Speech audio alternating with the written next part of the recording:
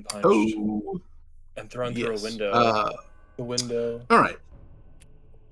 Hopefully we've been thrown through a skylight and then like through a passing cloud. Very cool effect. Anyways, They get welcome back, making sure everybody. it's on the top floor so they get a moment to think. Ooh, our before they 90th hit the button. session, guys. Oh damn, Yeah. bro! We're gonna get to 100 soon. That's crazy. We are going to get to 100 soon. Okay, so yeah, That's an achievement deal. that craziness aside, yeah, hell, that's a landmark. Yeah. So, we're still in the vaults of Mammon, and the party has a moment to like gather themselves and to get a breather, because in the last session, the party fought a couple of Erinys. One of them was a regular Erinys. One of them is a advanced form of Erinys who's been like eating their Wheaties and hitting the gym. They had they were significantly taller, had much more like broad shoulders, were quite muscular, and had switched out from a ranged weapon. Normally Erinys carry a bow, and had switched out for like a big fuck off, great axe. They were both pretty devastating in combat, but eventually the party was able to get around them and turn the snowball back on them. And the Erinys, the regular Erinys, the lesser of the two, who was just fighting tooth and nail pretty much by themselves, while the bigger, more advanced Erinys was kind of fucking with the other half of the party who like ran around a wall. They weren't actually supposed to like be the aggressors in the fight. That was a thing that was puzzled out. Is that they were actually trying to steal from this place. They don't work for Mammon. These particular devils, they work for somebody else. The only other devil that you know that is somewhere in the chain of command that is above them is the contract devil that you guys ran into back in the city of Nanad. And that devil had said to you guys that they had co-workers somewhere here in the thing. And they were basically trying to goad the party into attacking them. But since they hit first, whatever their particular, quite literal deal was, that voided it out. So the Erinys both got yoinked back to wherever the hell they may be, leaving the party alone. So they got yoinked, and it is worth pointing out that when they did get yoinked, the tall one, which was wearing the big oversized hat,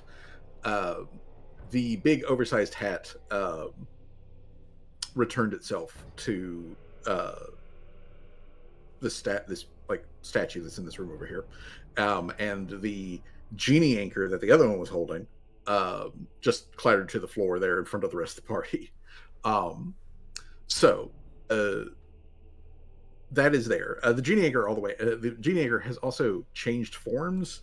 It no longer looks like a stereotypical oil lamp. It now looks a lot like June's glove mounted flashlight. So it's still like a little light, a thing that makes light and is small handheld device.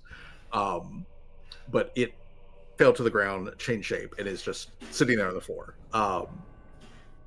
Callie did empty her pockets of all of the little doodads that she had picked up along the way, to toss those out, just so that she doesn't have any of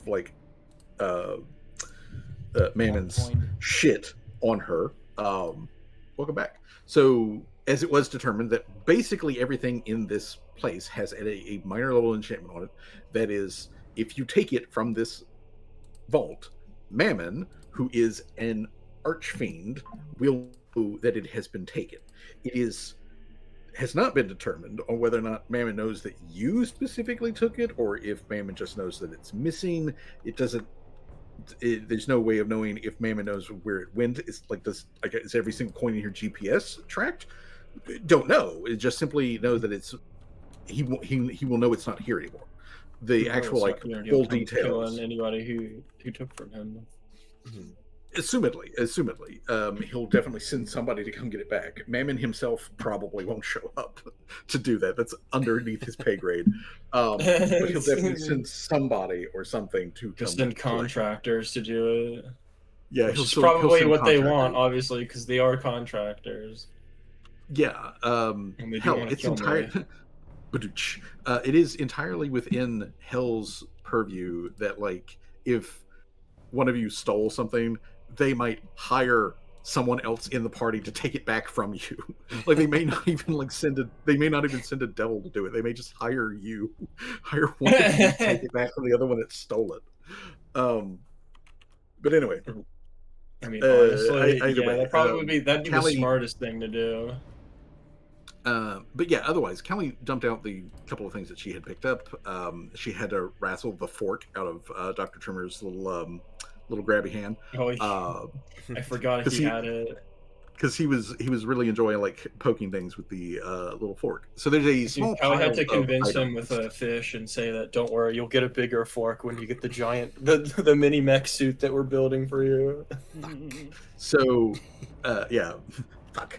So the party had a pretty drag out combat. There was a very large, significant amount of damage, like spread out around most everybody. Yeah. And and there was, and again, it was rather thanks to Boer's like regeneration spell that they put on Callie, and then Ariel doing a like life share a lifelink thing on Callie, that like Callie was able to basically tank everything. She could be the tank that she was always meant to be. Yeah, she got to live the tank fantasy for a short bit. But yeah, so I mean, that wife share came in real handy because it reduced a crit to just normal damage. Yeah. Which would have been devastating for both me and Ariel. At least you got to aura farm by just like laughing while you were on fire. Yeah. It did. Yeah, that was the other thing too. Is like Callie did use her gremlin powers, her literal gremlin powers, to like bane the entire area. To which like Ariel was like mildly like concerned about that, but also like, well, Callie seems to be having fun. It can't be that bad. I mean, she don't want to be feeling mildly concerned. She was feeling like a lot of that power coming through the life share. That's a side effect. She was feeling it. She was feeling it through the life share, and that's why she's only mildly concerned, because it didn't really feel like it was like damaging. It just felt weird. But either way, all of that stuff happened last session. So at the moment, it has gotten quiet again. There is the occasional little like tinkle of like coin against coin as a coin manifests somewhere in one of these rooms and falls into the piles. And if you watch long enough, each pile has a coin that will occasionally just appear and drop down into it. So very, very slowly, this place is filling up with coins at a just glacial rate. But at the moment, the party is not currently hindered or hampered by any external forces. The dead demonic spiders are still on the floor over here. The other bad guys are all gone and just here. So, that being the case, with things having like calmed down, Boer does what is their normal MO, which is to generally take cover behind the nearest Imperial hero that they can find, which happens to be June. Um, and so like Boer just kind of like saddles up behind Rosie and like reaches past her shoulder, like point with one arm of like there is a big hat on that statue over there. Um, the devil was wearing it, but now it's over there again. You said the lamp changed, but like the hat didn't change, right? It's just zip like teleported. The hat teleported. The hat teleported onto the giant statue. Um, the lamp, which the crown, a couple of sessions previously that Callie had put on and started getting kind of like manic because she had a one-way conversation with this crown. The crown told her that the genie anchor does change. So that in and of itself is not particularly unusual. That was a thing that was mentioned. It was a thing that was mentioned, I think, only to Callie.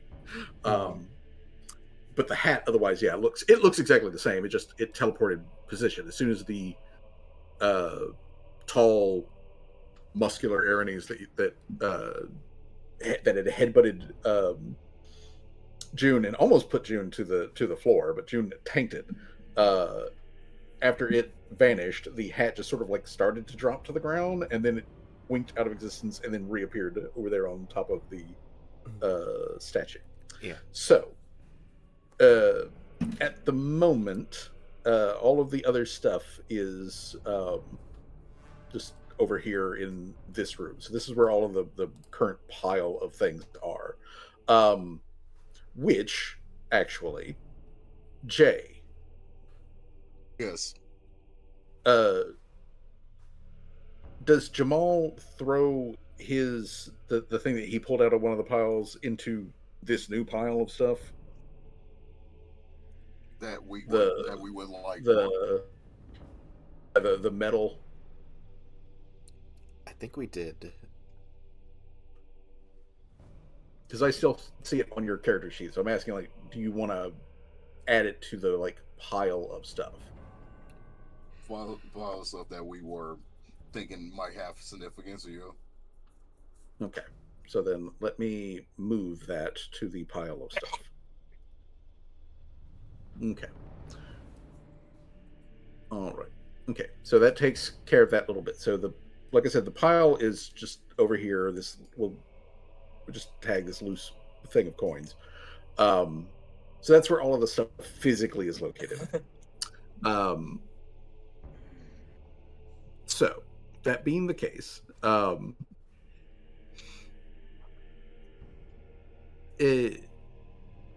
Rosie, do you think you can climb up there and grab that hat?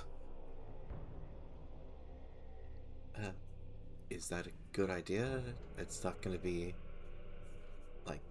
I thought we were specifically not looking for the well, I think out of character. I think we still need the items to like escape, but we can't like take them with us, right? Or like steal them. Yes, that does seem to be the idea. So like, to reiterate, it was Boer's sort of assumption or idea that the Aranese were stealing, and the idea was that they were either leading you guys along or trying to gather these items themselves so that you could then take it from them. Like that would be a reason for you to attack them, was to get the items.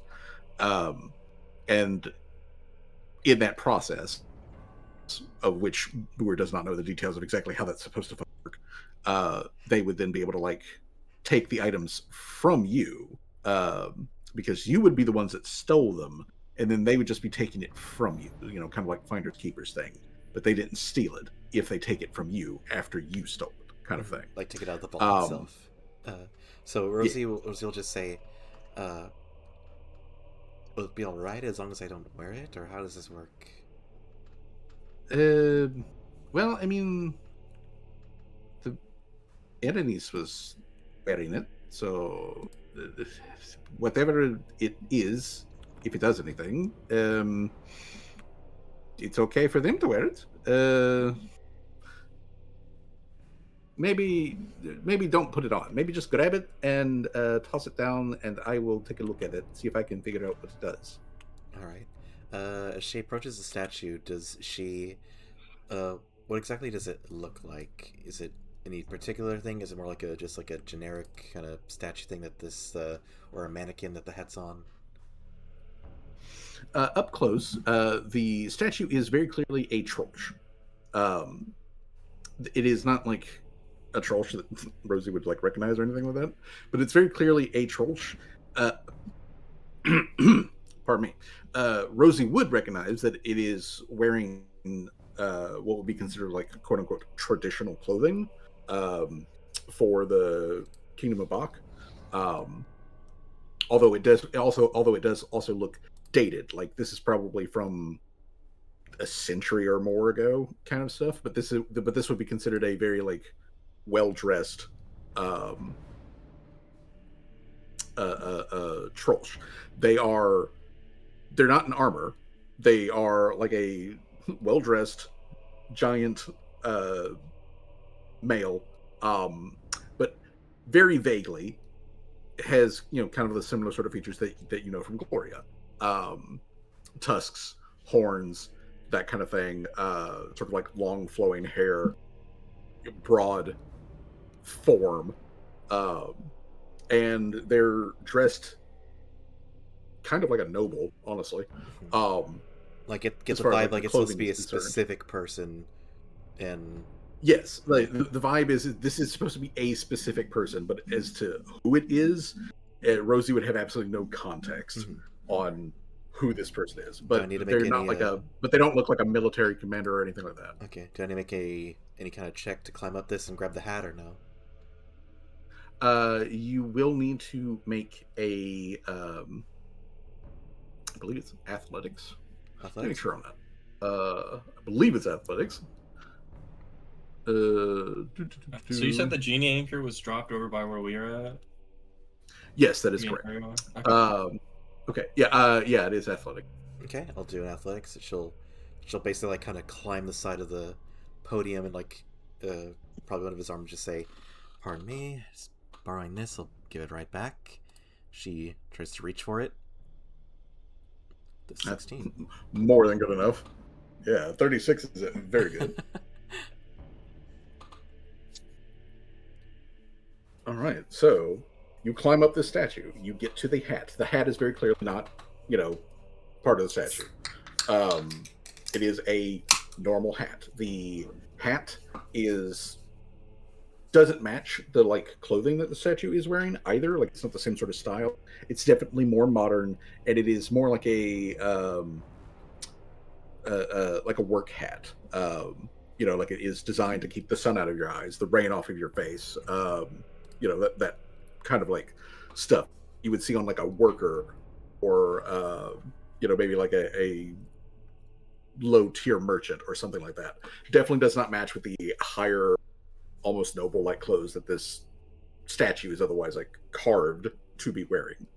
But it is fit, like I said, for a troll. It even has little slits in it for the horns to go through. Interesting.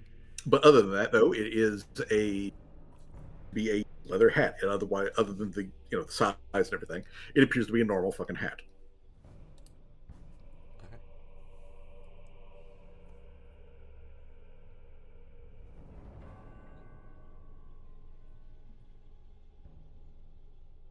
All right. So once you've got it, let me open up Boer's sheet here. Boer is going to give it a look over. So give me an Arcana check, Boer. Oh, there we go. Good. Okay. So Boer, being an expert in magical doodads, is just like, this has the same enchantment that everything else has. If you take it, Mammon will know. Otherwise, it is a completely normal hat. It smells.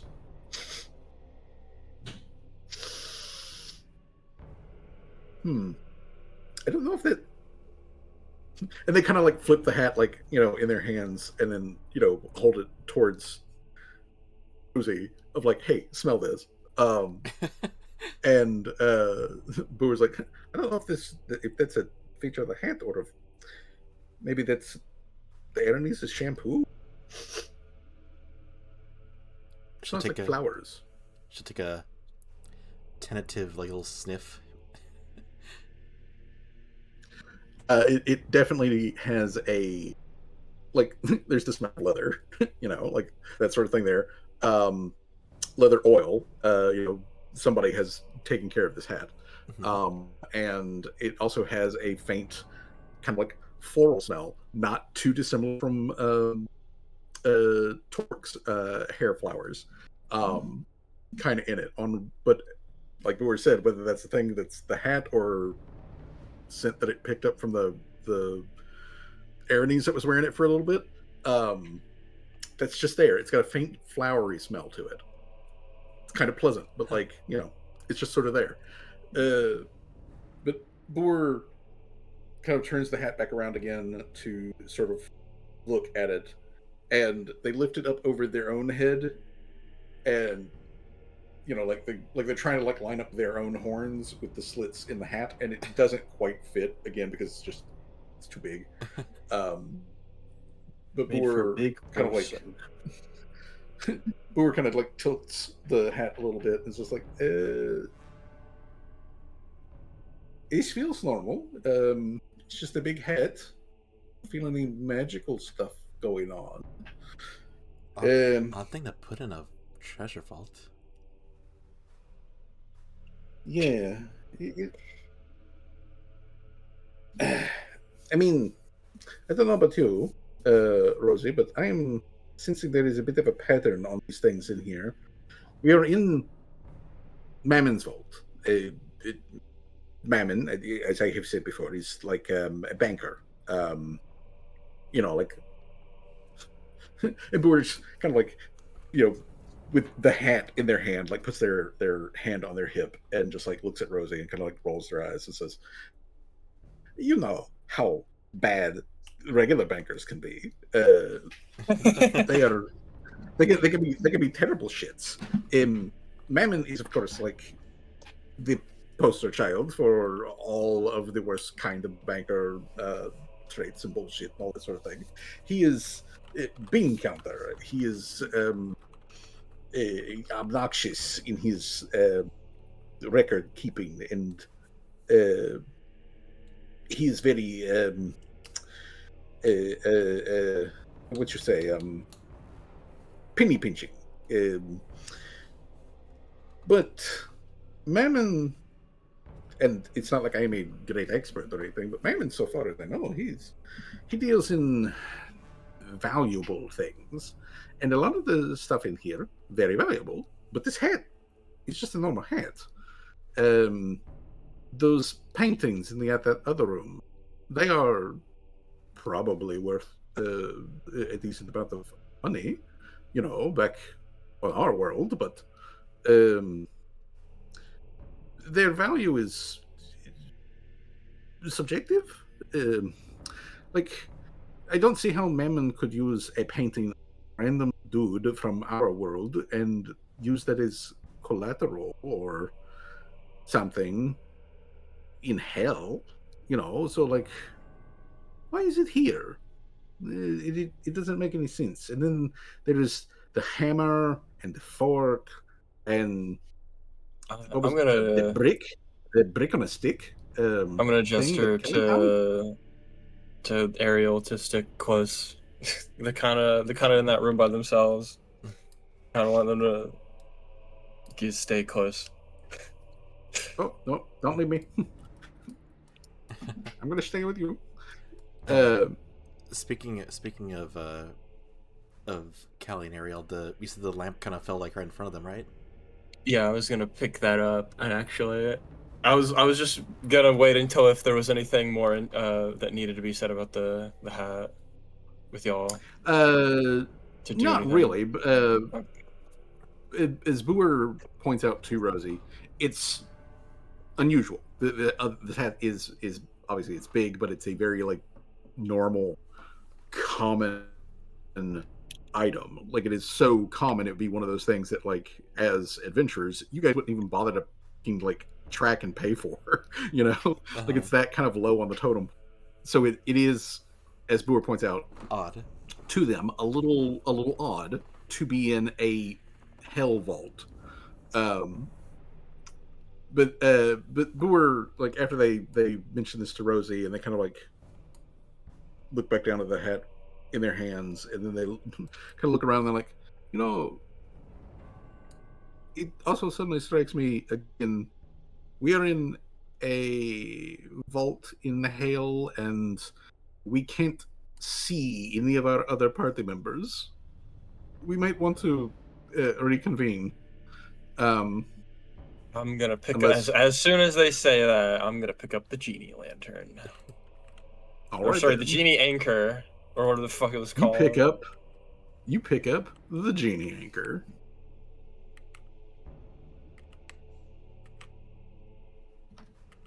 Don't get left behind. Door. What kind of checks do I need to Okay. do on it? Can I do a craft check? See what it's made out of? You can do a craft check. Yeah. Alrighty.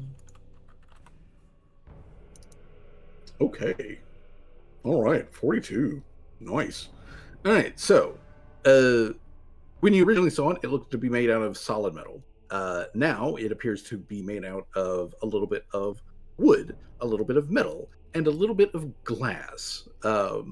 It has like a glass orb on one end. It's got a wooden handle, and it has a like ring of metal around one end that is holding the glass orb to the handle. That metal ring has a couple of buttons on it. Well, not buttons actually. They're more like little switches. Like, think like little, flip lever kind of thing. Very mechanical, very tactile, mechanical flip lever on it, where it's got like it is currently in the off position. Both of them are currently in the off position. There's a button in the off position. Can I do a magic check to see if there's anything like foreign, like nothing that I've seen before, like the typical magic of like it being in the vault and that Mammon will know that I'm like taking it or whatever if I leave this place with it? Sorry. It is a magical light source. Basically, this is a torch, or like a flashlight torch, where it can shine bright light, it can out dim light, in a couple of different ways, and you can just point it around, and so it works like that, and it runs off of elemental magic. Callie can tell that the elemental magic in it has a finite reserve in it, so you can basically turn it on and off, but eventually it will run out of juice. Okay. And on the backside of the juice container, the battery pack for this thing, there is a small summoning sigil, and what it does is that whenever you run this thing until it runs out, when its juice goes dead, that's when the summoning circle comes into play, and it summons something, and whatever happens then happens then. That part you can't tell. You just know that this thing's got about 10 minutes worth of charge, and then after charge runs out, that's when the summoning part happens. Oh, all right then.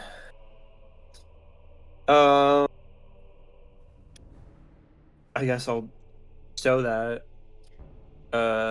in my hands for now, if I don't see anything else weird about it.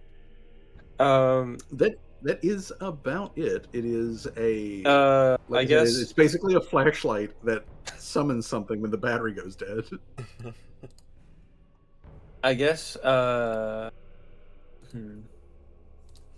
And given that it is called a genie anchor, you can probably assume that the thing that it summons is probably a genie of some variety. A genie. I mean, I imagine it would summon a genie of some sort. But But they said we Oh. needed all 5 objects in order to get out of here. Yep. But You do. then again, You do that could need also have all been a lie. 5 objects. Yeah, it could be a lie. That part could have been a hell of a lie. But you what else? need. But you What were need you gonna say, apparently Fuzzy? 5 objects. Something that got completely lost going over what happened last time is one of the things that you guys found was a Oh yeah, small, well, not really small, but a glass orb. The that glass calamity that's holding back literally the like the rapture or whatever. It's gonna kill millions yeah, of people. it And it's holds within it the potential for a great natural disaster, which will befall Halflus somewhere at some point if that ball ever breaks. It is not enchanted so that Mammon will know if this thing is taken. It is the one thing I'm that you guys have taking found in this it. entire I'm thing that is taking it. not No one can enchanted stop that me. I'm way. taking it unless it's one of the 5 objects we need to leave. Then maybe I won't be able to. Unknown. The only 2 things that is the hat, which Boer has in their pink slender hands, and the genie anchor, which Callie has in her not pink No, I slender mean, hands. we have it now, so we gotta go find the other 3 objects, I suppose, if we're gonna be trying to get out of here.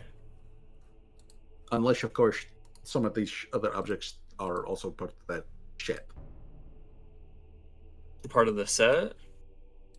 Yeah, could be. Like, The ones I mean, threw down on the floor, like the fork, the hammer, the brick thrower.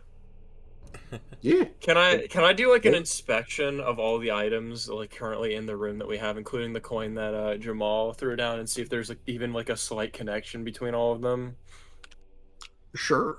Let me bring up our list of doohickeys. All right. So They just put all of the you've items in got- front of Callie, and Callie just looks at them for like a bit.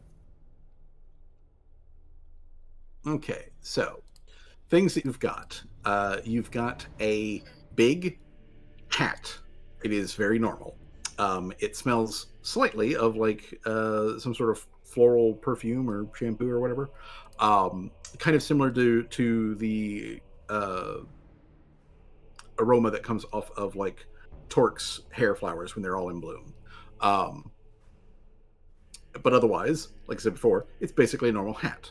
You have a genie anchor, which currently is in the form of like a Magitech flashlight. You have a 2-pronged fork, which is a like metal fork with a very fancy like lacquered wooden handle and rubies on the tips of the like prongs. And this is a fork that you would eat with. Like this is supposed to go into your mouth.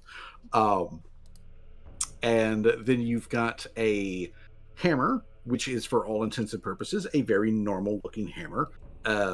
It has a regular metal head. It does have like it is a claw hammer, and its handle is made out of the same sort of wood that is on all of these doors. It is not native to the universe, so this hammer was not made inside of the universe. It was probably made somewhere in hell. And then, of course, you've got the hellish brick on a stick. It is a mace, which has the head of a brick that you can smash people with, or you can fling that brick like a missile. It will detach from the handle, strike a target, and then come flying back and reattach itself to the handle. The thing that was noticeable about it is that the brick specifically is a cornerstone brick from a imperial building. Okay. And it's like a fairly modern imperial. The metal that Jamal found is also imperial. It is a imperial medal of honor. It is given to military personnel who have some like great act of bravery, in combat, like that kind of like thing. So think like a Purple Heart or or IRL Medal of Honor. Okay. Yeah. Also, I wrote it down. The cornerstone was for a building 50 years ago called the Coin Change of Abadar. Yeah, that is also correct. Uh, Okay. so, and to be clear to everyone, Abadar is a god of cities, humans, money, and vaults. Which we are So in. So yeah. Is which it? you are currently in. He's like the But lawful good version. he's not an evil. Yeah, he is the lawful, not horribly evil version of Mammon. Really, when you get down to it. Yeah. And it's the So overindulgent version of the god of capitalism. like Which is basically what Mammon Abadar is. is, the god of capitalism.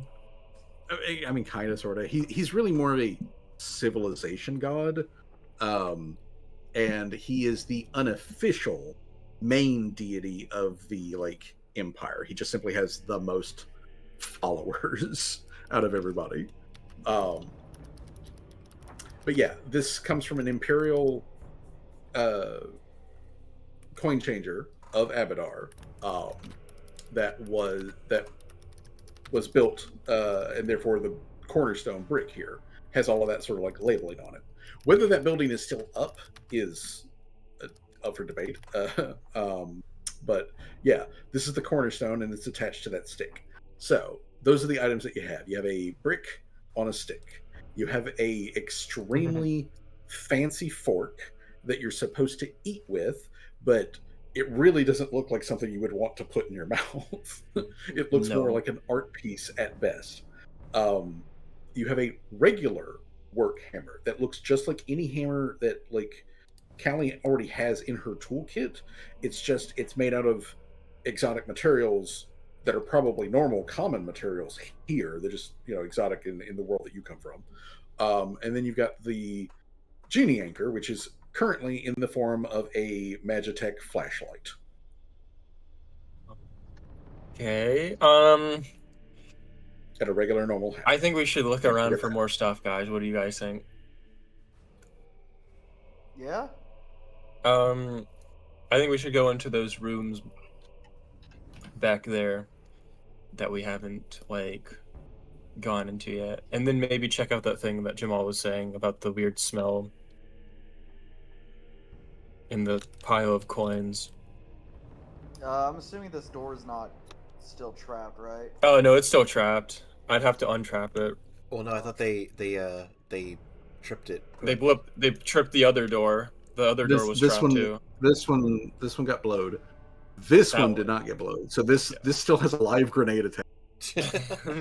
Live grenade Oh. attached to a bottle of acid. Oh, wait on you to come disarm that, sweetie. Okay, Dad.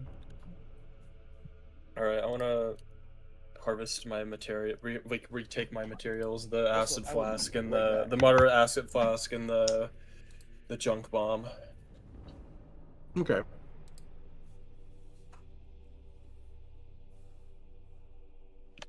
Do I need to roll a craft check or can I just do it? Oh no, you just recollect those. Okay. I beckon Ariel to follow. I'm coming. They want to be in the splash zone, just in case, grenades went off. Hey, how dare you not trust in my abilities? Oh, no. Quite the contrary. I very much trust in your abilities to absolutely destroy anything that messes with your shit. I mean, to be fair, that is true. Fair enough, I Hence why I didn't suppose. want to be.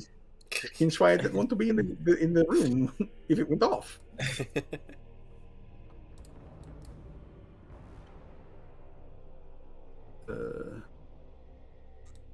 Yeah, that is funny. She's Okay. not doubting Callie's ability. She's just overly confident in Callie's ability to destroy everything around her. Okay. All right. Okay. I'm having to rearrange Ariel's alternate forms because I keep trying to like grab various things on the map and her alternate forms, which are sitting there, but they're invisible. they keep jumping in the way of like, no, I've got priority. No, I've got priority. No, I've got priority. Okay, all right. They have been handled. They have been handled. They are now out of the way from everything. Okay, cool. Okay, so Alright, with I'm that, back. with that done, Callie very easily takes the her bomb off of the door so that the door may now be opened. Okay. I guess I'll open the door. All Hey, right. look, another So, chest. it's another rectangular room with a Um, chest in it, as well as a whole bunch of like loose pile of gold, gems, and other various little bric-a-brac items. bric-a-brac. Bric-a-brac. Oh, there's another door. Yep. And there's a door. I mean, yeah, I imagine they were connected, otherwise the person would have been trapped in there. I had to open the bomb and get their makeup ruined way earlier into the session. I still find that so fucking funny. I did it. That was me. So, Seamus, would you please give me a perception check? Yes. Whoa, alright, hold on. It's loading. There we go. Perception. Roll. Damn it. I'm using a hero point. Yeah, I mean, do you want to use a hero point? You could just, like, try Oh, again. yeah, yeah, you're right. Spend more and time remember- It's again. once a day. It's once a day. It hasn't been another day. And remember, since this is still a new thing for us, you can right-click on the thing, like in the chat. It'll bring up a thing where it says reroll with a hero point, assuming you've got one, and it'll do it there. But yeah, you can also just retry. So everybody sees Seamus walk into the room, kind of glance around. He's not reacting like there's anything dangerous or anything weird going on in the room. He's just there. Oh, He's just there in the room. course. He's just there in the room. Like That's why I said nothing's maybe wrong. maybe you want to wait on that. I love how that does that so often. It just. Why do you fail me so often? Oh, It's hey, so at least it's funny. not an It's at-1. so It's not like fucking a funny. crit fail. That is. It's not a crit failure. It's not like he's gonna miss-see things. Hey guys, I don't think this room's trapped at all. Oh, look at that! I've been impaled. So, Seamus, everything looks perfectly normal in this room. Like, you know, all the other rooms buried with various piles of loose gold and treasure and like a big ass chest. I do have to ask something. What was this thing over here called again? I'm trying to add it to my inventory because I still have that body just on Mr. Servo's. Oh, the spider? The spider machine thing, yeah. Or the mecha, the cyborg mech thing. The cyborg mech thing. That was specifically a level lock. It's spelled Leva Leva lock LOCH. CH. Okay, it spelled it they spelled it the Level-lock. fucking Scottish way. Okay, look, body. Level lock. You're gonna be I don't even know what bulk that would be. This thing is a bulk of 7. Oh. 7? Okay. Oh, dude, don't put that on me. Put that in the container. Yeah. Actually, hold on. Maybe I should put that on Mr. Service. Hold on a second. So I'm not, like, encumbered 8. So, like, Callie is just, like, shoving, you know, like, trying to lift the level lock into Mr. Servo's There we trunk. go. Now Mr. It's just Service trying is to- and then encumbered, shove it. too. It's trying to shove it and then, like, fold it and then, like, you know, get all of its bits and pieces, which, unlike theGanic spider, breaking this thing's bits and pieces apart are going to be significantly more difficult. There we go. Okay, there we go. I fixed it. All right. It's in the I somehow shoved this fucking thing into the container. Okay, so Callie is doing that. Seamus, you're in this room. What are you doing while you're in this room? I guess we're gonna inspect the chest. All right. Stop right there, criminal scum. You violated the law. You must pay the quarter All right. fine. So, Seamus, for those of you who are standing at the door, you guys see Seamus like look around. Nothing's going on. Chest. I'll go check out that chest. And you see him like shuffle forward, and just like it happened previously, you see that Seamus is not paying any attention to the spider webs which are hanging from the ceiling, and he walks orb first into a hanging cobweb. Eee. Seamus, you are restrained by the cobweb. Let me put it in chat here. So, you are restrained by a dimensional tether web. You can try to escape, or you can try to force it open. Or, of course, you can just like wail on it with a weapon, as it does have a hit points and hardness. However, just so that you're aware, because we did discuss this before, these spider webs are flammable, so they will catch on fire, but they do not take fire damage. So if you use fire to try to get out of it, you're just setting yourself on fire. Just FYI. I'm just gonna grab my scythe and I'm just gonna give it a good old swipe. All right, give me a scythe strike. That hits. Give me damage.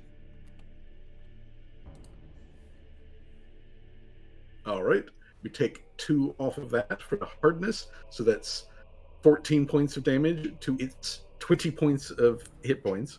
So, Seamus goes in there and gets cobwebs on his face and starts flailing around. God damn it! Callie's gonna go in there. What the fuck? We mean only doctor? Hold on, dude, get in there. I'm gonna go and then Dr. Tremors. I'm gonna have Mr. Service stab the cobweb. All right, stab that cobweb. There's the robo stab. Boom. Give me some damage. He's only got to do 8. There he is. That's enough. All right.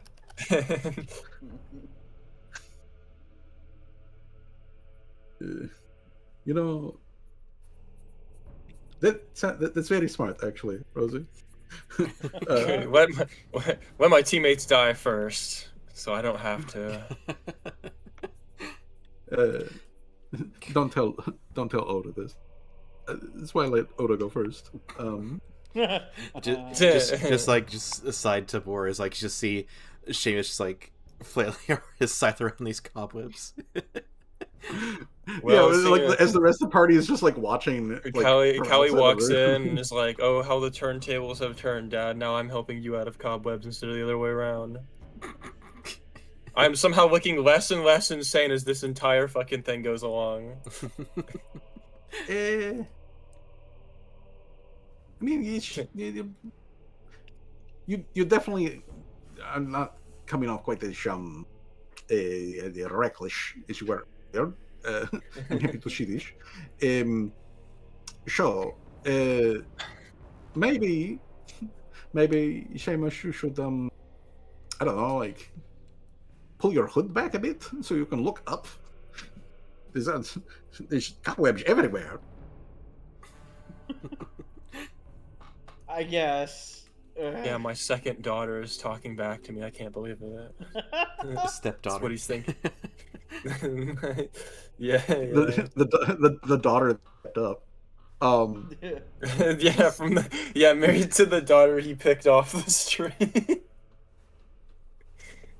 So, you guys want me to patch y'all up while they're doing that?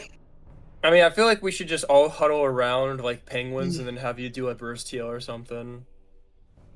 Or yeah, maybe just patch everybody up. Actually, just individually. I definitely think Now- Jamal and needs it. and Yeah, I Rose. definitely need patching up. Also, I'm cooking, by the way. What you chefing up, Jay? Hey, Fine then, I keep had to your do secrets. Oh. Noodles. medicine. He's making ramen, everybody. He's boiling Well, water. oh, that's not Oh good. no. Who were you targeting? Who were you targeting with that? Oh, that's I'm not gonna good. re-roll that. With the hero point. Yeah, fair enough. Yeah. Yeah. So you right click on the thingy and you hit. Yeah, I know. Oh, okay. I mean, Okay. you All know, right. to be fair, That was for Jamal. the good news is it Oh, can't get any targeting worse. You already rolled a Jamal. 1. Okay. So, let's Doing see treat here. moods. Yeah. Let's see here. Treat wounds. Okay, so that is a critical.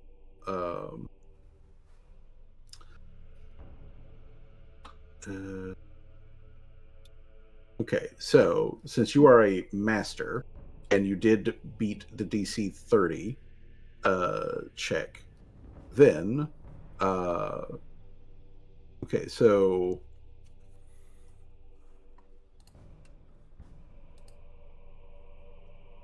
bip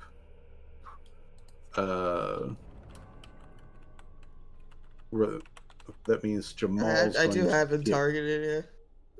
yeah, okay, so that means Jamal's going to get 42 hit points back. Jeez, Okay, which alright, basically yeah. doubles his hit points. Yeah. That doubles his hit points to like 85. Okay, Dang. so you make sure that Jamal's points updated. There we go. All right. Since you're doing that, this does take like 10 minutes of time. So like Yeah, next I have to do. I have to yep. do Rose. While you're doing that, I'm gonna say that where is going to focus. Didn't they already do that Again. last session? Or again? Okay.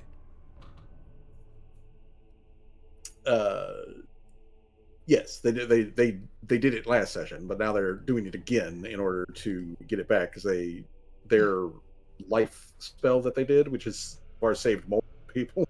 That's a point that they need for that one. So give back a focus point to them. Okay, so bibbity boop.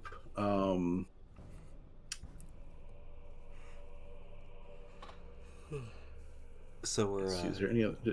Are there any spells I want to cast? I have to roll another Not yet. medicine check for dude. Yep, you'll need to roll another medicine check. All right. All right, so second verse, same as the first. All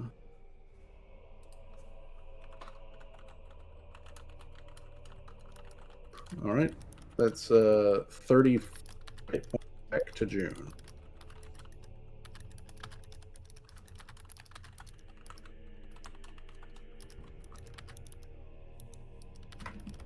All right, so that'll put June back at 87.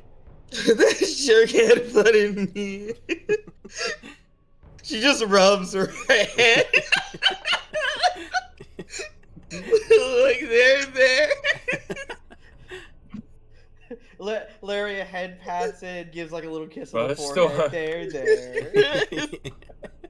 Still better than what's that fucking... What happened to me? I got fucking set on fire, bro. No, I didn't seem to really mind most of the time. I was just on fire casually. Because I kept rolling below Wait, a is fucking Seamus still 5, so I hanging was from the basically spider taking web? no damage. I imagine while overall our healing is y'all are doing your thing. Well, if they're gonna be doing a heal session, can I do a quick repair on Mr. Servos? Yes. I imagine Seamus, as you're soon free. as he You can move around. Oh, okay. I imagine as soon as he cuts Seamus free, like sparks start flying out, and she's like, "Oh shit, I gotta fix that. Hold on." Oh shit. Sparks, you No, say, next to the Mr. flammable spider webs. Yeah, that Those would be clearly flammable spider webs. clearly. Oh wait, oh dude, that'd be a smart idea, but it'd be kind of stupid. Can I like collect the spider webs and like roll them up like a coil around like a stick or something? I don't know. I mean, yeah, especially the parts that you've been like cutting off with Seamus. Right. I'm gonna do that. I feel like having like You very you nice probably flammable don't. You probably spider don't want web to. on me. You would- probably don't want to stick anything into the spider webs up near the ceiling because in the other room, Oh yeah, no. these spider webs are filled with living Oh yeah. baby demon spiders. So Oh yeah, no, I don't want to. Yeah, no, I don't want that at all. They probably picked that Yeah, one you demon probably clean don't to the want that bone part. already. I just had another really fucking bizarre idea. Oh Of just yeah, trying to like collect in the one of room the that you demon guys are spiders in. and Can the At, demon spiders theoretically? Can the demon spiders exist in our realm, or can they only exist in this plane of existence? Oh no, they can exist on the universe.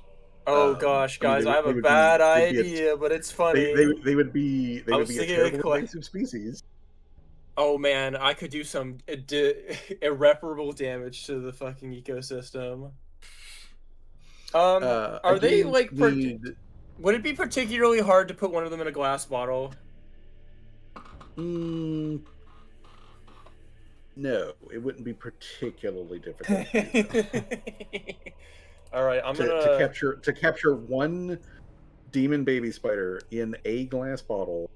I would need you to make a let's make it a thievery check. Oh, okay. I don't like that wording. Let's make it a thievery check. And before you make that check, I want to point out to you these things are poisonous or venomous. And it's fine. You're talking like a hell thing, so it's fine. I've already gotten bitten. How worse could it get? I just die on the spot. I mean, the worst would be I die on the spot and then I come back because I got the. Yeah, I'm gonna do it. Callie, if you fuck this up, I'm gonna smack you. Okay. Alright, I'm coming in there! I'm gonna re-roll that. Oh my god, I thought it was a 1 for a second there. Yeah.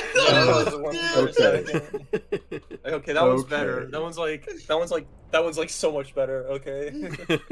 Okay, so like Callie, like you guys see Callie being like, "Ooh, it'd be a horrible thing if I captured one of the baby spiders and like took it back with me," and you see her unscrewing like a mason jar basically, and like unscrews the mason jar, dumps out like all of the pins that she keeps in it for some reason, and then like reaches up with it to like try to scoop in a baby spider, and she's like trying to like get a singular spider out of the mass, and then like one of them drops down on her hand like outside of the jar, and like she looks at it for a moment, it's like, oh, and then like switches hands, grabs the jar, slams her hand on the top of the jar, shakes it wildly to get the spider off of it, and then slams the lid back onto the jar. So you do manage to successfully capture one baby spider without getting bit. All right. Oh, dude, that's gonna be crazy if it grows to the same size as that original one. Dude, I could sell that for so much money. I'm gonna sell the baby or we train it. We somehow train that spider. That would be like we somehow train the spider to be protection at the workshop, bro.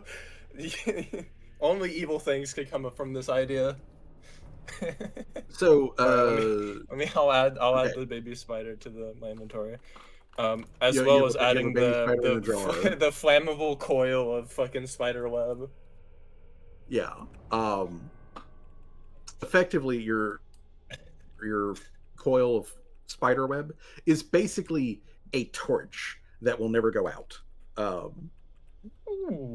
And unlike the like continual flame, like magical, torch thing, it is on fire, which means if you touch it to something that is flammable, it will fire. Okay. Um, And then, uh, what the hell is the what are the spiders called again? these spiders are called bebeliths. Beb. Bebillith. Bebelith. ITH. Bebelith. Okay, Bebelith. Spider in a mason And you jar. know that not only are these like a hell pest species, but they do grow up to huge size. I mean, we saw one They're- earlier. We saw its mama earlier. That thing's gonna get They're- massive, bro. Imagine if we can They're- train that thing, or I don't they know, sell it to some unfortunate salesman. Venomous. They are carnivorous. Hell yeah! They are. That just makes them they are even more valuable literally to sell on the black unholy. market. Callie better be hiding the literally spider up her unholy. ass because there's no way in hell we're gonna let her take this hell spider with us. I'm But, taking with me. well, I mean, we'll see about that. We'll But see if anyways, they let me take the hell spider. Yeah, and the coil But anyways. flammable spider web.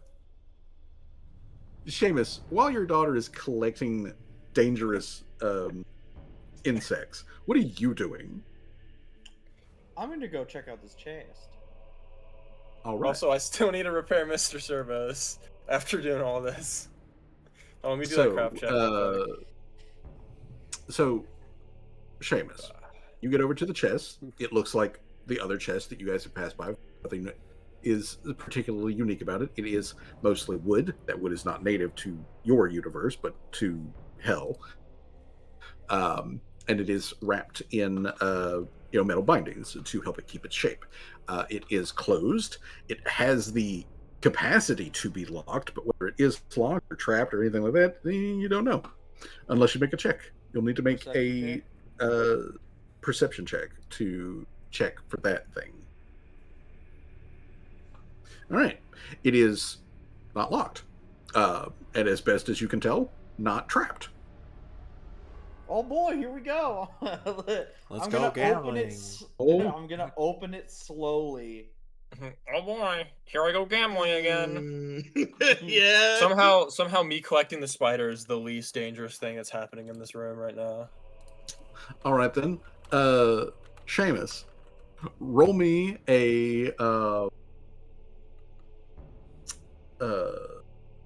which one is it? It is... I knew it. Roll me a fortitude save. All right. That then. is some horse shit. You know what? I'm gonna use my last hero point. I do not care. I feel like the last Oh, that was... Okay. All right then. You open the chest. You hear a secondary click as it goes in, and there is a thunk as it hits as something comes out of the lock area and gently, hits you in the flesh. Your woody exterior flesh, and it bounces off because again you're made mostly out of wood. You do take damage from it. You do take 1 point of damage from the pinprick. So you go from 101 hit points to 100 hit points. How will I ever recover? However, will you? Okay, so you otherwise, besides the 1 point of damage, don't feel especially bad. Damn thing. At the moment. Not a damn thing. Wait, at the moment. At the moment. So inside of this chest, One chest, HP, 1 HP. there is in fact no coins. There is, however, a very rough jumble, pile, it's definitely not a stack, of gold bars. What bars are These gold bars, each one of them has a imprint press on it that tells you that each one of these gold bars is 1,000 gold, and that each one of these gold bars was stamped at a forgery in the city of Dis. And the city of Dis is located on the second layer of hell.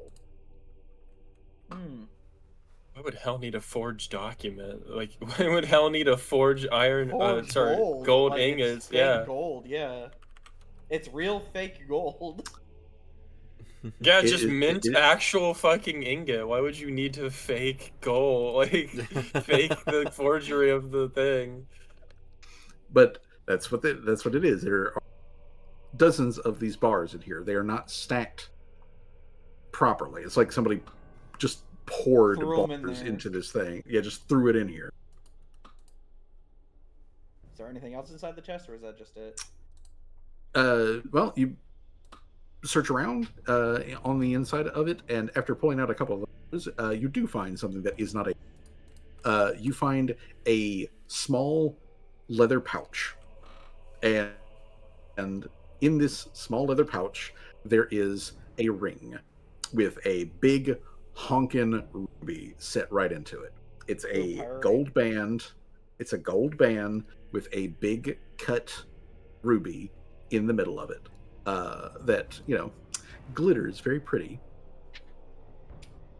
Can I do an Arcana check to see if it's got like that thing on it? It's like, oh, if you take it, yada yada yada, and like all sorts of other stuff about it. Mm-hmm.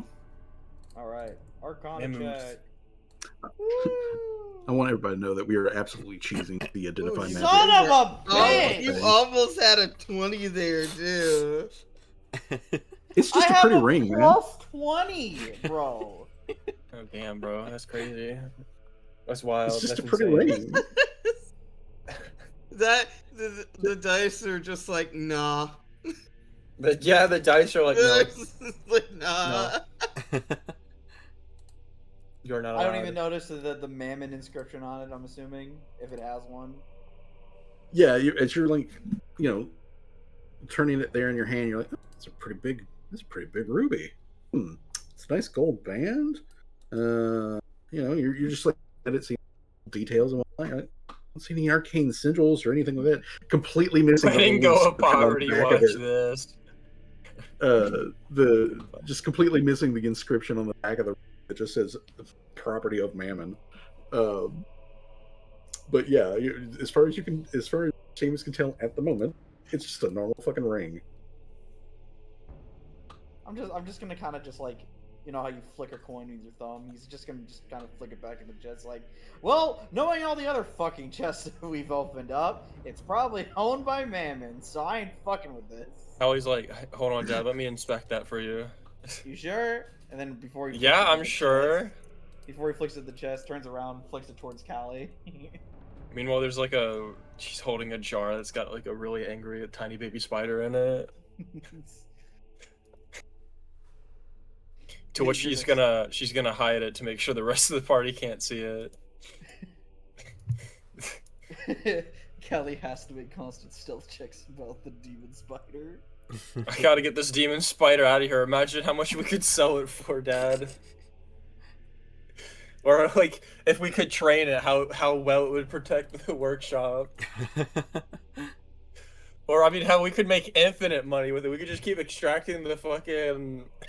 Just make that thing just breed non-stop, and then we could just sell more spiders. Damn, I should have asked if I got one. We're not unleashing a plague of spiders onto the world. I wasn't planning on doing that. Okay. Yeah, no. If Rosie sees the fucking mason jar of spiders, she is going to mason jar. The mason jar spiders. I'll be right back. Callie just becomes Dr. Spiders. Dr. Spiders. There's no situation that can't be improved with more spiders. Hey, bro, I mean, Okay, Callie so- wouldn't unleash the spiders on the world because she wants the world to be intact when she dominates the world. So So she's not one of those supervillains that wants to destroy everything and then declare herself ruler of nothing. Callie checking over the ring. She can see that the ring does, in fact, yes, have that enchantment. Marin will know if you take it from this location. Other than that, though, Callie can tell that this is a magical ring. What its particular abilities are, uncertain. But it is, but it is a hellish ring that is magical of some variety. All right. A hellish ring of some variety. Okay, I guess we'll keep it for now. It seems important. I really wish that crowd told us the other 3 items we needed. Otherwise, I wouldn't have to be carrying all this bullshit. And that's it. There's just gold bars in there that are forged, apparently, because they couldn't just make normal gold bars because it's already gold. They've got gold bars. That's what else is in there. Yay. Okay.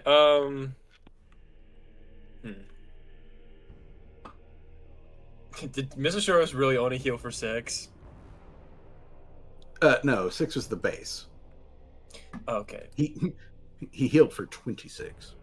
Oh, okay. All right, good. I was about to say that's a little low. Yeah, 6 is the base. But Callie made the check good enough for like an additional 20. I guess we should go investigate the other rooms now. That one. She points to Ariel and her dad. I guess we'll go that way then. Okay. Another chest. Ariel like looks around and waves at the party like they're moving. They're moving. Let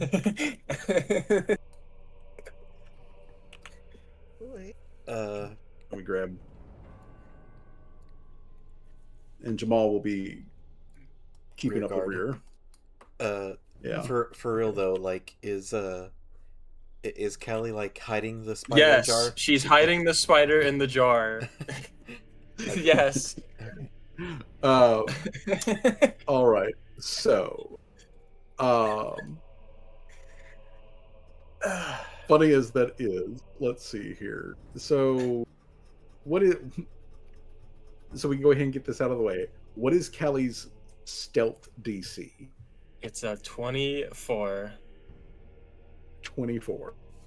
Okay.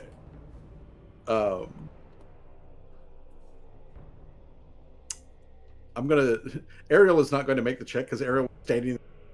Standing there in the doorway when it happened. And she hasn't said anything about like maybe you shouldn't do that. I mean, she's probably saying that because she's like, oh, this would be a fascinating creature to study. It's probably the reason. Or doesn't notice. Oh, do we all have to make a perception check? I mean, if you want to, if you want to see that like Callie is trying to keep something on the down low. Okay. God. Okay. Well, Rosie definitely notices something that Callie like quickly stuffs something into like Mr. Servos's like storage, something small, handheld, that kind of like thing. But either way, though, they are currently rolling into another room, which 47th first, same as the first, is a loose pile of treasure and a chest and another door. There are cobwebs in the ceiling, so you know where this is going. All right. Well, I guess since I didn't mean to do that. It's half my speed. I guess I'll move Mr. Servos half my speed in order to be careful not to get yanked up into the ceiling. Okay.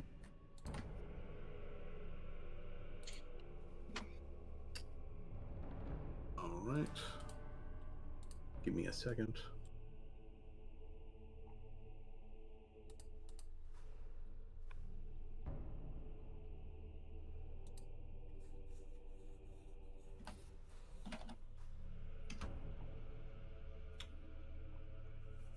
Okay.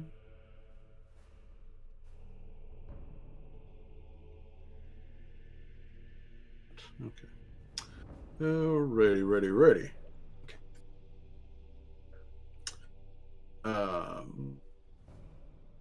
All right. So, Callie carefully navigates over to the chest. I. What is Callie's perception? See, My perception DC, it's a 24. 24 perception DC. Okay. All right. So, Oh.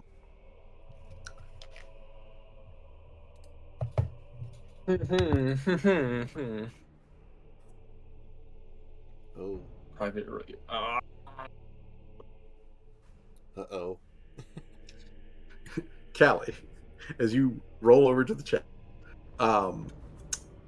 you hear spider noises above you. Mhm.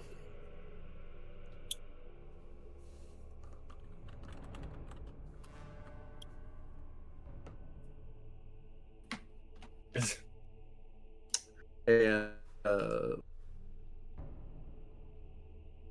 pop this out. Oh, There damn.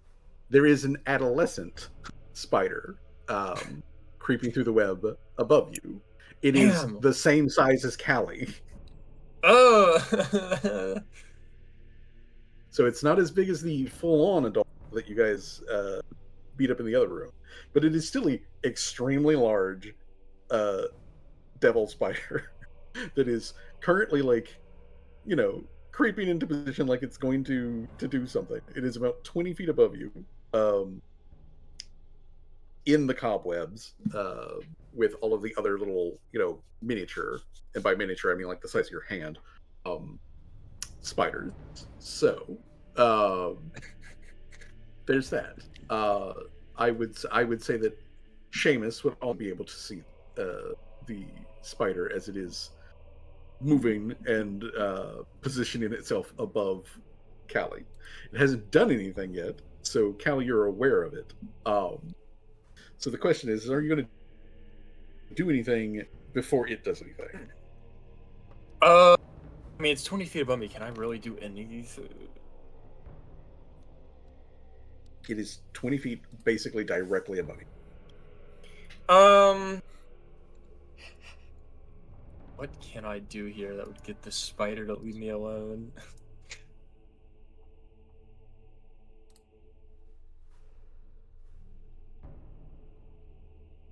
I don't feel like throwing a bomb at it would do that. I think that if I threw a bomb at it, it would just annoy me, and it'd get annoyed and attack me.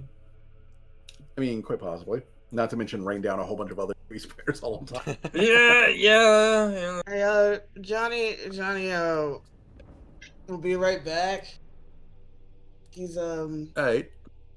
he's gonna go see his cousin in the hospital. Okay. Yeah. Oh, okay. Okay. Well, then I will say that Seamus says to the rest of the party that there's a big spider in this other room. It's not as big as the other one, but there is a big spider in this room. So everyone is aware of the fact that the spider is in here and exists. But Callie, you basically have a round before this spider is going to do it. Would Mr. Soros need to jump to like hit him? Yeah.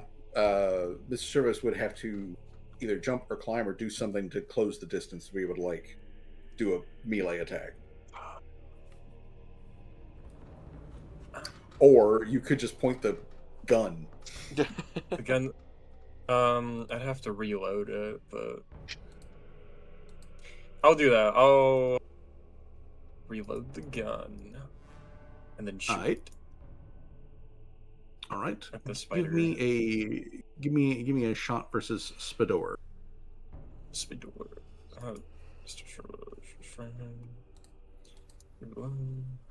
Yeah.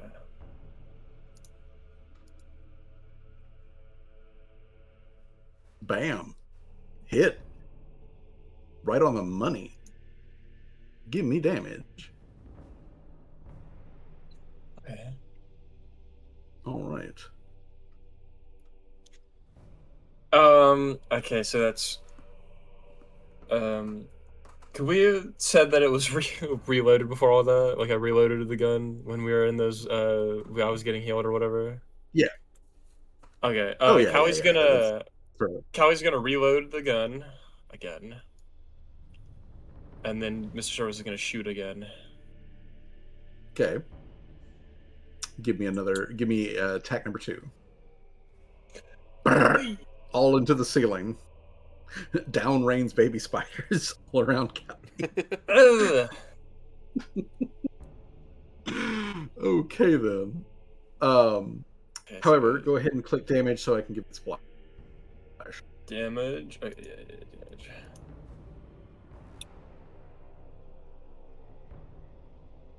Okay, so.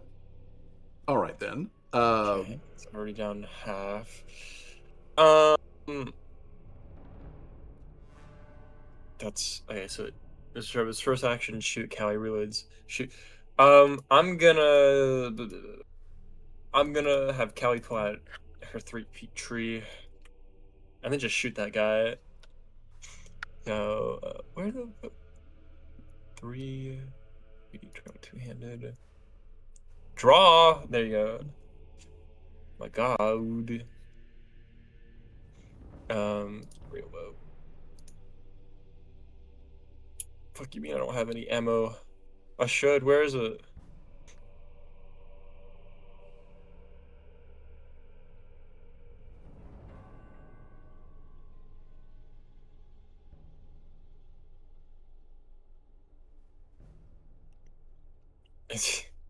Is that it trying to see the rest of the party? No, that's it getting ready to pounce on Callie as like a combat about to begin. Oh yeah, it's initiative. Okay, where the fuck is it? There should be ammo in my fucking inventory somewhere. What fucking... I forgot what ammo the fucking 3-peat tree takes.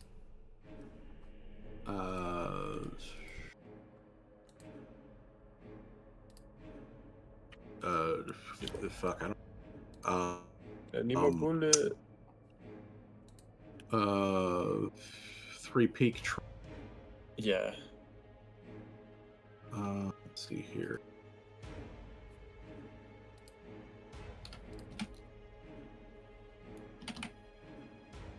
Uh, 3-peak tree.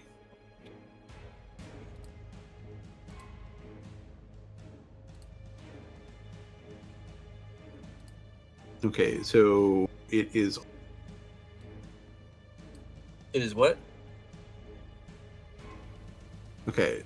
All right, so the 3-peak tree is.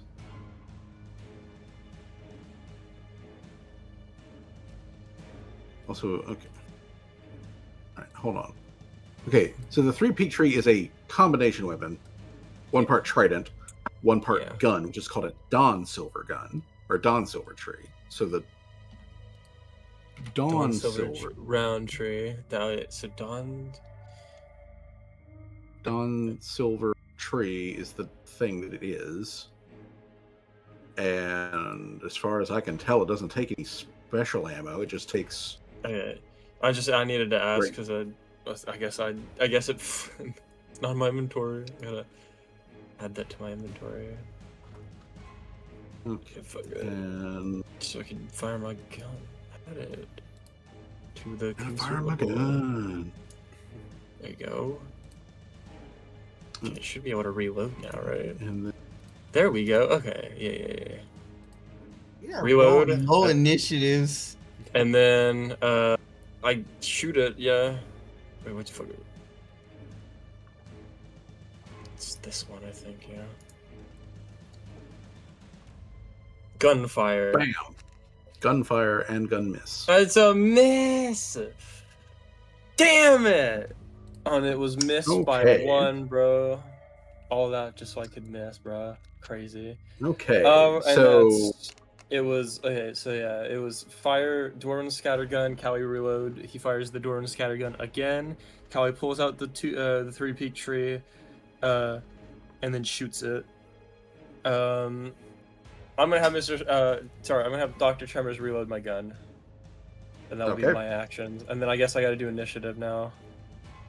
yes. Honestly, the visual of like your pet reloading your gun for you is such a fucking like So peculiar. Like the thing that is that like Callie pulls out this like long, complicated looking like blunderbuss with knives strapped to it, and like yeah. blows away into the ceiling, and then like and then she just like lowers it down, and Dr. Tremors pulls out like a fucking gigantic like bullet just stuffed down into the thing for her.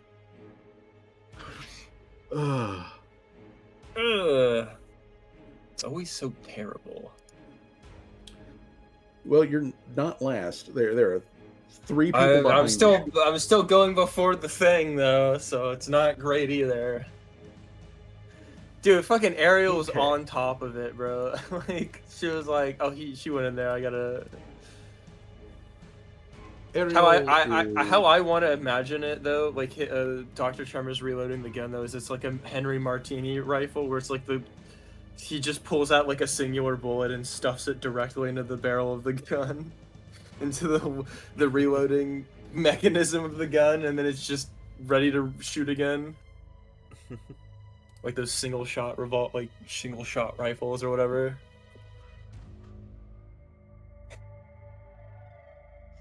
Okay.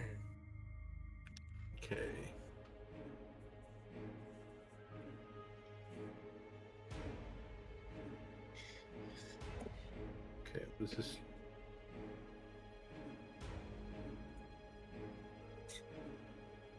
Why the hell did? Okay. All right. So I'm gonna have Ariel. Let's see here. This has a. All right. So Ariel has a line of effect to the.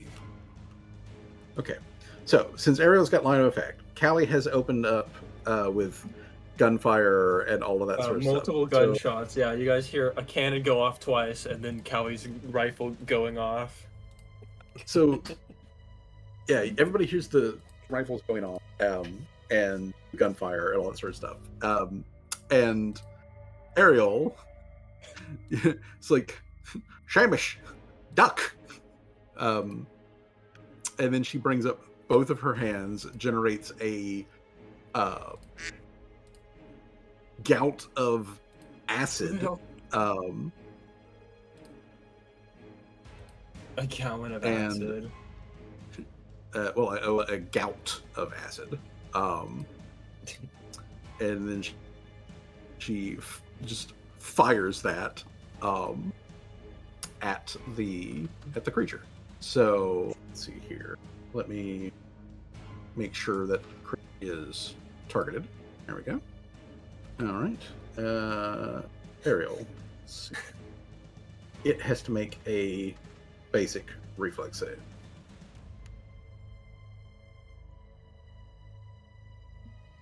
All right, it succeeds. Okay. Takes half damage and no persistent. Okay. She's going to get downward. That's what Oh she's damn! gonna I do. could have enhanced this meme by putting bottom text or something on it. That would have been She funny. yanks it down to 15. I was wondering if someone was just gonna like just remove the bottom part. I was gonna remove the bottom part, and then I was gonna put a part that just said bottom text. Thank you guys. But I chose to just leave it blank because it's funny. Again, thank you guys. I appreciate it. Bottom text, bro. Oh damn, the thing's almost dead. Okay. At least she's burning away some of the lesser of the. Okay, so Maybe I should have moved. Maybe this is a bad place to stand my ground. No, it's too late Then now. Ariel I is can't take going to- my decision back. then Ariel moves to the door, and that's it for Ariel. All right. So, Jay, are you available to take your turn? Yes, I am here. All right. It is Jamal time. Well, we're fighting again. Well, shots have been fired. There is a spider in the other room. You can't see it from where you're at. You'd have to get up to the door to be able to see it. There is a spider in the other room that is currently menacing Callie. Another one. Yep. Yes, another one. Another one. Although it's only half as big. Half as big. Didn't the other one take up like it's the only- whole ceiling? And this one's only as tall as Callie. Oh wait, no, it's only a third. It's only a third as big. This is a juvenile. So Jamal will need to move. You collected in order to be able one to, of those things. Target. Yes, I want one of these things. I want a creature that takes up the whole ceiling. Dude, she's gonna raise that thing like the Rancor. She's just gonna feed it whatever the hell, like people that upset her. She's gonna build a little pit in the fucking workshop for it. She will literally do that. I will go through that. Digging out a hole for that thing and feeding it all my victims. So Jamal can make a single move, like right up here behind Seamus, and should be able to see the critter. Which I probably should do that, yeah. Right, so Jamal, shuffle. Okay, I made the meme even the worse. critter is down here. I'll go. Yep.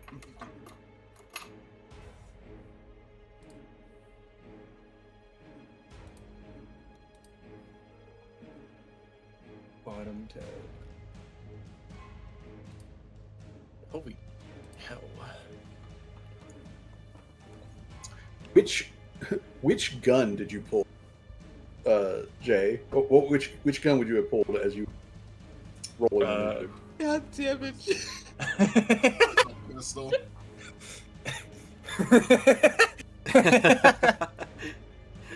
Okay. Enough memes. We got combat. Yeah, we do. I know. I'm sorry. I just couldn't. I just had to at least once.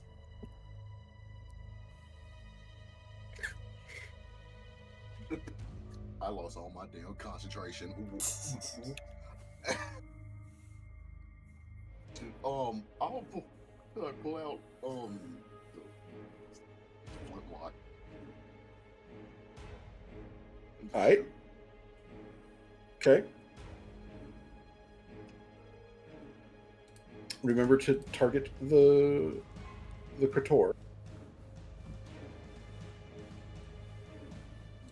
The creator. The creature.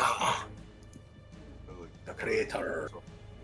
Dude, I don't see Jamal, but I see his little outline being highlighted by the little D20. Yeah. I could barely Yeah. see the spider. Actually, Same. I have the cameraman. Let me go ahead and move the cameraman. He's still back in the other room. Yeah, I was gonna move the cameraman, but it wasn't letting me select him for some reason. Which is weird. Maybe because he's not letting me select him because I'm not. I think the reason it's not letting me select him is that maybe he's in another room, but also because I don't have direct line of sight of him at the moment. Possibly. Yeah, I think it only works if you can see it. Yeah. Ooh. It's just Alright. that's how they process hits. everything. If it's not loaded in, it doesn't exist. Like every fucking Bethesda game ever.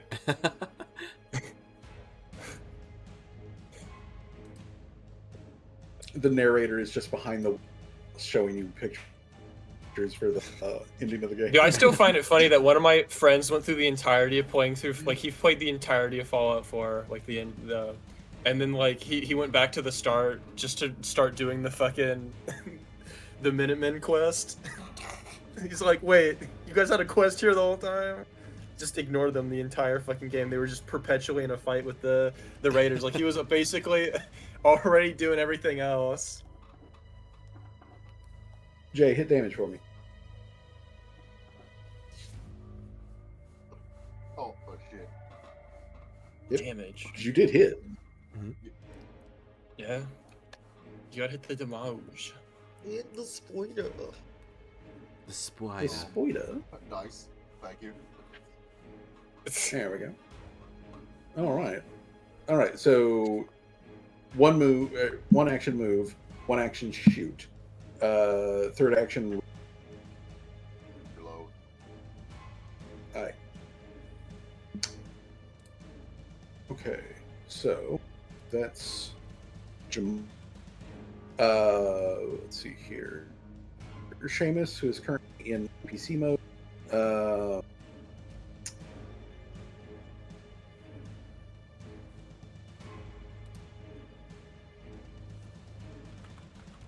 Seamus is to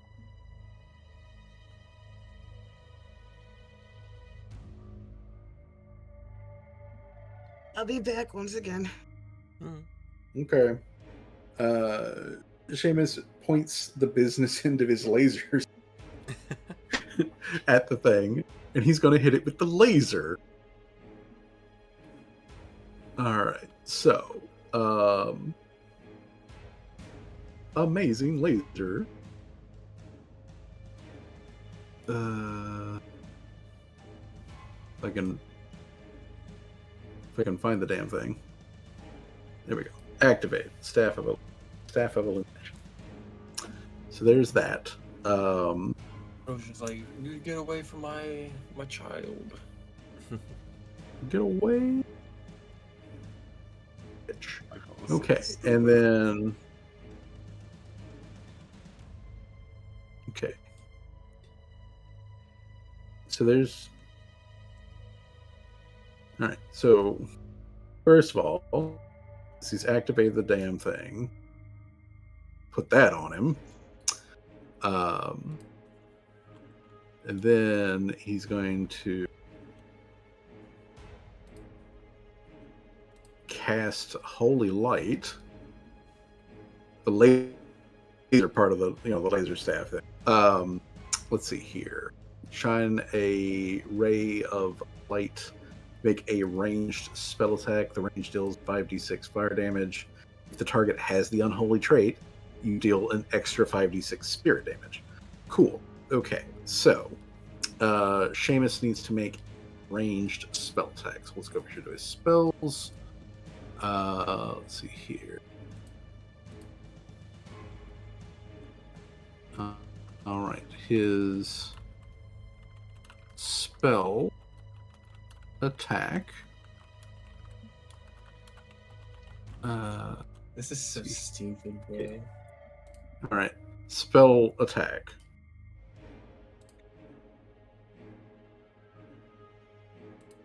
Oh my god. Okay. Oh, Okay. dang. Oh dang. All right. Now, okay. Now these spiders, unlike the other fiends, they are not immune to fire damage, but they are literally unholy. So, okay. Here's the damage that Seamus does to this thing. Probably not alive anymore, if I had to guess. Well, 'Cause we're about to they find were out. already. I mean, Oh my We'll god. yeah, I don't think they were gonna be. I don't Oh think they my were gonna be on this God. planet anymore. This plane of existence, bro. Wait, what were we looking at? Bro took them straight to Mammoth, bro. Oh damn, it's dead, bro. I didn't. All right, good. Okay. Well. He's dead. It is dead. Okay, so like, Seamus is just like, get away from my daughter, you bitch, and like hits the laser on his staff, the end of his like chainsaw scythe, and he blasts a hole through this thing and then into the wall, and it leaves a crater in the wall as its bits and pieces come raining down all around Callie. as well as dozens upon dozens of other smaller immature baby spiders that also just got absolutely roasted. Baby. And then he kind of like leans to the door and he's like, "You okay, sweetie?" Yeah, I'm okay. I was gonna check inside of this chest. I guess now it's my turn because he's fucking dead. Yeah, it's fucking dead, which means we're out of combat. It just rains down, but you have this. But yeah, you do still have this chest, and of course the door behind you. I'm gonna check to see if the chest is so fucking. Seamus got back all his ore he lost in this dungeon so far. Yeah. I'm back. What happened? Space for Seamus just lasered it. Yeah. Yeah, lasered all of the spiders in the room dead. Damn. Yeah, he pulled out his laser and he did 77 damage. Oh my god. That dad rage is really something else, honestly. The dad rage is something. It is incredible dad rage that's within him. I'm gonna check to see if the chest is not trapped. Yeah, you're gonna need a perception check for that. Oh well, perception check. I'll just whatever. Seems fine. Okay. Seems fine. I mean, seems fine. Yeah. Okay. I'm gonna open it. Okay. Inside of this chest, there are several bolts of cloth that are wrapped up. They are arranged very neatly. They are tied. They are tied with leather bands, and the leather bands have buckles on them, and the buckles are stamped with the symbol of Mammon on them. Like Mammon's unholy symbol, basically, is on the buckles on these like bolts of cloth. Bolts of cloth. The cloth themselves, the bolts of cloth seem to be made out of like cotton. Cotton, okay. Like, so somebody paid in like physical goods, like, hey, here, Mammon, here, have the cloth we spun. Like, yeah, so this is crazy. This is very high quality cloth. High quality. Cloth. It's very high quality, fancy cloth, but it is otherwise just cloth. Yeah, I'm like, I had a theory going, but now that I have seen all of the random assortment of objects, I don't think my theory kind of stands well anymore. I think it literally is just the most random collection of items. Like, there's no deeper meaning to it. Besides like I'm trying to figure out what's important and what's not, and I'm like trying to siphon it through my head, and it's like, yeah, no, I don't see what the fucking like the significance of an item that can throw a like magical brick that comes back would hold, honestly, on us getting out of here. Yeah, so at the bottom of this chest, there is a book.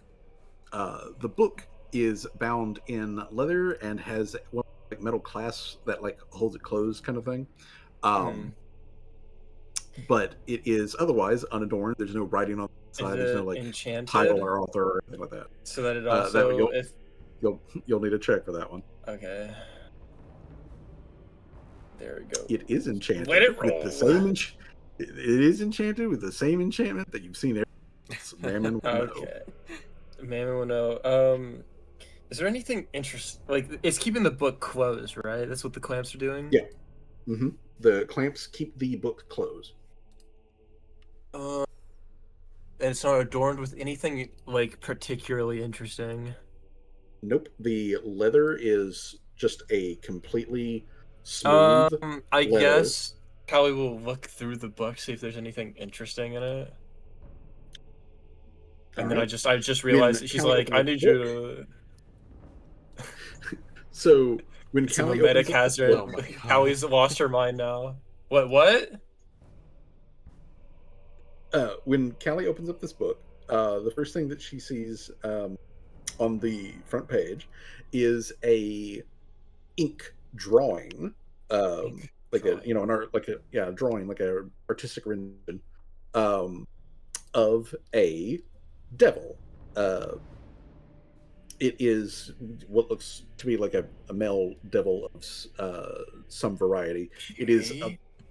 the monstrous kind than the like human-ish looking devils, um, but it is dressed in like finery. It is like lounging in like on a couch or something like that, like a study, dining room, something. It's hard to Okay. tell, but it's basically just like lounging there and looking smug that devils tend to do.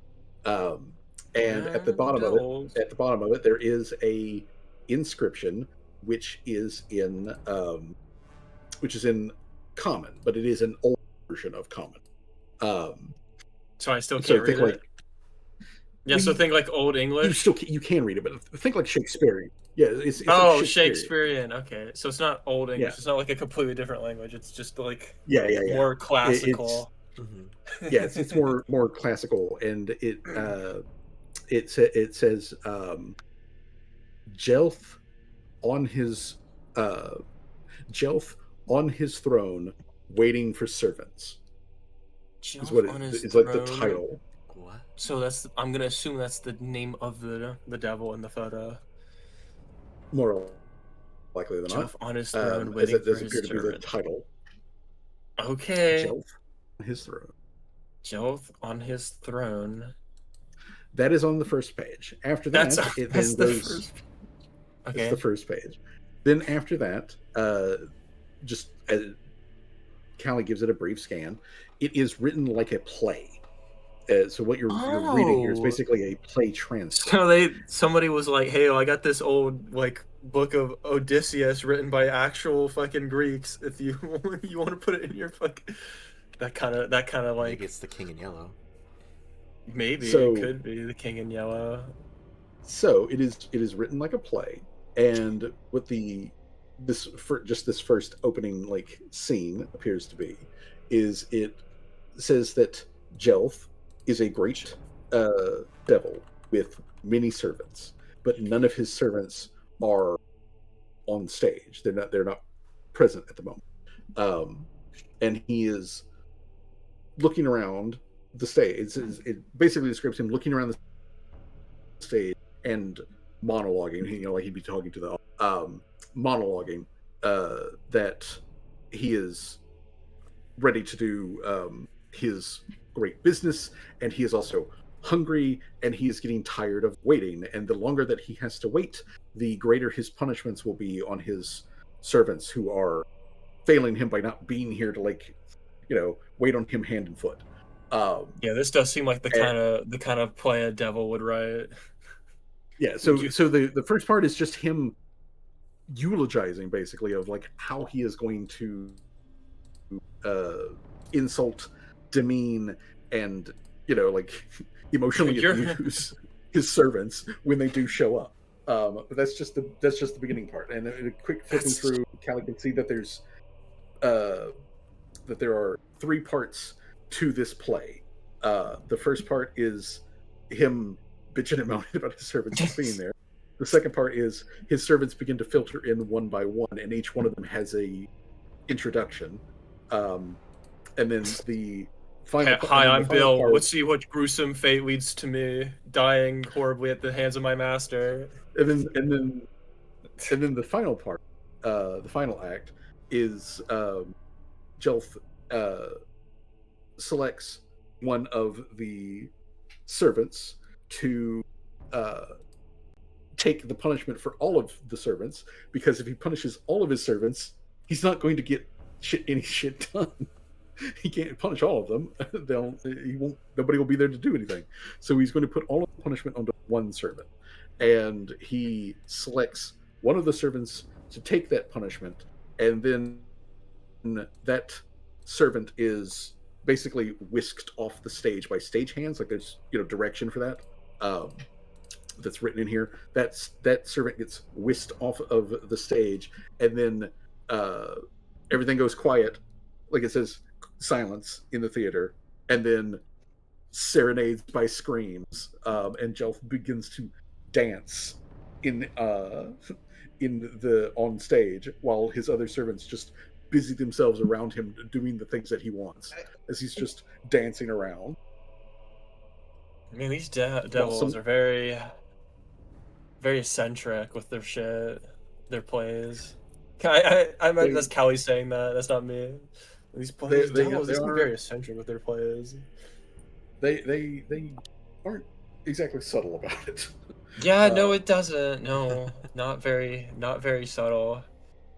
About the fear and the brooding and the, you better listen to me or you're gonna get punished. And then Callie, I feel like Callie would have like a funny thought in her head, like, I wonder what kind of punishment the other devils are having currently, for failing their mission. Well, you'll find out at some point. Oh no! But oh no, I get their heads mailed to me. All right. But okay, that seems. I do need Callie to make a will save. Uh-oh. I was waiting for that. I was like, oh, there's no way this book could be evil. I'm just reading. How I knew it was coming. I knew you were gonna be like, oh no! I'm gonna re-roll that. I'm re-rolling that with my last hero point for the day. Okay, that's much better. Callie gets a small headache, basically. Callie takes 1d6 mental damage. 1d6 mental damage. Oh, that's too. Okay, that's not that bad. There's always something, bro. Let's see if I can do it correct here. I got a paper cut and now my head hurt. That's the that's. Do you have any ibuprofen? Okay. My head hurts. my head hurts. Okay. I hope this fucking. Okay, calm down. Calm down.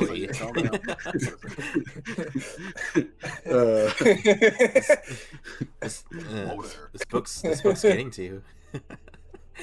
I didn't know it was that kind of session. Damn.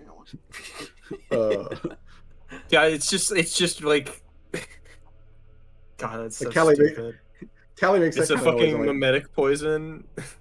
I'm like staring at it, it's giving me brain damage. Callie makes that kind of noise, and the worst smut. It's the worst smut ever. It's giving me a slight headache. But yeah, so Callie, thankfully, doesn't have to worry about gaining a new condition, but she does take some mental damage. Yeah, that's good. I don't know how that. I'm still at a loss because I'm like, what could the other three objects be? And this doesn't seem like it would be important, but also like it was trapped. But so it's literally like everything though in this room. So it's just once again I'm back at square one. I don't know what the importance of the item is. I've returned.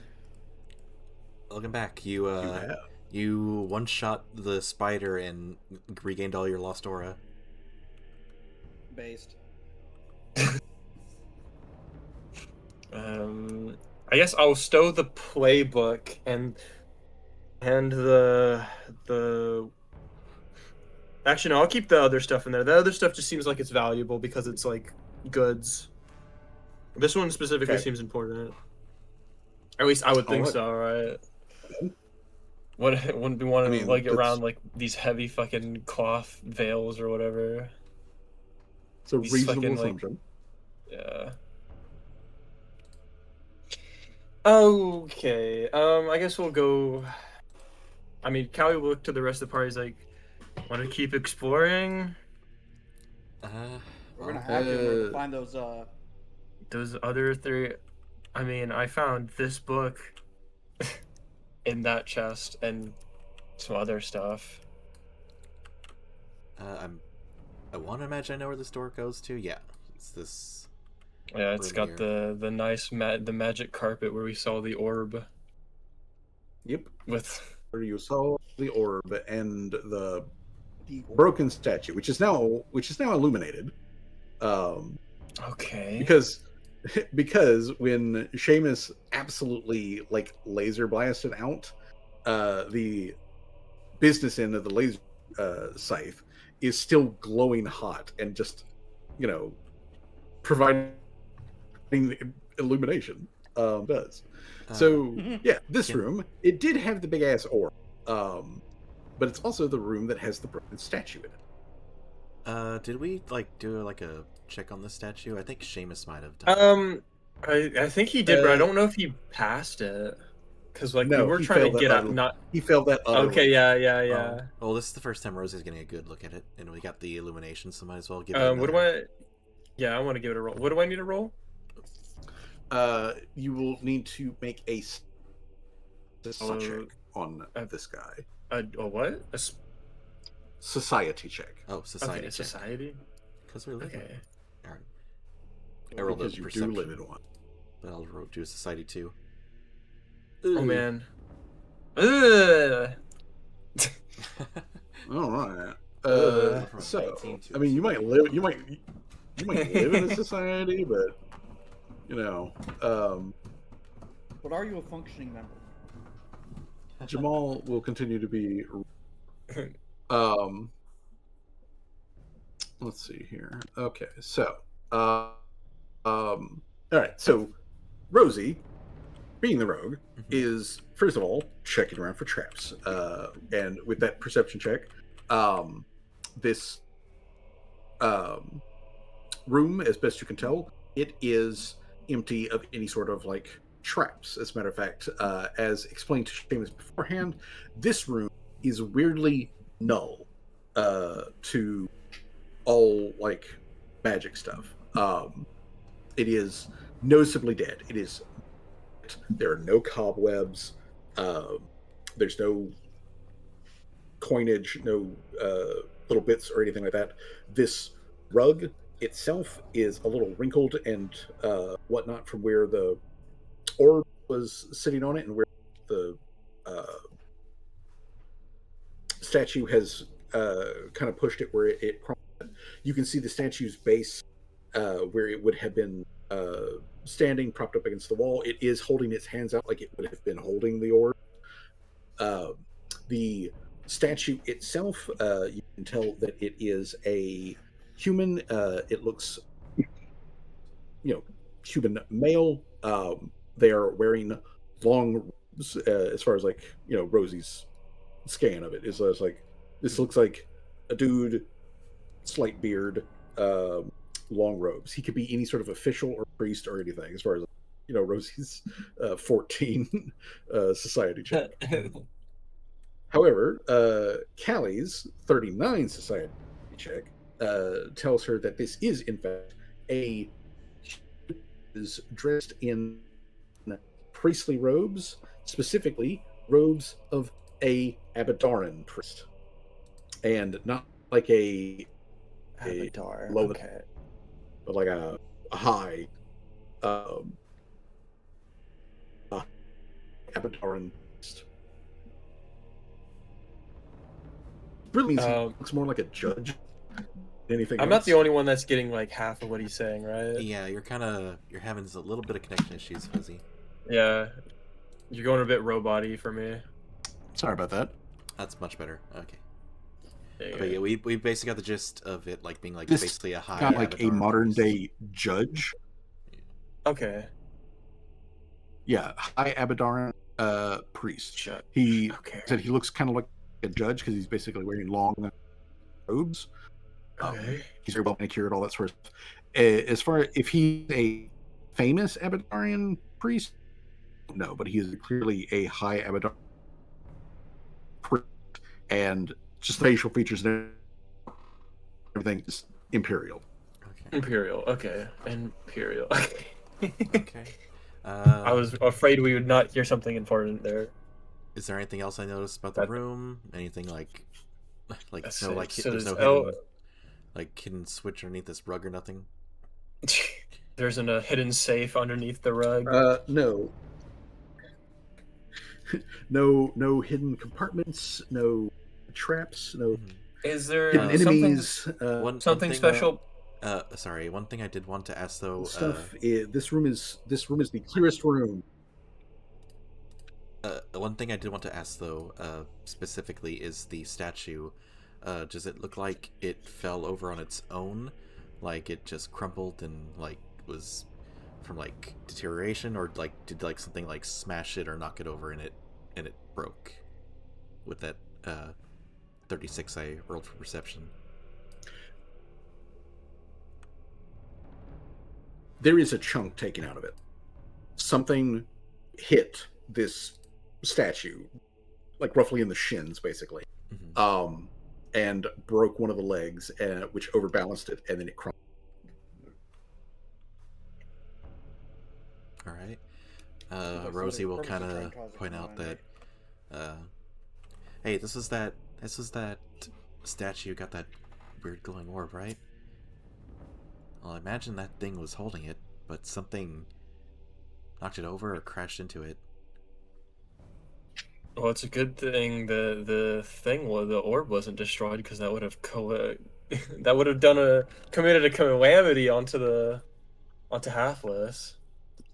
The next thing I was gonna ask was if the rug was a special at all, if there was anything like it was like if there's like any like tapestry or something on the rug, if it's like just a regular normal rug, like there's nothing special about it, like it doesn't have any properties. What do I need to roll for that?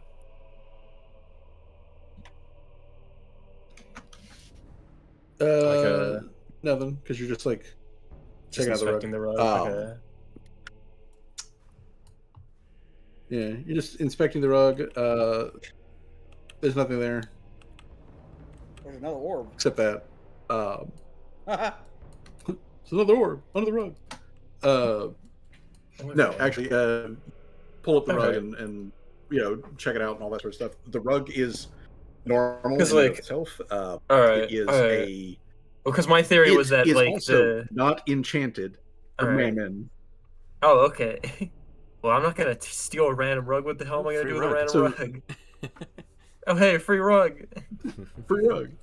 I was just inspecting in Yeah, case it had if it was the- like it had any like power dampening properties or something like that. Like that's why the orb didn't crack or whatever. They were like stuffing the orb in the rug. No, for all intents and purposes, it looks like this rug is just simply a very well made, but otherwise normal rug. There Okay. are no enchantments, no nothing on it. I mean, we could take the rug, but like, who the hell would buy it? Just random rug. And like, why the fuck would we need a random rug? Does the rug look particularly valuable? Like, if I were to that it had any resale value to it whatsoever, just so that we can steal whatever's not nailed down, I guess. National Well, retail price. I mean, it is a well-made, fairly nice rug. Based off of quality in and of itself, it would technically qualify as an expensive rug. But I mean, we're talking This nickels rug and can fit dimes as so far many as the kind of bed money bites that in you guys it. would normally do. Bed bugs in it. Little bed bugs. The thing that would make this most expensive would be if Callie were to take it and then sell it to somebody and be like, "Hey, yeah, this is a hell rug that I stole from hell. That's why it's expensive." Hello, everybody. I got this hell it's a rug. hell We're rug going from hell. auction starts at 5,000 coins. 5,000 gold septum. Uh-oh. Oh.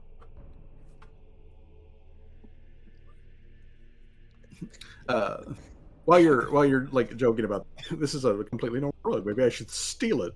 No one will ever know. Boer, No one will ever know. Boer also kind of like just looking over everything, and Boer points out that besides this rug being like kind of wrinkled up, where clearly it was like hit by the falling statue and all that sort of stuff, this rug is clean. Like it's not dusty or dirty or anything like that. This rug was washed either very recently or something's going on in this room that makes it not collect dust or anything. That's true. But then again, like, I feel like there is a lot of clutter in here. There's fucking something destroyed that statue. So Well, yes, something that's what I want to ask statue. actually. Does it seem like the statue came in destroyed, or was it like a recent like addition? well, no, that's what I basically. Oh, okay. Yeah, that like from Rosie's. Well, I know that it was earlier, destroyed, but like I meant like recency of like the statue being destroyed. Yeah, but if you got that too as well. Well, still going off of Rosie's check earlier. This statue was probably damaged relatively recently, like within the last month. The statue itself, the statue itself is probably very significantly older than that, but the damage it took is probably very, very recent. Okay. I know this is kind of cliche, but like, can like Rosie inspect like the pedestal or like the like I guess statue, like if there's like any like hidden compartments in it or anything like that? Just sure. Like, yeah. Does Be thorough. would that be like a perception or like a she does have a feat for that. I think it's called like thorough search. Give me thorough search, which I believe just means that you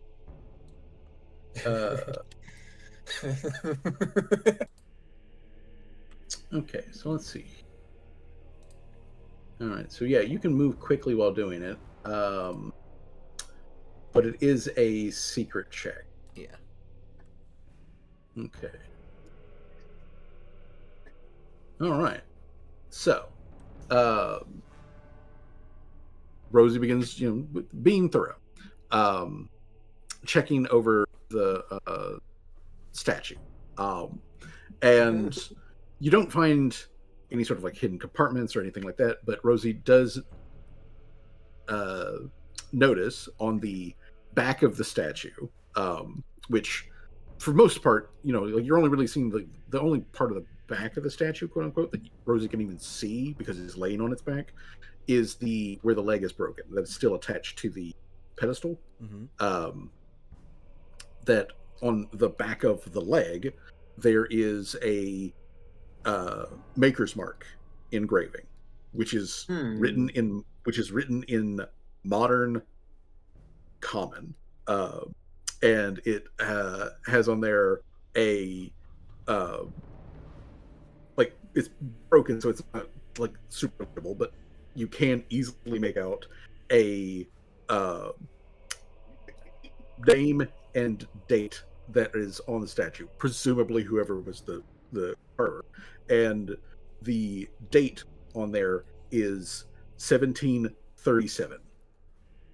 1737. Like 15 years ago. So, well, it's 1750, right?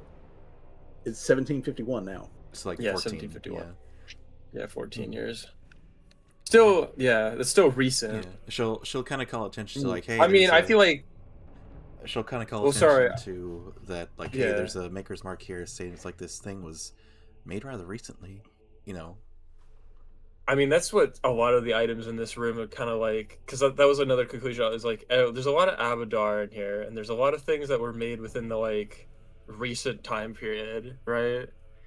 Like you had the paintings of the recent imperial like family, and like the coinage and whatnot. Yep. Now occurs there is the mix of things that are much significantly older, but there is a Yeah. lot of things that are Some things that very were significantly older, yeah.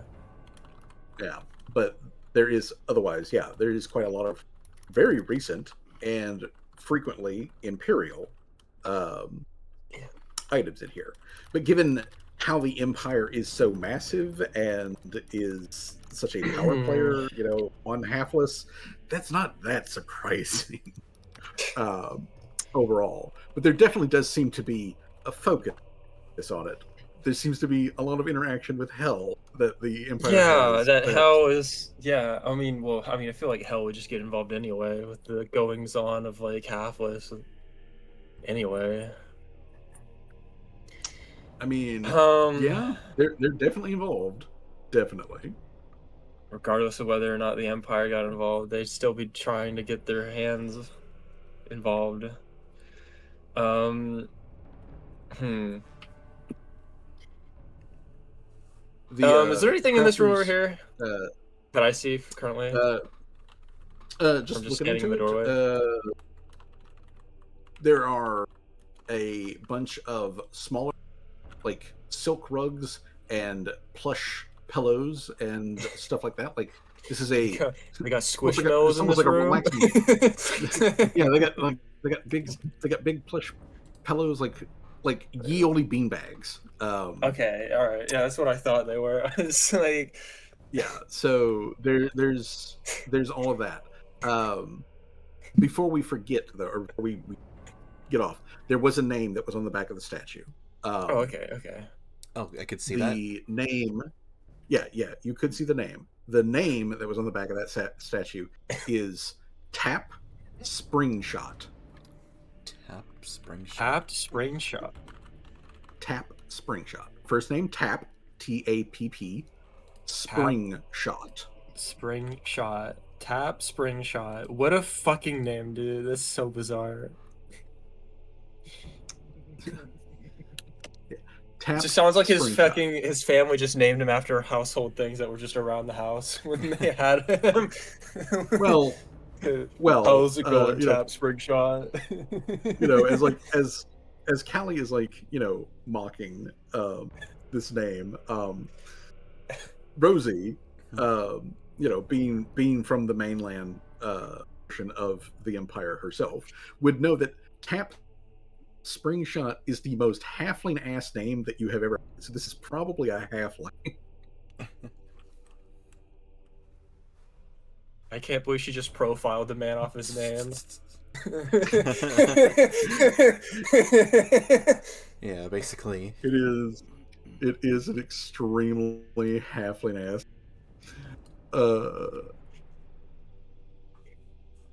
Oh, I guess. Right. Are we going? In that direction?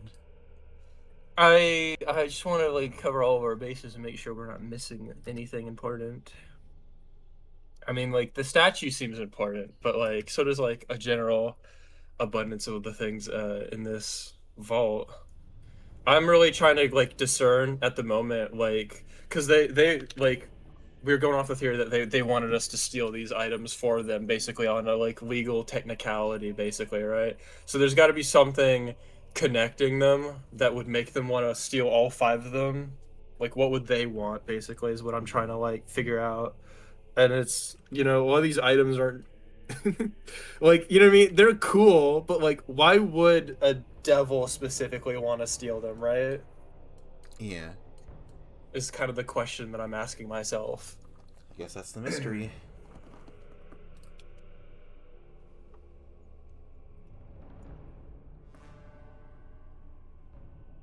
All right.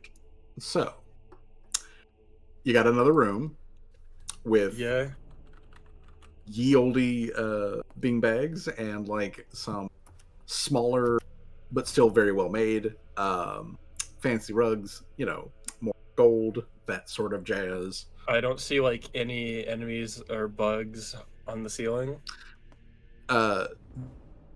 The ceiling in here has very little cobwebs. So like nothing in here that you would be in danger of. Okay. I guess I'll go in the room There's another door there. Yeah, no, it's just a bunch of pillows in here. A bunch I of don't know pillows? what I could discern from pillows, so nothing important, really. Are these Uh, are these magical pillows? Hold on, let's Uh, check, actually. I was kind of Can we joking, just... but like, actually, I'm curious too. These magical pillows? If you shit on Yeah, it, will like, why are they're so like valuable that about devil these guy know? pillows? I mean, it would make sense, like, I can't believe we just, like, it's just uncovering their Beanie Baby collection. That's why they're valuable. That's They're why all the worthless. pillows are valuable. They're worthless. What are you talking about? Yeah, they are. Beanie Babies are fucking worthless, bro. I don't know why people put so much value on them, bro. They're just such How divorced? trash. How divorced do you have to be?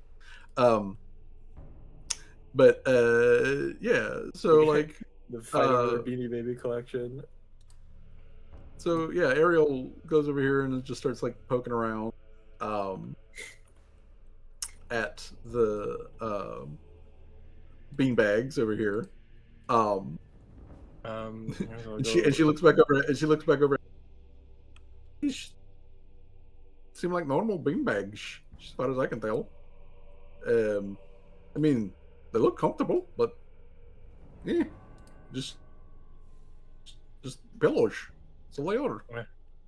Yeah, that makes sense. Is this okay, this is a door, yeah. Yeah. Open it. And it just, yeah, leads it back to the main room. Back Okay. to the main room. All right, so you've done an entire lap. All right. We actually didn't have to go as far back as I thought we needed to get back to the main room. That's good. All right, now give me just a brief moment here to. I want to make sure that I mark these chests back here as having been opened. Okay. All right. And We did open the chest, the big main chest in the main room, right? Nope. No, we did not. No one has ever even touched it. Yeah, and we also didn't check the body. We didn't check the body. Yeah, that's what I was thinking we'd do next. Now that we're in the main room, just waiting on Fuzzy to. You're done. Okay, I'm gonna. All right. Wait. The other things have been checked. Okay. All right. I'll move into the. I guess I'll like signal the rest of the party that like we've gone in a circle and then go back in the main room. Okay. There. Oh yeah, there's a lot more stuff in here. We probably should like double check.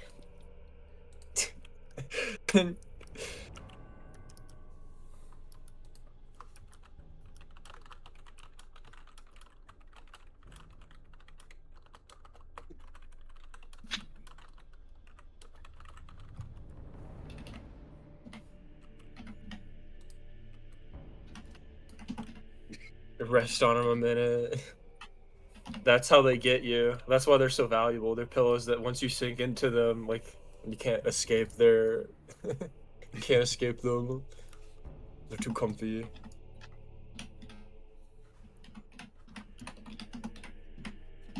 Okay. This is such an insane vault, bro. That is why in my file, crazy vault. Crazy vault, yeah. There's like no rhyme or reason to it. It's just like, yeah, let's open up a bunch of rooms. You know. Okay, so Boer helpfully points out that when you guys were in here earlier, Jamal had gestured at this central, like, biggest pile, as being the place where he like smelled something. Then you've got two chests, two like quote unquote regular chests in here that have not been touched in any sort of way. You've got a couple of like lit braziers in a couple of corners. You have the very large fancy chest over here, which is also like flanked by two large statues. These statues, one of them appears to be well, both of them appear to be elven. One of them is male, one of them is female, and they are dressed very like regally. The male elf is holding a bow in one hand, and the female elf is holding a like a long, thin sword in her hand. So both of them are armed, but they're otherwise dressed like nobles. And it is also notable that on their clothing bears the symbol of a wasp. I'm sorry, you said wasp? Yes, a wasp, like the bug, the insect.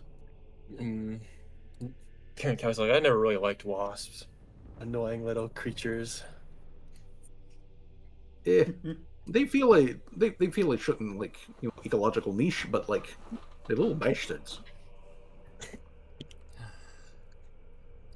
I guess we'll have Jamal. I don't want to be the one to search that file. Have Jamal come in here and search the pile and point, I guess, to where, because I don't want to touch it in case it is a body.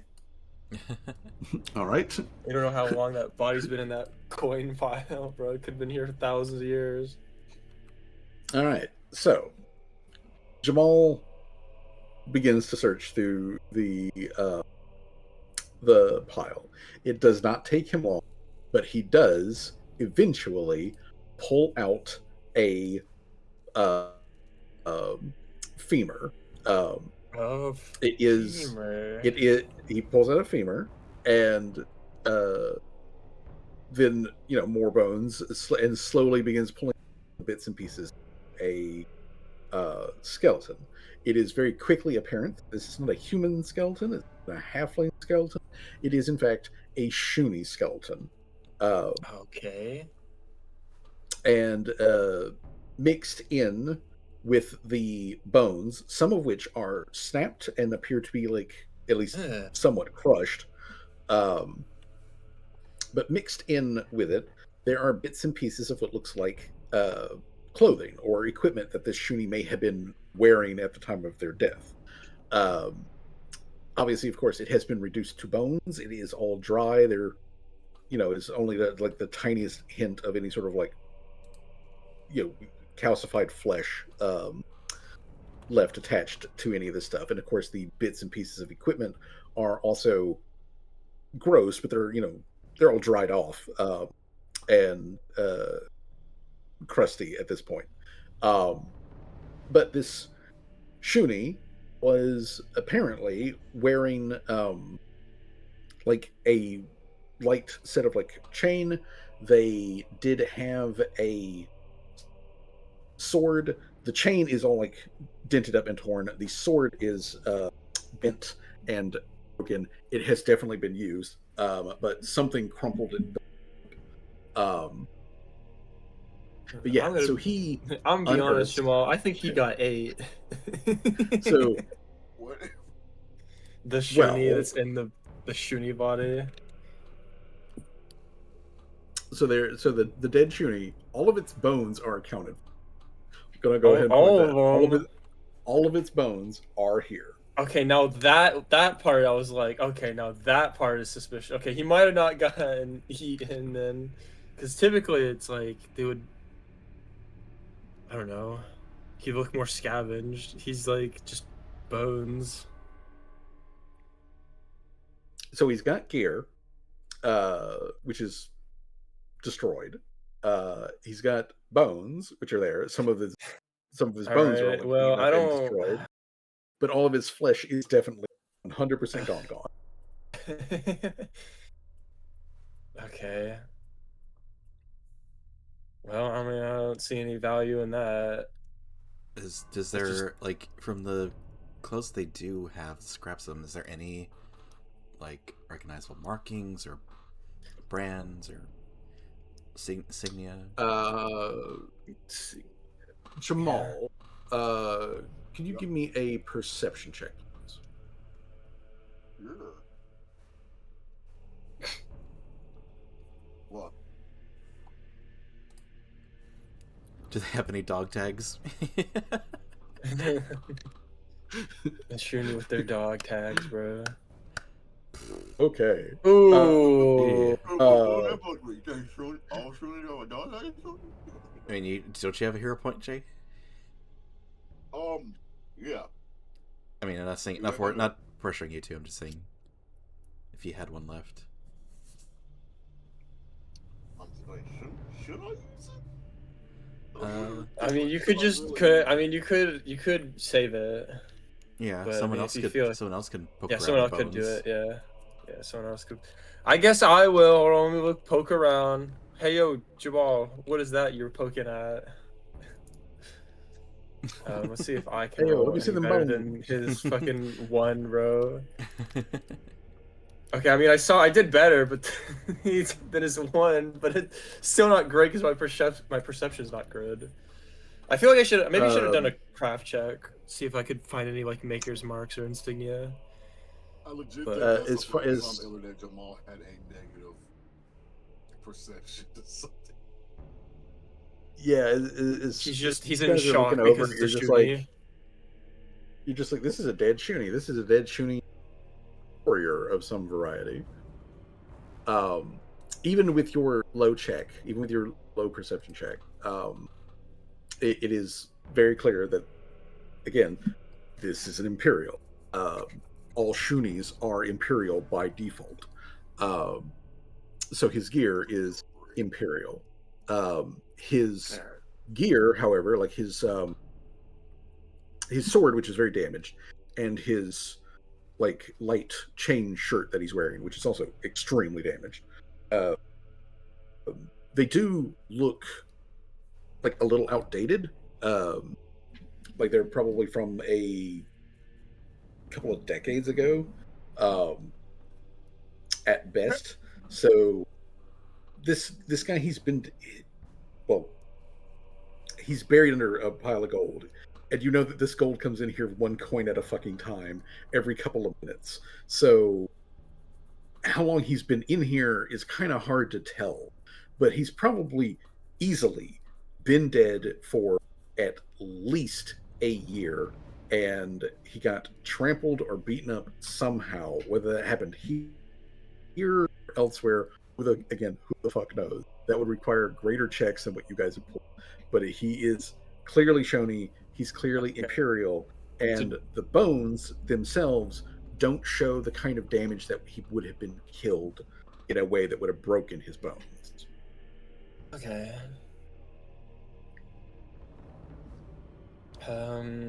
I have.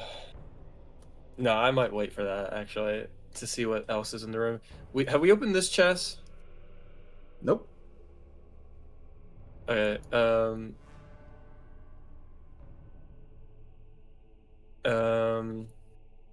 I guess I was just going to look at that one. What? I was just going to look at that one. Oh, sorry. Oh, I mean, if you want to open you, but like I was going. So you keep opening them.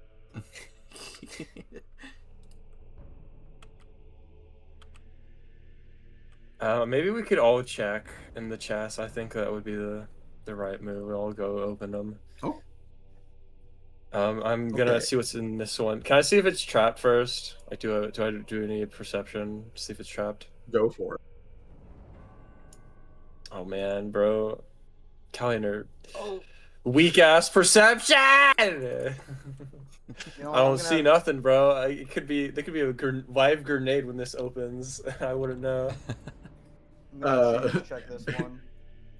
All right, give me a perception check. Ariel, like as let's fucking go. Yeah, as you're fiddling around with it, Ariel puts her hand on Callie's shoulder, and she's like, "Callie, okay, be very careful. I see that little thing that was on the other one that was trapped in Poketio. So like, it's gonna do it again. Um, You want to Okay. be very careful when you open that up. Maybe do you have like a pry bar or a stick or something to do it without using our hands? I had a cry Uh, bar until we sold it to that Seamus, elemental guy. Yes. Seamus, this chest is trapped. Oh jeez. Huh. It is trapped with a little pinprick thing that when you open it up, it will stick you with like a little blade. It's not a very big blade. It will cause a tiny amount of damage. What would I need to do in order to like disable the track? Would be a thievery check. Yes, you can do a thievery check, or alternately, you can just destroy the chest. You know, with like a chainsaw but or something. I feel like that. I feel like that might be more detrimental than beneficial to us.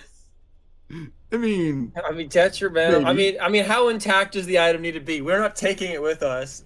Well, no, because these chests too could also be owned by Mammon, and we destroyed his property. Oh, Yeah. I mean, I mean, Boer like calls out from the other side of the pile of like, Seamus has a point. All of this, everything around us is owned by Mammon. well, I mean, I guess so. What's the DC to disable the trap? You would need to use a thievery check. The disable check is a 28. I gotta roll. If you critical fail, like- you trigger the trap. Just Oh my God. FYI. Fucking ball. I mean, All right, then. Hey. unlikely could? There you go. I was gonna say, how unlikely would he be able to critically fail? After getting a Shit. crit. Yeah, after getting a crit, yeah. So Seamus just like kicks it open and like, you know, Legend of Zelda style. Yeah. yeah, Legend of Zelda style just like kicks it open. Inside of the chest that you are at, Seamus, there is it is just filled to the brim with coins. These are all gold coins. They're all Imperial coins, and just a quick glance over them tells you that they're all modern Imperial. Mixed in with this, however, you can clearly see the handle of a dagger or other short blade of some variety that's just like sitting in there. There is also a small box that is designed to hold a deck of cards. A deck of cards. I'm gonna pull out both the box of the deck of cards and the blade, and I'm gonna do an Arcana check on the blade. All right. You pull out a Because fancy obviously- looking dagger. Ooh. Ooh. It's a fancy looking dagger. It is indeed a fancy ass dagger. Oh gosh, It is a- man. It is a bougie looking dagger. getting- God, we're so, bougie looking we're so like hot and cold in this dungeon, man. We're like, It's either a pass or it's a complete failure, bro. There's no in between. There's no mediocre rolls. And as for the deck This of is a- cards, would it also be an Arcana check, or Yeah, that would also be an Arcana check. God, imagine it's Uh, a fucking deck of many things. This deck has deck a of light cards, deck. the deck of cards has the same enchantment that everything else does. It belongs to Mammon. Don't take it. Yada yada. But it also can be used by a Hero Master to do hero readings, and if used by a Hero Master to do, it provides the Hero Master with a equipment bonus, like a +1 item bonus to hero checks. Man, if only we had one. Huh, I'm noticing a pattern here. Yeah, I'm noticing a pattern too. Yeah, it's forming in my head. I'm noticing a pattern here. Did a But Callie... there's that, and there's that and a bougie ass dagger. Yeah, the bougie ass dagger. It definitely. I feel like the cards are significant though. Did Callie open theirs or no? Yeah, I will. Right. I was gonna open my chest. All right. So since Callie is aware of the trap, how does Callie want to try to disable it? Carefully. I mean, careful is a good way. Careful is a good way to do it. Not just kick it open like my dad. Well, I Well, mean, you can either I give don't- me describe to me how you're opening it without using your hand and being right there in front of I it. guess I'll use my 3-peak tree. I'll pull out my 3-peak tree and then just like have Mr. Servos pry it open. Okay. All right. Using your 3-peak tree as Oh damn! a Public wedge and a safety lever. alert. Oh damn, that's What's not good. dangerous to the public? We're 911 is experiencing phone line issues. Okay, well hopefully nothing. I don't need 911 in the next couple of minutes. Hopefully. Okay then. All right. Well, you open up this chest using the tree as a sort of a wedge and a lever, and Mr. Servos getting it up. There is the click twang of the trap going off, but obviously there's nothing there for it to catch, so we don't have to worry about that. When you open up this chest, it is filled with a bunch of gold coins, like so many of the other ones. However, in sight of this one, besides all of the coinage, there is a reflective metal shield that is embedded with a bunch of pearls all around the edge of it. It is so shiny and reflective that it can basically be used as a mirror, but it is otherwise a shield, a just metal shield. All right.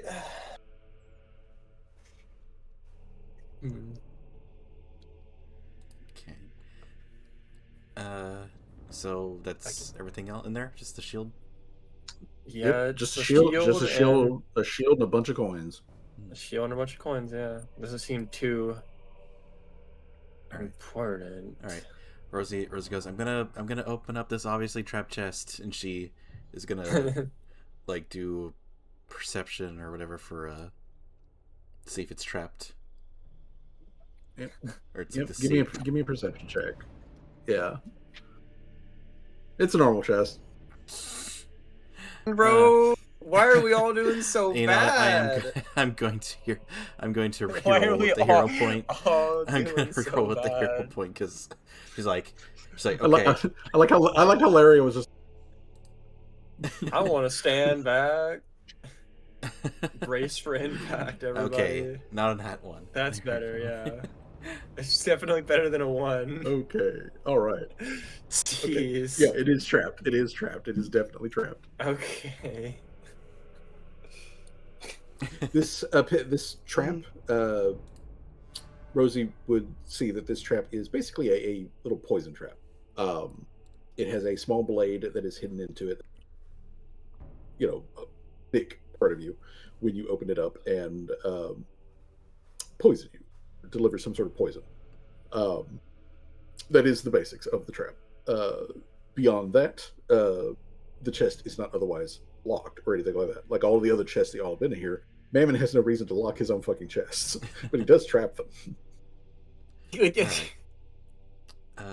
see. I believe this. Yeah, I is... gotta make sure. Gotta go down and collect the money, guys. Let me just disarm these 3 grenades that are here setting up for some reason. Like, Okay. freaking psycho, dude. Okay, I think I'm just like going in loop here. Okay, yeah. So, thievery check. Rosie's like she's like looking at me, like looking at the thing, like, okay, I'm looking at this chest. Okay, it's not having the same thing. Like, oh wait, there it is.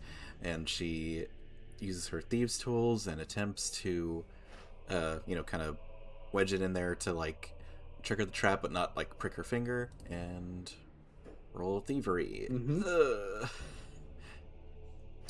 Okay. Well, that's not not a critical failure, so you don't trigger the device. However, though it's not a success. So you're in there trying to jiggle it, trying to get it in there. one-sided jiggler. Come on. Yeah, she's like, come on now. I know it's gonna fucking come out and try to prick my finger. Come on, like she's she's like, I swear this never happened before. It's daring you. It's daring you to try again. Do I just do another thievery check? Yes. Give me another thievery check. Okay. Okay, there we go. There we go. Yeah, there you go. There you go. There we go. Twang. All right. So you disable the device. There's a little twing as it like shoots out, but Rosie, knowing how this thing works, is completely safe. And then she pushes open up the chest, and inside of this there is no coinage. There is, in fact, a mannequin, like a full like dummy. But it is in the fetal position, and it is wearing a full set of like adventuring gear. Like it's got armor, it has multiple weapons. There's like a pack that is like wedged in with there, like a backpack, sleeping bag, the whole kit and caboodle. So like, you know, equipment in every single slot, all in this one chest. She kind of like just looks at it, just like confused, like, no gold? What the? After all that, it's a doll? It's the doll head rotates and looks up at Rosie. Oh, she is going to step the fuck back. If I can try my token. Doll hand raises up, grabs the edge of the chest, starts to pull itself up to its feet, kind of rattles. Oh fuck no! it kind of rattles as it gets to its feet, and so dumb. Its head rotates a little bit as it's sort of like taking in the environment and like all of the people in the room. And then it reaches down to the pack, which is, you know, still in the box next to it. Lifts up the backpack, puts the backpack on, steps out of the chest, reaches to its waist, where it pulls out like a basic like sword, not in like a combat stance, but like it pulls out the sword, and it points the sword like towards this other chest, like where Seamus is at, towards this section of the room, and then the doll says, "Onward to adventure," and then it begins to just mechanically walk in that direction, like do do do do do do do. Wow, that was weird. Okay then.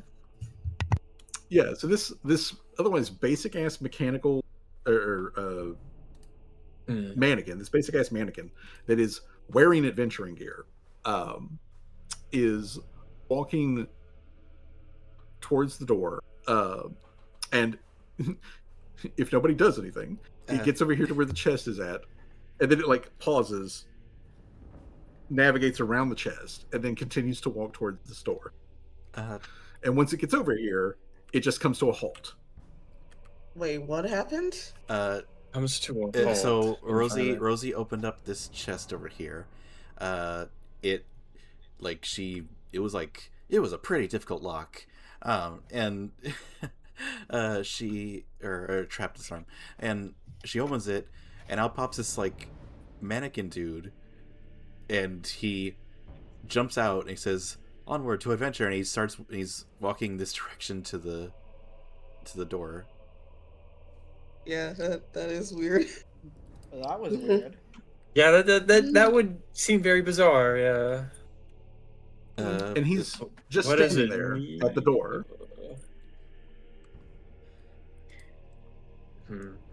All right. So he just stops and stands there. When it gets to the door, it just stops and stands there.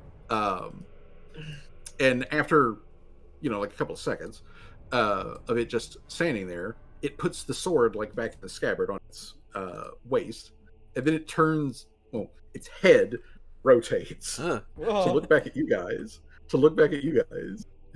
And then it says, "A little help, please."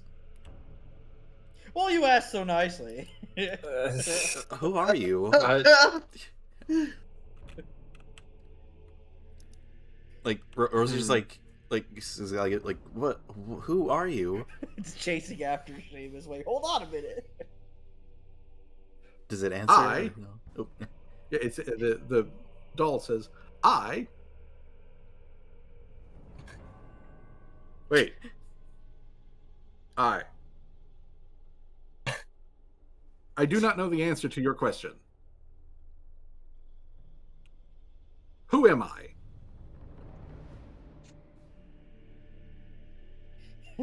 Awkward silence. Can I? Different query. Who are you?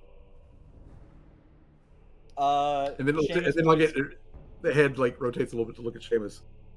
Who are you? My friends call me Seamus. What? And I point directly behind me. Our lady friend back here, that's June. And as I see Callie running beside me, this is Callie. Points to Dr. Tremors. This is Dr. Tremors. A little over there, we have our little mushroom lady or Leshy, Laria, and those two in the back. That's Ariel and Jamal, and the pink one is Boor. Oh, the pink one am I? Okay. It's your most outstanding color. I mean, he is right though. Uh, But then again, you did give everybody else's name. the doll tracks each person that Seamus introduces with its head, and then eventually it rotates its body back around, so it's pointing, so it's full facing you guys, and it raises up one of its hands to give Seamus a salute, like a military style salute, and it says, "Greetings. I require assistance. As you can see, I don't have fingers. This door requires fingers." Yo, Fuzzy, check your DMs. Well, the pink one, am I? Well, I'm sorry. Can I do a craft check to see what this thing is operating out of? What is this thing made of? Yeah, is it wooden? Is it metal? Is Yeah. it the mannequin body does appear to be mostly made out of wood, with some leather and how you can see bolts and nails and whatnot that are holding it together. It is very well manufactured, but it is clearly not meant to be a specific person. It's not like the statues, which are carved full on features. It has human proportions, general human size. It obviously, it being a mannequin, it is difficult to tell, but it appears to be male. At least the body does, anyways. But yeah. Let me, guys. What do you think? You guys think we should follow the weird, creepy mannequin around? No offense against you. You're just creepy. Says Callie to the mannequin. I take no offense to that. I understand my existence to. I'm a little creeped out myself.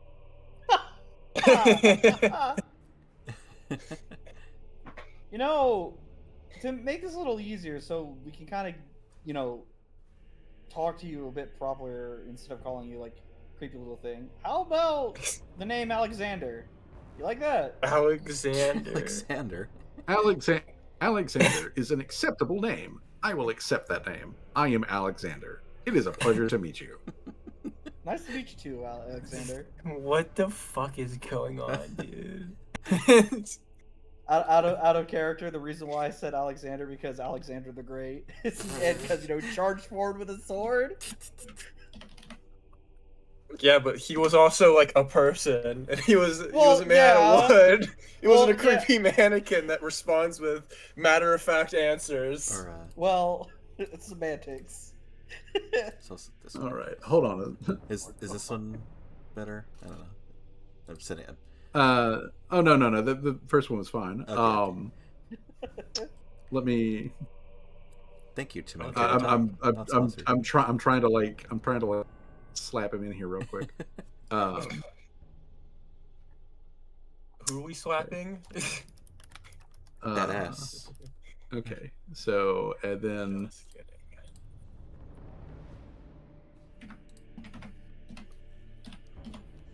Man, I really want to make tokens again. That was so fun. That was, Yeah, they were. and you made very good They're- ones. Yeah, they were good tokens. yeah. No, these ones, I really wanted to make fresh tokens for you guys, like for our night. I definitely got to do it before our 100th. That is for sure. Yeah, no. For like before our definitely, 100th 100%. session, I want to make more tokens. And just man, Okay. Here we go. All right, so here we go. Here is Alex Xander. This. What in the world? Okay. What? Yeah. What in the world? Okay, so Alex Xander. Alex. Oh, he's a Xander. puppet. He's a puppet. So yeah, he is in fact Callie's check. He is in fact a doll. He is in fact a puppet. Oh, I forgot that. Yeah, no, they do have a puppet race, right? And Yeah. Yeah. Halflus. He is a One of my puppet. characters is a half puppet. Yeah. Puppet. Mm. Oh yeah. Puppets Yeah, are the other living party's got a dolls puppet, or yeah. mannequins, where they are the much more magical version of the automatons. So they are a construct. They are a non-living like creature. Yeah, But I mean that makes sense. yeah, this is a guy. This is a doll. This is a mannequin that has been animated by magic that has sentience, and he has accepted the name Alex Xander.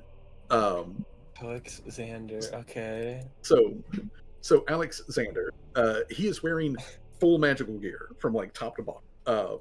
Okay. Can And, you?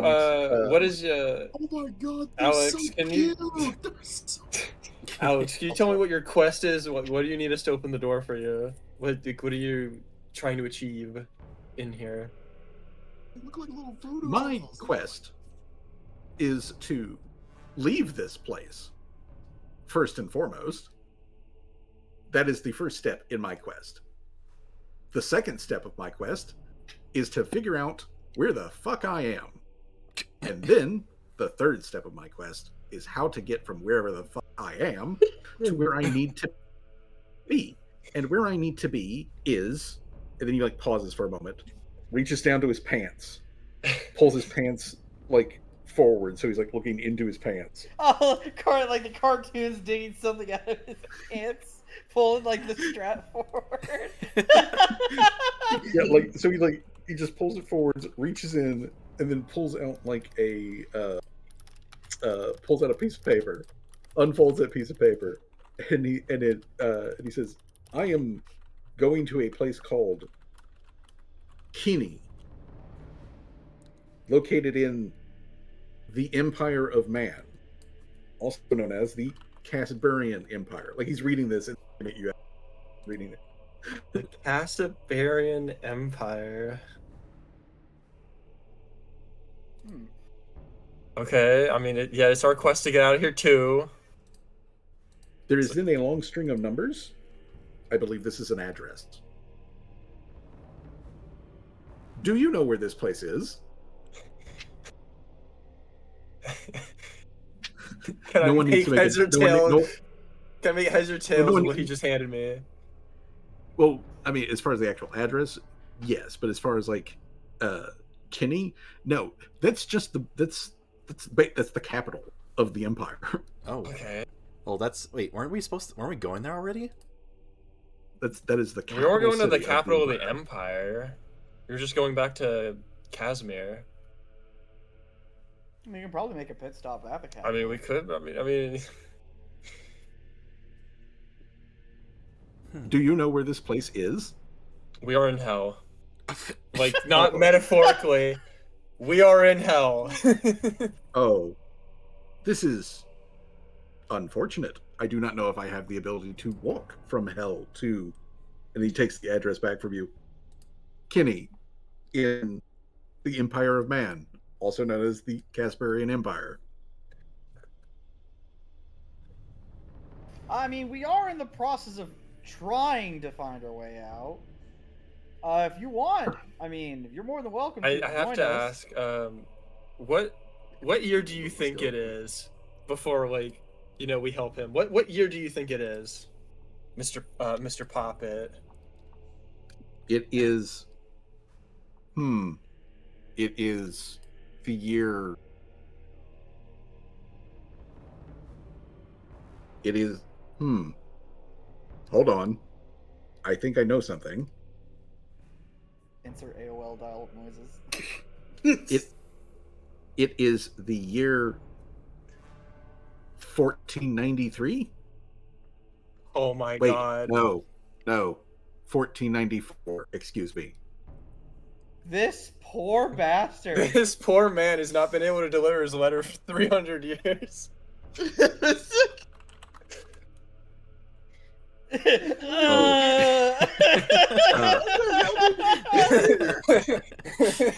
I have been waylaid for that long.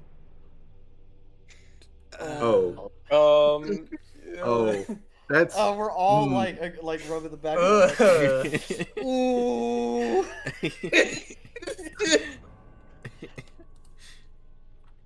That is unfortunate.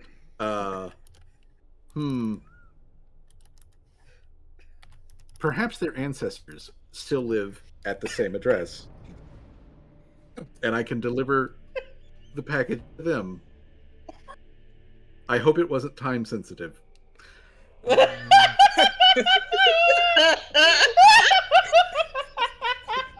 I like him already. I am in direr straits than I assumed. Could I please have some help, since you have fingers? Well, I don't know why you would want to go in there. It's just more hell. But yeah, Wait, have we went through that door? I think we have. Yeah. No, I think No. she points up to the right. No, you went through that door and you almost got killed by a spider. Or no, that door. No, that door was a spider. That one was a hammer, I think. Oh. Well, I think we went through this door, right? I don't remember going through this door. It We've been in hell for too it's- long. We've been in hell for too I- long. No, yeah. You went think you they went would through come up there. You They'd went be you coming went up up with a there. better solution to organize all this crap. Uh-huh. We did go through. I guess if we haven't been in there, I'll let the Poppet in. I guess.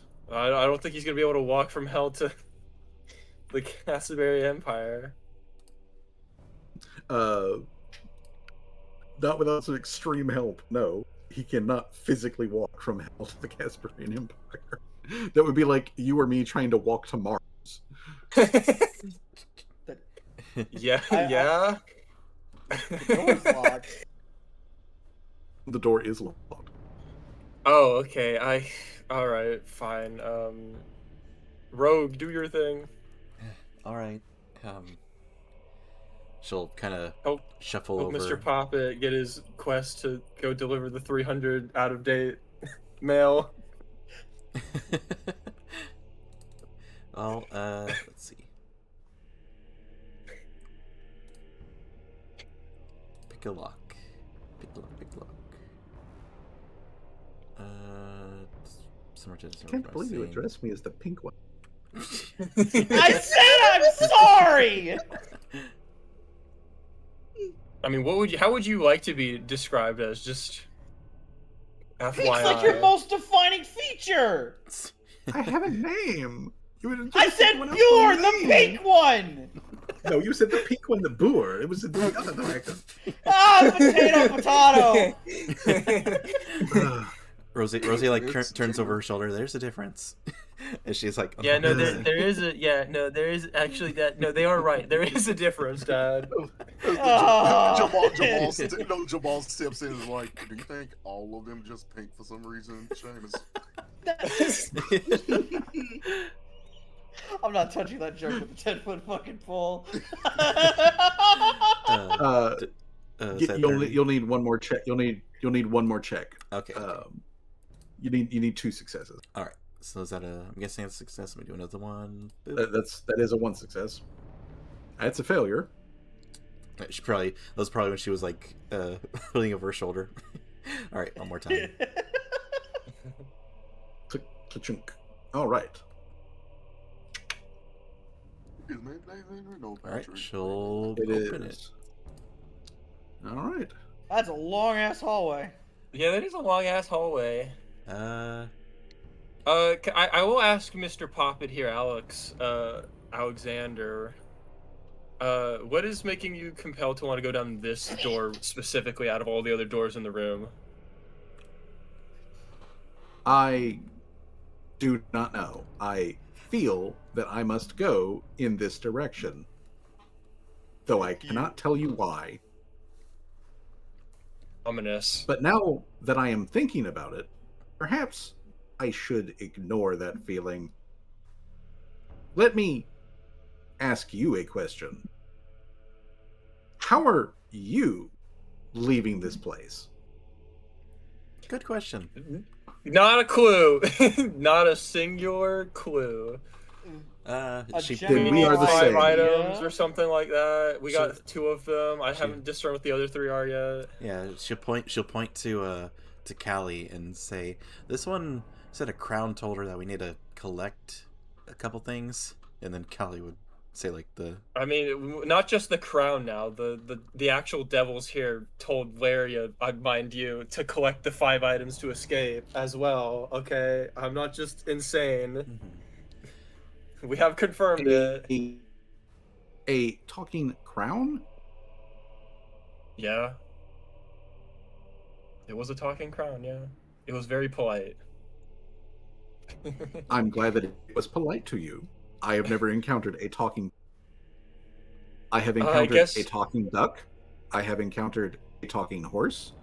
I have encountered many people who can also talk. the. Okay. Uh, Bizarre creatures poppets are, aren't they? Does Rosie have her light on? Let me see. Actions.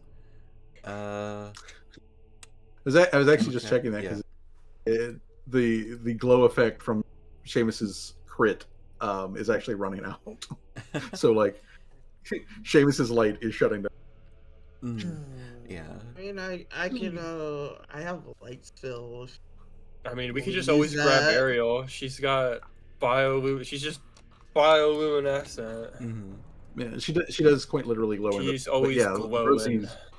Rosie also has her own like flashlight. Yeah. It's Um, like imagine it's like pitch black down here, right? I did have Yeah, another it is theory too otherwise as well about seeing what would happen if we let the genie lantern run out, because I have no idea what would happen if we let it run out. Might be something important, but at the same time, I'm not sure if I should let that happen. What the heck? So I guess we'll go down this hallway. I guess we'll let the Poppet lead. Mr. You're Poppet. gonna send the Poppet down. I'm gonna send them Poppet, yeah. Mr. Poppet, go find whatever's down there. Can you even see in the dark? Hey, we're doing using the poppet as bait now. It I mean, if he gets dies, I down- can just repair him. It's fine. It gets down to this point, and when it does, there is a thump as it runs into quite literally an invisible wall that blocks out this whole thing. Starts running down the hall, and then, ow. But yeah, when you guys walk up behind him, you see that Alexander is like tapping on the wall with one of his like wooden mitten hands, and he's like,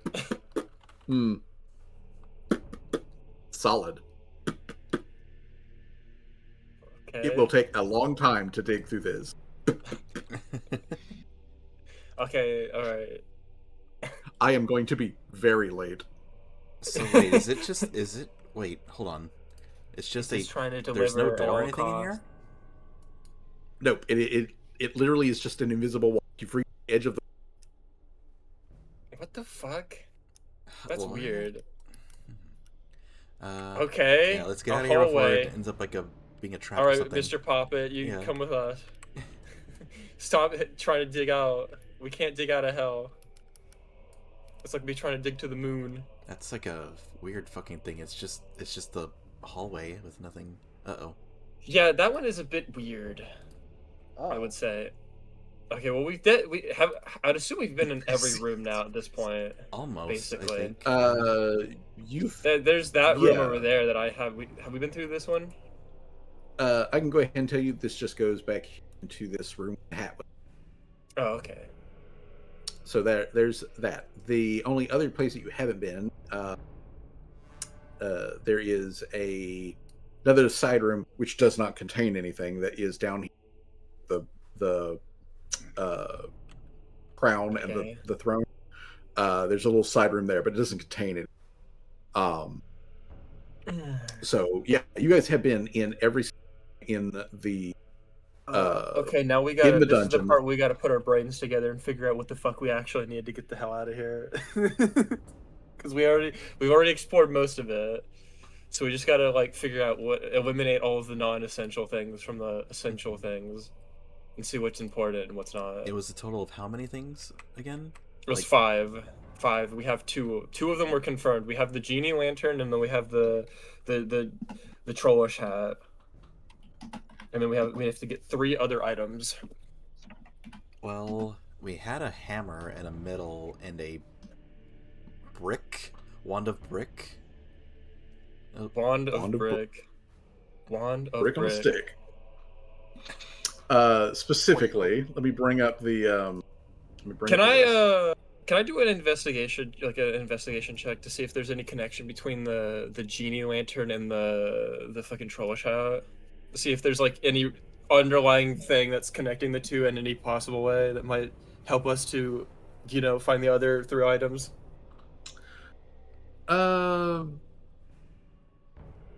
Make a society check. Alrighty. Oh, that's awful. Man, there's nothing. There's absolutely nothing. Damn! I knew I was gonna roll bad when I. It's okay. We Well, still I don't got. we got time. Yeah, do it. Should Okay. I just wait some more and then do it again? Well, I mean, you can keep thinking about it.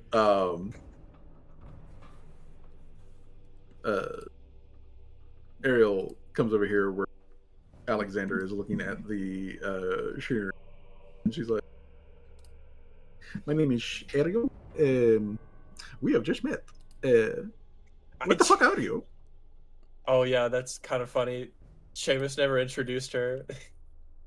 I could have sworn I did. No. Your father did share Oh, my okay, name. okay. Yeah, he did share my name. Plus, as you point Okay, out, I thought I he fucking didn't glow in the introduce dark. you. Hard to not notice me. Pink one. Pink hair, that is. Oh, John. Yeah. Damn it. This is definitely gonna be remembered. One of those Still, things gonna however, core memory now. I know that you guys all seem to be like taking this in stride and everything, but like this guy, he's not like Tim. He's different from Tim, but he is also like shame like Tim. And I was just kind of wondering, Mr. Alexander, what the fuck are you? And Alex like rotates his head to look at Ariel, and shrugs, and he's like, I was a delivery man. I was making a delivery.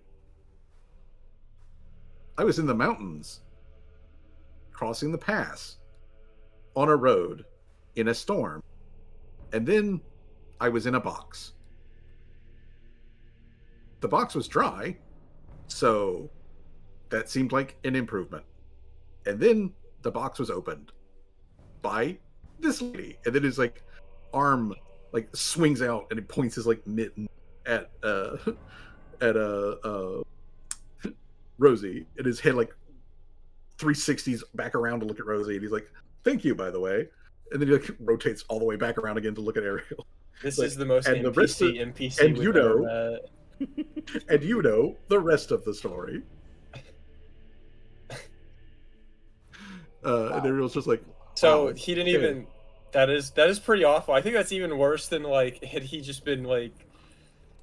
I mean, I guess it's a better fate than him having to be waiting in the box for 300 years.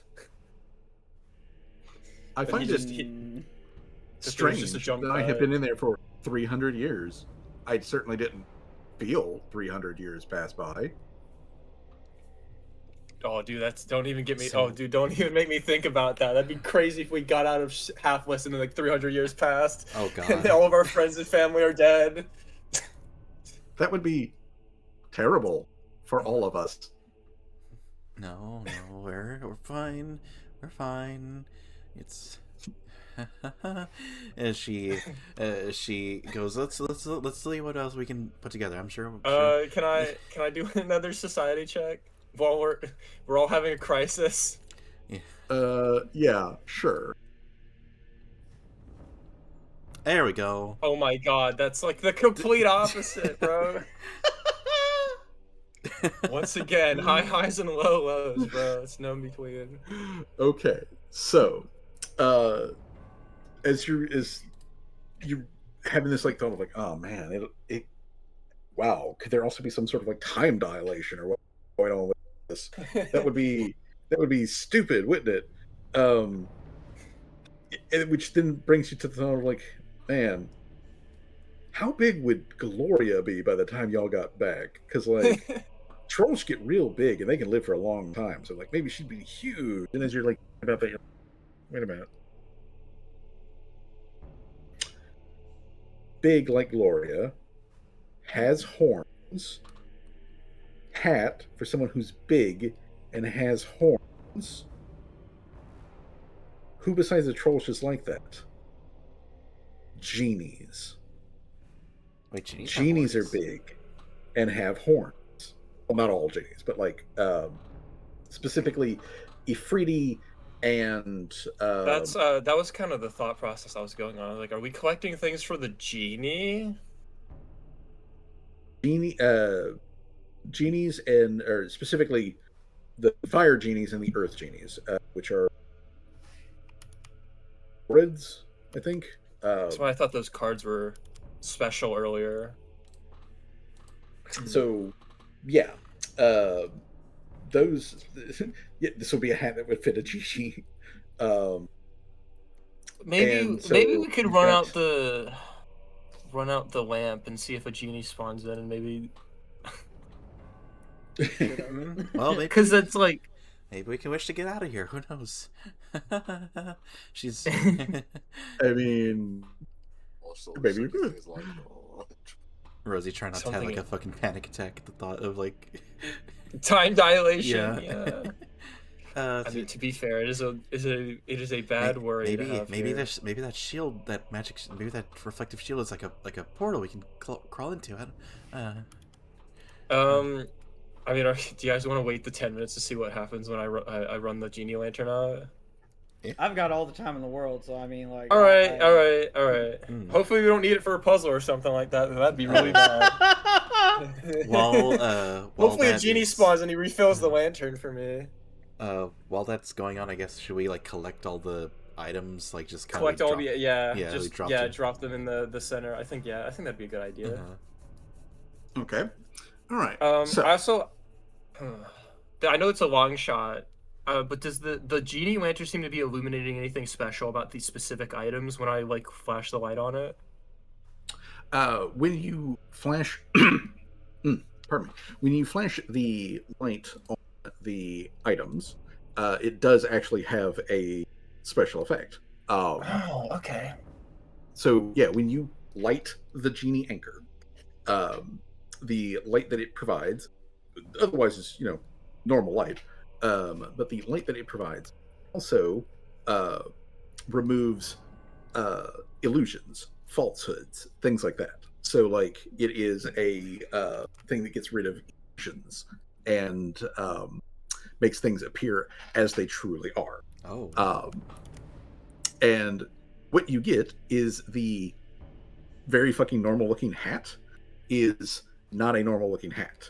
It is a very fancy, like very tall hat that would be like a turban kind of like thing. It is Okay. it is set with gems and Oh. is you know like I said, it's very fucking fancy looking. But it's still a hat, functionally speaking, and it's still built for a big person with horns. But it is a completely different looking hat. So instead of looking like a plain worker's hat, it is now a very fancy, like this is somebody who is very wealthy, probably a noble of some sort would wear, that kind of thing. The book that you pulled out that has the play in it. It has a title on the front cover now. The um, plain leather that it was bound in does not look like plain leather.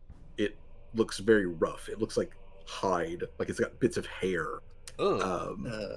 and whatnot coming off of it. Dealing with It's the it's Necronomicon? much rougher. But it Yeah, has a title. The language, though, that the title is written in is the Dark Tongue. oh. So Yeah, no yeah, wonder reading it gave me brain damage. yeah. So it's Literally. it, it's just straight up infernal. Yeah. Written on the front Because cover. Infernal is Um, like. the fork that you have is still a fork, but it is more of a tuning fork than a like eat Oh. with. So Okay. it's more of a, like I said, it's more of a tuning fork. A The tuning fork. the metal, like the Medal of Honor, it is beaten up. Like it's still a Medal of Honor, but now it is dented. It is a little corroded. There is very clearly an old blood stain that is Oh. smeared all across one side of it. Ugh. But yeah, it's taken a pounding. So instead of it looking like a pristine, metal, it has taken some beating. And the back over here to the list, so make sure I'm getting everything. The the ring that you found, the big ring, it looks the same, except it's got like some scratches in the primary ruby. Like it looks like it's taken a bit more wear and tear. It doesn't look as fancy and polished as when you pulled it out of that other chest. Okay. The brick, the brick on a stick, it is still a brick on a stick. No change whatsoever. All right. Yeah. Okay. That's not The important then, probably. and then the regular hammer that you had found earlier, its head, like the handle is exactly the same, but the head looks like a miniature anvil as opposed to a hammer, and it is made out of like a dark, heavily pitted iron that looks like it has been scorched. Like the handle itself is still pristine, but the head, it looks like it may have actually have come from some larger chunk of metallic ore at some point.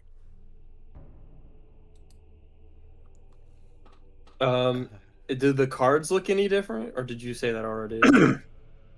The card box is exactly the same. The cards are still hero cards, like functionally speaking, they're still hero cards, but the faces on all the cards change from the like traditional faces that you're familiar with, because Torque has a deck of these cards.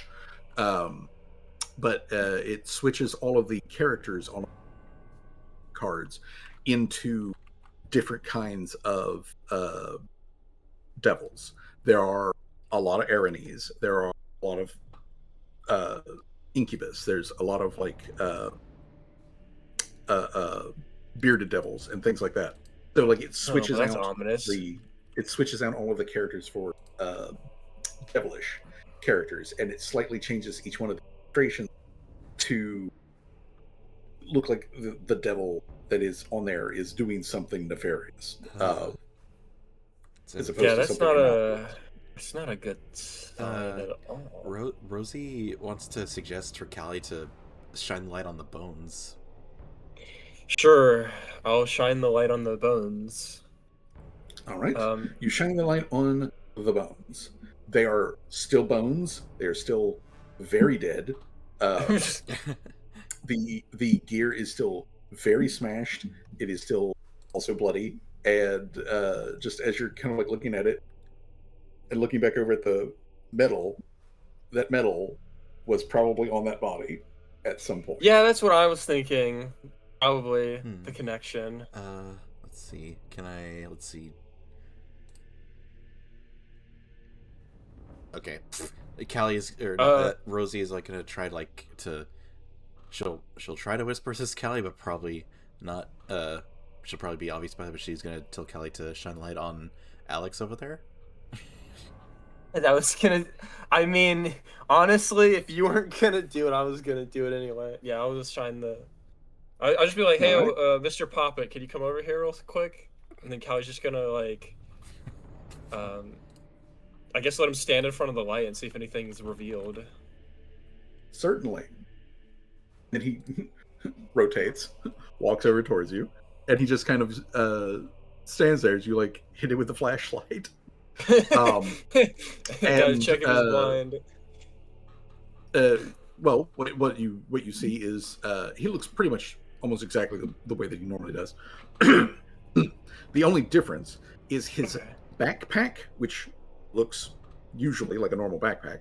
When you shine the light on it, what he is actually wearing is the like skin of some fiendish creature. Like its limbs have had all of the bones removed from it, and so the skin limbs are what is tight around his like shoulders and waist to hold on to it like the straps of a backpack, while the torso and like the body cavity of this thing is where all of these stuff is shoved in. You know, like at the top, Mr. Poppet, which can is I a ask bed, you, where did which you get looks like this a bedroll. backpack? Normally, looks like the opening of thing's mouth. Mr. Poppet, can I ask, where did you get this backpack from? He kind of like rotates his head to look back at his own backpack, and then he like rotates it all the way around like 360 degrees, like all the way back around to look at Callie, and he's like, "This isn't my backpack. I thought it was my backpack. My backpack is not this ugly." Yeah, I thought so too. I guess. Should I take this off? Maybe. Probably. This wasn't yours, and you take it out, you might get in trouble. That is a good supposition. And then it reaches down to like unbuckle the belt, but it's like, you know, like two skin feet tied together, and it's like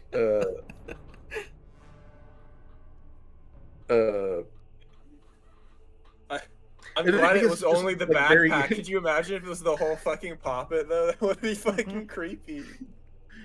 He starts to very awkwardly like take the thing off. And when he does take it off, he's like, is my stuff still inside this thing? And then he turns it upside down and starts to violently shake it. And a bunch of like random just like knickknacks and whatnot start falling out of this thing's like open floppy mouth. As it deflates, as he's just dropping it all over the floor. And he's like, "That is my stuff. Those are my objects. Those are my possessions. Why is it inside a skin bag?"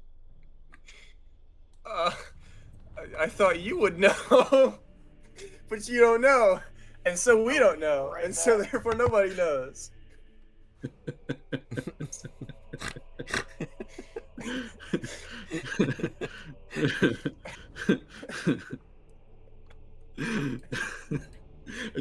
I'm just now seeing. I'm just now seeing what Johnny posted. Pink one, huh?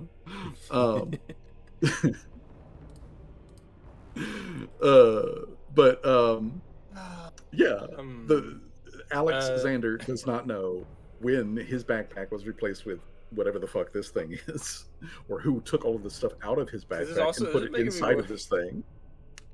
It's making me worried about if we got any of our shit replaced with how he's gonna use the. I mean, like, if his backpack got well, that's the thing. Think about it though. His backpack got replaced without him knowing, and his stuff is still in there. Like, meaning like something got swapped at some fucking point. Who's to say that like they did something like that with our stuff? Callie's gonna start searching through all of her shit now with the lantern. Like shine light on everybody. Yeah, give the TSA check. Alrighty. So, you scan over everybody. Everybody's stuff is normal. None of your things have been switched out. Mutated. But eventually, the 10 minutes do run out, and the lantern goes dark. Okay. And then, about a minute later, there is a pop, crackling sound, and then and a very little, well, not like super little, but like, you know, halfling sized creature appears right next to Callie. Okay. Oh, what is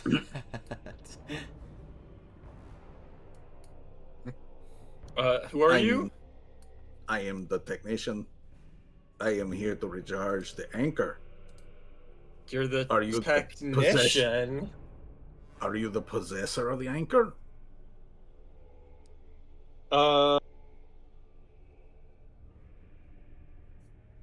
No.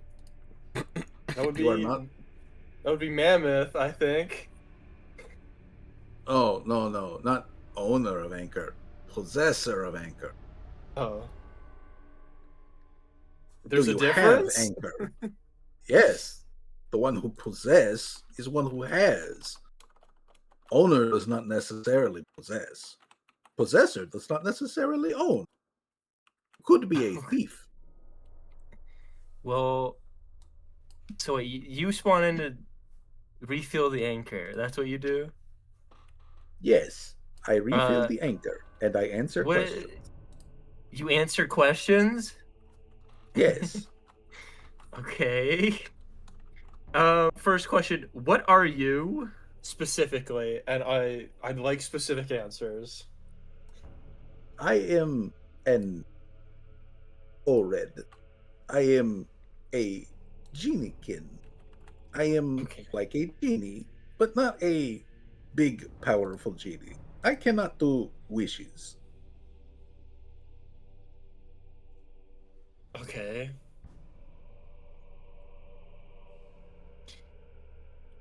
Well, that was the first question, I guess. Okay. Do you have more than one question? Yeah, I'm just hold on, I'm thinking about it.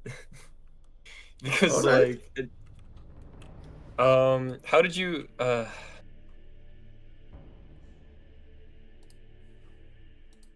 so you work for the possessor of the is that what I'm supposed to think? Is it you work for the possessor of the genie lantern? Or the genie anchor. I keep calling it a lantern. It's not a lantern. It's an anchor. It's kind of both. You can use either term interchangeably. But to answer your question, technically, no. I do not work for you just because you have the anchor. What I work for is the creator of the anchor. And the creator of the anchor says that I come whenever the anchor runs out of charge, and I fill it back up so that it can be used again. And while I am doing it, I am free to answer many questions. How did the genie anchor end up in here? the genie anchor was passed if through you know. many. Oh, I do know. I am bound to the object. So its history and my history are very similar. Basically, it was given to a mortal, and the mortal gave it to another mortal, and then so on, and then so on. I could give you a list of all 789 names if you would like. No, I just want the last one. Well, who was the last person who owned this before it ended up The here? the last owner, as you probably can assume, given the location and all that, is technically Mammon, the archfiend. But it was given to Mammon by the guy before that. And he gave it to Mammon in exchange for a powerful boon. He wanted, the usual immortality, power, big dick, that kind of stuff. Who would that be exactly? Who was the last person that gave this to Mammoth? Specific name? Who's the new guy? Well, his name was let's see. Do you speak Draconic? Yeah, I do. I think. Hold on, let me double check. Callie and I do. Yeah. I specifically learned it so I could talk to the kobolds. Yeah. Okay. Then I will tell you his name in Draconic. And then he gives the name in Draconic, which when translated to common is Soul Riot. Oh my god, I fucking kind of figured. Hold on. That means he's immortal? Oh, shit. I do not know if Mammon gave him that. I do not know if Mammon gave him that either. I just know that's what he asked for.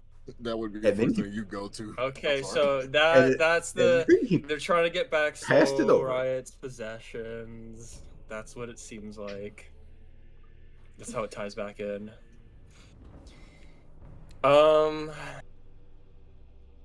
Which just means he's already he's already that just shows how much more powerful he is. He's like in league with devils, dude. He was a longtime owner of the anchor. He used the anchor 4 total times in the entire time that he owned the anchor.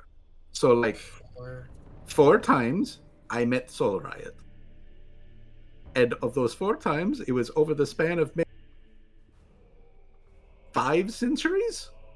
5 centuries? That's wild, man.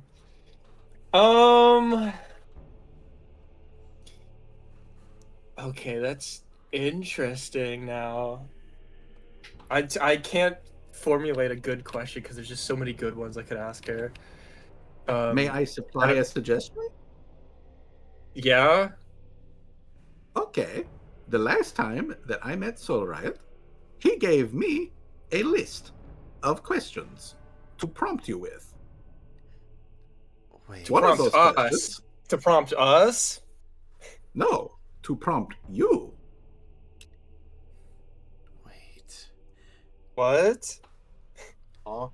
Yes. Like me specifically, right? Callie, right? Callie, right? Me? You are an Azerketi woman between the ages of 15 and 25, right? Yeah, that would be me.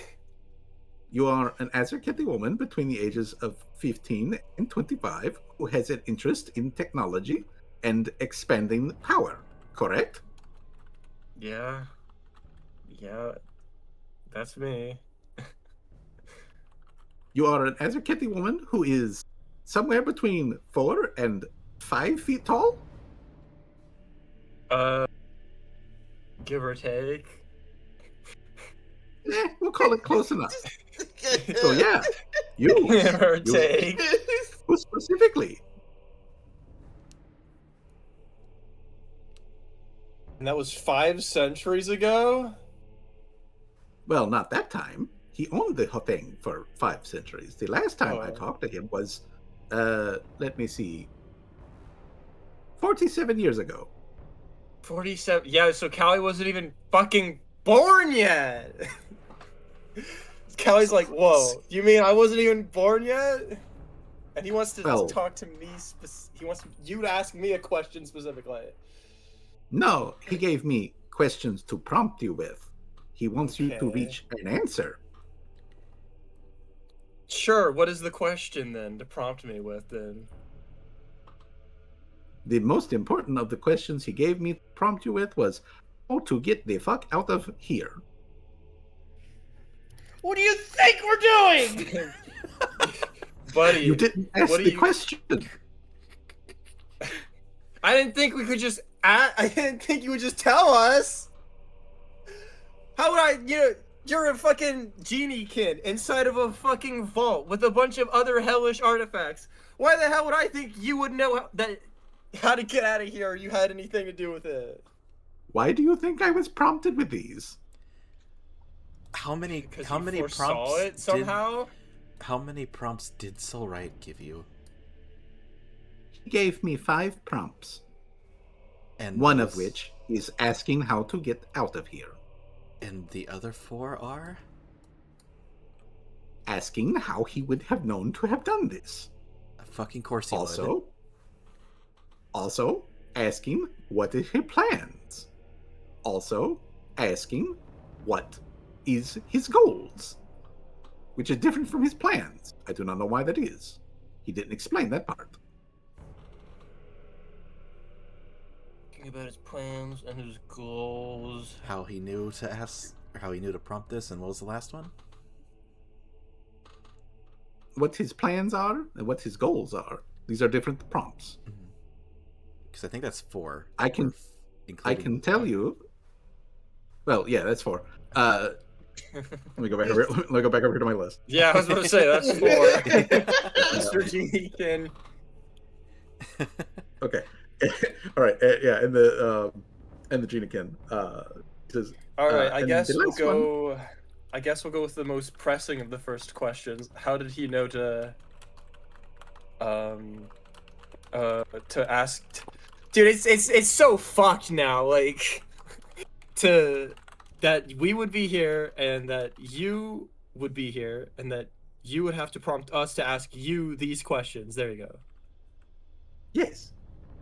So the basics, and I do not know anything more than the basics, is that Soul Riot knew about this because he asked that guy.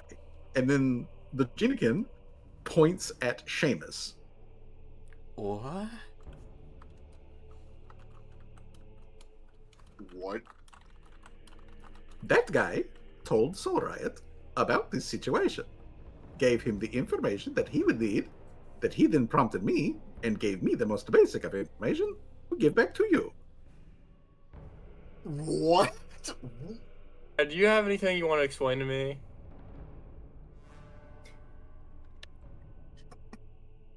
That you might want to like tell the party.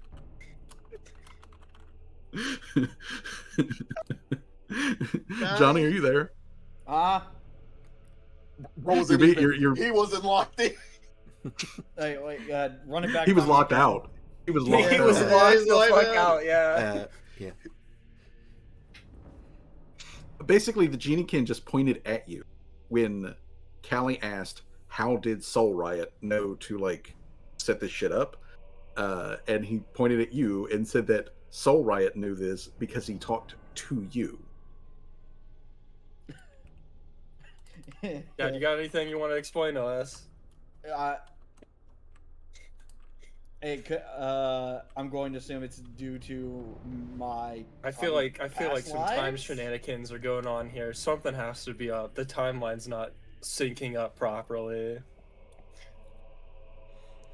Did Soul Riot talk to an alternate timeline me? Because I don't ever remember talking to Soul Riot. That's what I want to ask the genie. Did he talk to a alternate timeline version of that man right there? And she points at Seamus. Seamus is just like looking around confused while pointing to himself. Me? The fuck? Me? Huh? What?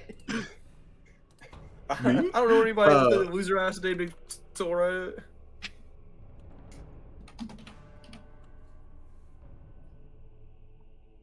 But yeah, like That is actually the fifth question. That is the fifth prompt. Was asking like how did Seamus tell him about this?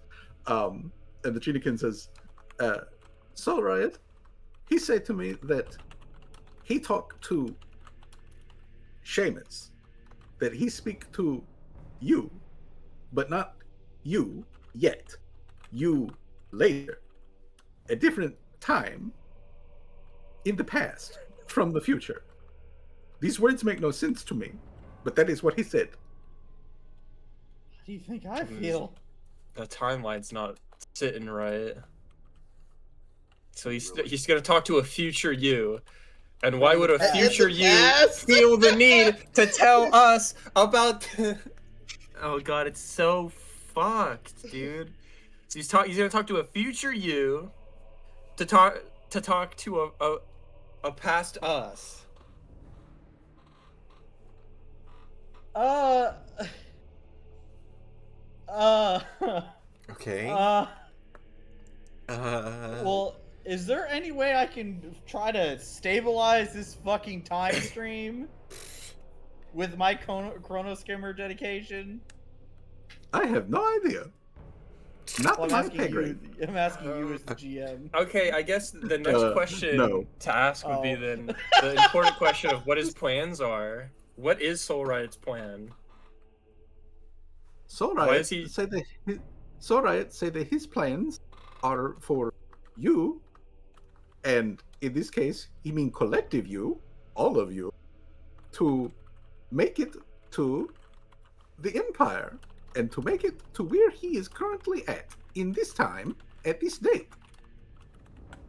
That is his main plan. His Well, it doesn't secondary seem like plan- that's gonna happen. His secondary plan is to have you do a task for him. He did not give me details on what the task was. God. He Fucking did, Soul however, Riot, laugh, dude. and he did say that you would be unhappy. Yeah, of course I would be. He fucking knows me so well, doesn't he? I mean, he would. He asked my fucking dad in the future. Somehow. To tell you. Oh god, it's so confusing because it's like, he's talking to a future Seamus In the past. to give this guy in the past information to talk to us in the future.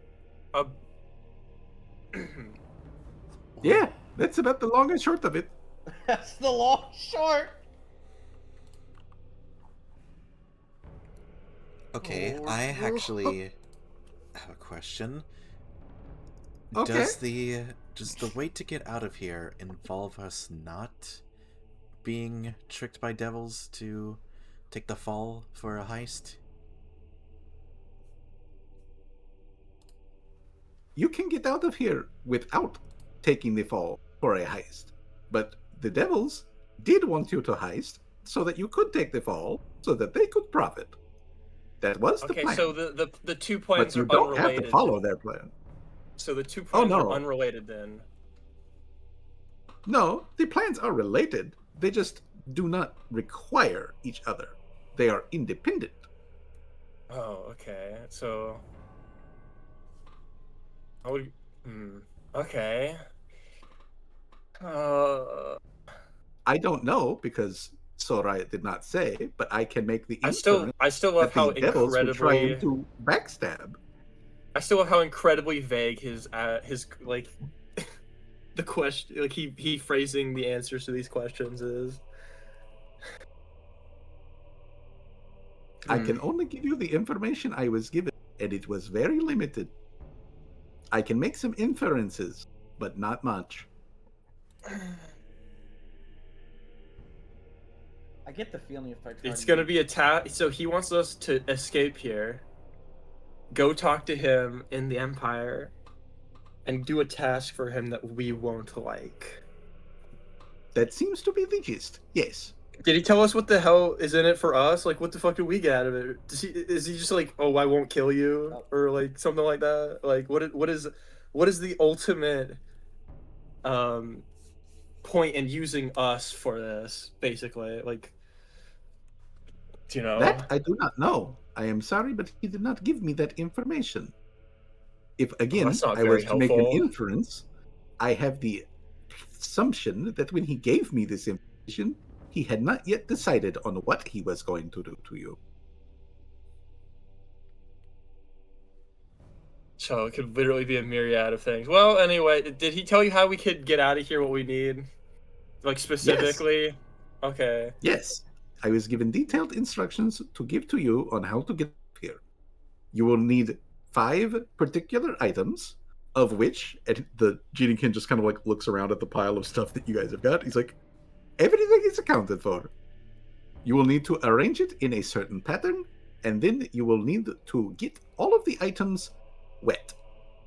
I do not know how you achieve this. Well, all right. Okay, I already know how we will do it. We'll just all. I guess we'll just Ariel- shove it into the tub and oh yeah, Ariel. I mean Ariel. Ariel just Ariel just could do holds a that finger too. in like Yeah. a squirt gun, Yeah, She's like, just- squirt, like, get this wet. Not Yeah. gonna work hard. I can get anything wet. Yeah. Oh, Oh, dude, I just. that does make sense though, because obviously in hell, like, not everyone's gonna be able to do that unless they spit on it. I don't know. Yeah, no. I feel like unless I did this, we would have never gotten to that conclusion ever. All right, well, fine. Get the. I guess we'll get the specific items. I guess. It's just Yeah, no. It's just that's such a big reveal. God, that's such a fucking mindfuck. Damn. That is a mind fuck. A past him was asking this guy in the past 44 years ago to talk to a future version of us and give us detailed instructions on how to escape from a version of Seamus in the future. which could be over, which probably may not be a version that is currently with Callie, because he probably did his own endeavors, Which is what I'm thinking is like, I'm still wondering like why would a future Seamus give these details if it wasn't for the betterment of all of us involved, right? Well, like, imagine this. But then again, he could have forced it out of him. Well, think about it. If he didn't talk to Seamus and Seamus didn't tell him to do this, we wouldn't be able to get out of here. Yeah, that's fair. He'd be like, no, I don't want my daughter to be stuck in hell. I guess I'll gather up all the items. Nothing else of interest, Mr. Geniekin, that you need to tell us that fucking dragon might want to tell us? Any, like, last minute things that he would like for us to know before we leave? Rosie's gonna ask him something. She says, "Do you, like, live in the Anchor?" No, I live in the plane of Earth. I have a house. I have a yard, which has a fence, and I also own a dog. What's the dog's name? I call him, and then it makes an noise that like a human could not, could never like His name possibly is... like do. Yeah, like that. Like, but you can call him Spot. And this is what the deception check is. Rosie just kind of side asks or whispers to him, "Did he really wish for a big dick?" Yes. Huh. So he's immortal, Well, he really is a creep, isn't he? and then he's got a.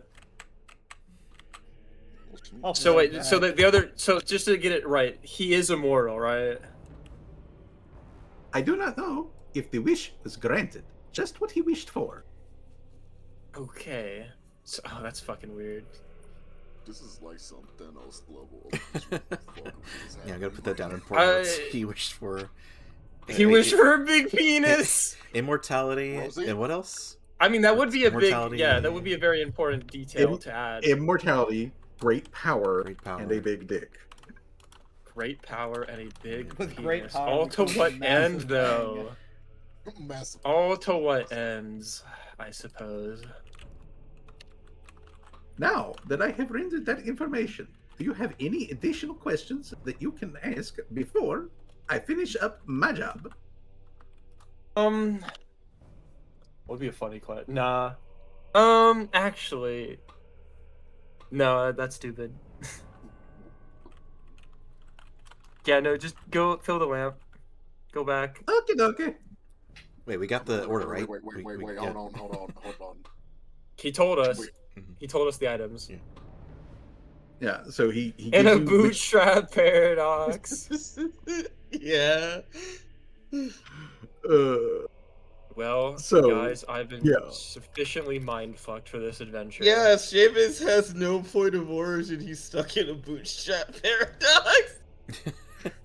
he is his own granddad. Philip J. Fry. Let's hope his ends will end with Callie taking over the world, and not all of us dead on the side of the fucking road. And his grand scheme to do whatever the fuck it is he wants, with Okay, time and reality. Yeah. I am DMing you something real quick.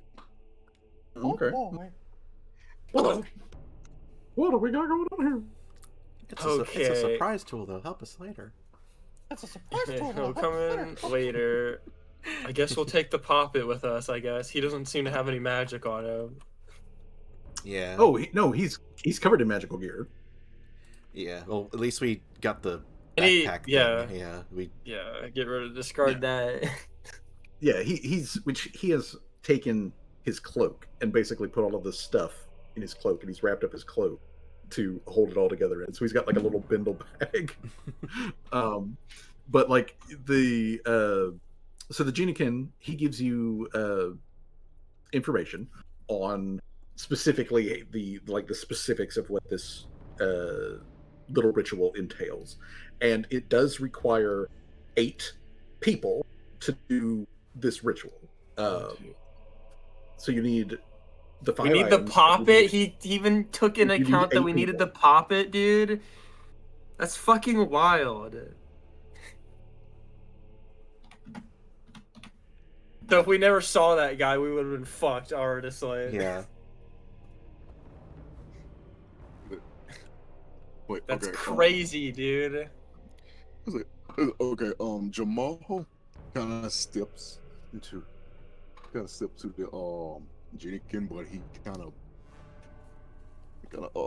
do I need to roll a stealth check? Because I'm talking to him privately. Uh, I mean, that's if you don't want anybody else to Yeah. hear it. Yeah. Or deception. Jay, stealth. go make a stealth or deception, whichever one is better for you. Okay, give me a second. Okay, give me a second. Where is it? I was like, I'm trained in deception, but an expert in stealth. Stealth.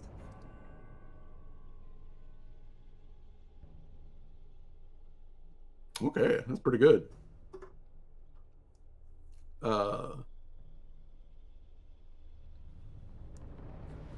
Okay.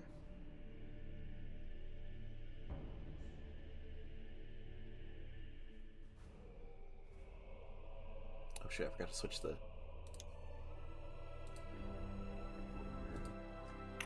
Okay. Ariel So- definitely hears. So yeah, the close fish girl probably overhears this, but she's not making any sort of big deal about it. Yeah, I will ask her later what he said, just so I can. So, Jay, if you want to type that question out and DM it to me, then we can handle it that way. No, I don't mind. I can say it. All right. Then give me speak it your truth. So Jamal, as they previously were before they let him pull the whole engine, like actually, so I actually do have a question of my own. Okay. Sure thing. It's going to take me another half minute to fill this thing up. Takes a lot of juice. Why do you switch to Mickey Mouse? Johnny will be right back. He's going to the store before it closes. Because my throat's getting a little sore. Mm. But yeah, he's holding the anchor, and he's like got his finger pressed up against the battery pack, and it's like slowly like beep beep beep beep like filling up. But he's like, "What's your question?" Jamal looked around. It was around. Has anybody from my old group survived the ambush that happened way back before I met this group? Yes, there were 2 survivors. You are one of them. There is one other. I do not know their name, but I can tell you where they are at. Jamal kind of shakes up, looks like shake up a little bit, like, wait, huh? He's like, wait, where are they? Please tell me where are they? It it gives you a city name, which if you give me a minute, I can tell you what that actual city name. And not only does it give you a city name, but it also gives you an address, like a specific building. I have another funny question. Is the family that Poppet needs to deliver that stuff to, are they still alive? Callie. Yes. Oh, my goodness. Yes. The family is still alive. They still live in the same city. They did move, though. Why'd you That say address is Callie wrong. like I killed his family? Why did you say, hey, Callie like I killed the family? But yeah, he confirms that Alex All Xander's delivery destination and the family that he was delivering to, they do still live there. Okay. Good. He can go deliver it to them. Okay, let's see. Be like, why is it 300 years too late? But, you know, I guess never than... better than never. Okay, all right. Bring up the map. So I gotta bring up my world map here. All right, so...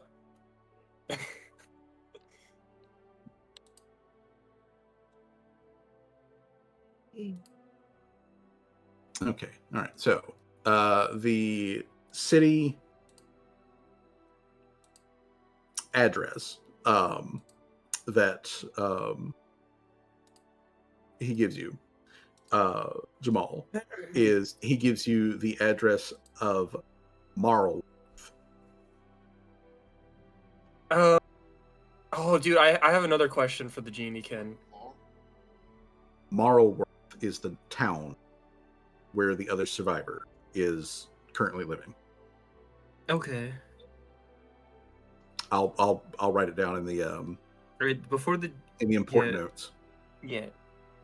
I guess I'll wait for that. I'll wait to ask because the question I have is actually kind of really important.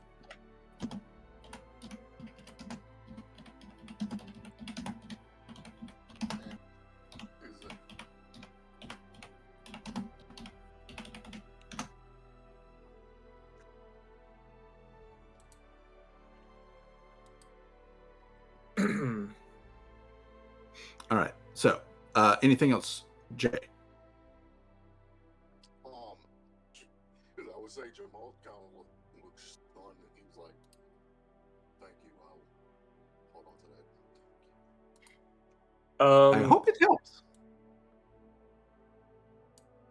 I guess my next question is the Poppet have anything to do with like Cell Riot's big plan? Like, is it, you know what I mean? Other than just like to help us get out of here, right? Like, is him delivering something important to this grand plan that Soul Riot is concocting at that specific date?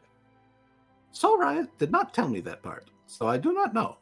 As a matter of fact, when I was given the information on how to do this ridiculous uh, ritual thing, Sorayat was very clear on all of your participation, but he was unclear on who the 8th person would be. Okay, so they're just completely unrelated. Okay. I wanted to make sure in case they're that related party, in case we were specifically the whole plan was to also get the Poppet out and deliver that specific thing and Yeah, that's a valid then question. just Yeah. cause an entire chain reaction of other events to happen as a result. Yeah, I was giving a list of possible people that it could be, but it could be any of them. Okay. So that part is No. uncertain, but he's certain that there were 8. There were 8. All of you who are here, plus one more. It's just the one more was an unknown. There were a lot of maybes, and it didn't matter who it was.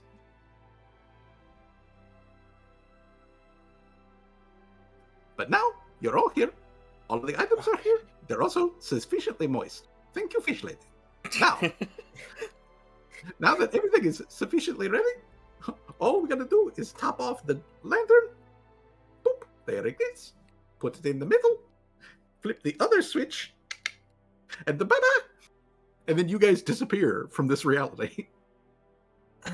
And reappear in a dwarven workshop. So let me move us back to Wild, bro. Dwarven workshop. Dwarven workshop, right where y'all were beforehand. Mm-hmm. And here in the Dwarven workshop, not only is there the Hell Knights and everything that were there, but you still have the contract devil, and the contract devil is in the middle of a very venomous dressing down of the Aranese and the other taller advanced Aranese. They are currently both on their knees with their hands shackled behind, they're basically they're handcuffed basically. They're on their knees as they're getting dressed down. Did you change the map or no? Yes, I did change the map, but let's make sure that you're all on it. Oh, Okay, there we are. Yeah. There we go. Yeah. Because I didn't see it. Okay. Yeah. It just was taking its sweet ass time. Okay. So, the contract devil is currently there, and he's speaking in the dark tongue to the Aranese guys, and obviously from just the tone, you can tell that they are getting a serious dressing down. But when y'all reappear, the contract devil stops, looks over at you guys, looks you up and down, and just slaps itself in the face and just runs its hand down over its face and you got out without any of the items. Fuck, this day could not get any worse. Glad your day has been sufficiently ruined. Oh, it's far from sufficiently ruined. Listen, Miss Fino, I'm in my own way happy that you got out of there. Oh, please. I'd really like to know how you got out of there. I'm not fucking telling you. Fair. You don't have to. You're the reason I'm in there. I can just simply make the assumption that you're very intelligent and that you smarted your way out of it. That's what I choose to believe. So, now that all of that is concluded, my coworkers here, they failed in their assignment. They were, as I'm sure you probably determined, there to get you to steal shit, which we would have then stolen from you, most likely off of your corpses. since that's just not going to happen, and they fucked up, well, I guess you're free to go. I wouldn't stick around in Nognod past sundown if I were you. Things get a little quirky around here after the sun goes down. So, I would conclude any sort of business that you have in town, and then get the fuck on to your flying boat and get the fuck out of this territory. After this, I am no longer going to be polite. I have put up with this shit 7 times in a row, and I am ready to be done with. Now I have to do it an 8th time. Done it an 8th And it's time. going to take a lot of alcohol to ease the bullshit. You've done it that I that am many feeling. times. So you've done this scheme with other people, huh? Yes, other people. I guess you can call it that. Yeah. Callie writes down her notes. Make sure to bring this up with Mammoth at some fucking point. So, that all said, this all done, I'm going to go bathe myself in a tub of booze, ice cream, and hookers.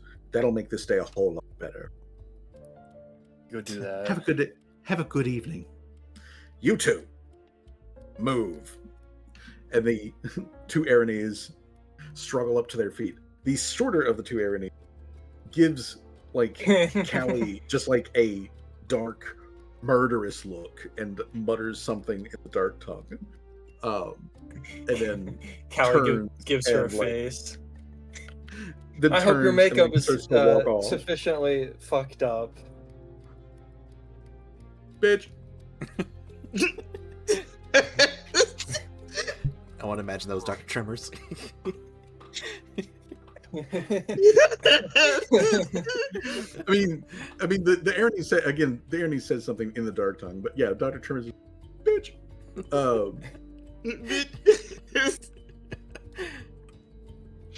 And otherwise, the devils stalk out, leaving the party alone. Well, not alone, but with other mortals, alone with other mortals, who are all dwarves that worship Satan. Devils, and, yeah. you know, Literal Satan. Hell. There's another one of You those know, level 1 mechs Callie looks to being the rest put of the together, party. Behind him. Callie looks to the rest of the party is like, guys, I'm sufficiently kind of done with dealing with hell and devils at the moment. Let's get I the don't hell want to out stay of any hell. longer. Get the hell out of hell! And Ish. I also would like to get the hell out of hell. Are we still in hell? no, we're back on Halflus, Oh, Mr. Good. Poppet. I believe now I can actually walk to where I need to get to. Thank you for helping me get out of there. Actually, since we're going to the Empire, wouldn't it just be better if you rode along with us? It'd take less time to do it. Mr. I Poppet. guess I can do that. Do you have sufficient space? We should. Everybody, If not, they're I gonna can be so always- fucking confused. They're like, I thought you were talking to a dwarven craftsman. Why the fuck did you come back with a Poppet? As the rest of the party sees us. You bought another slave? You bought another one? You freed more slaves, Callie? I can't believe it. I thought you were supposed to be evil. Why are you freeing slaves? I want those slaves to work for me! But yeah, yeah. Graf Gear, he on board. He waiting. He wait for boss to get back. So the dwarf had just to confirm though, the dwarf guy though, he didn't tell us where he would know where his niece is at all. He knows he knows a very general broad area where Okay. she might be. Um, and he reiterates, so long as you don't mean his niece harm, then he is okay with telling you the Okay. general area. Beyond that, Okay. though, he can't give you an exact thing. Okay, well, I feel like at some fucking point we should send a messenger to her. Be like, hey, yo, yeah, we don't like Soul Ride either. Can we, like, I'm getting kind of tired of him, bro. All right. So, It He really is a sounds perv. he really is a perv. I guess Callie's final words to the Dwarven Smith would probably be like, if she comes by here, I guess, if she does, which I don't know she would, right? To say that we want to, like, talk to her about the whole fucking Soul Riot thing, maybe teaming up against him, because, like, it doesn't seem like either of us like him, and that, he can pass along that word.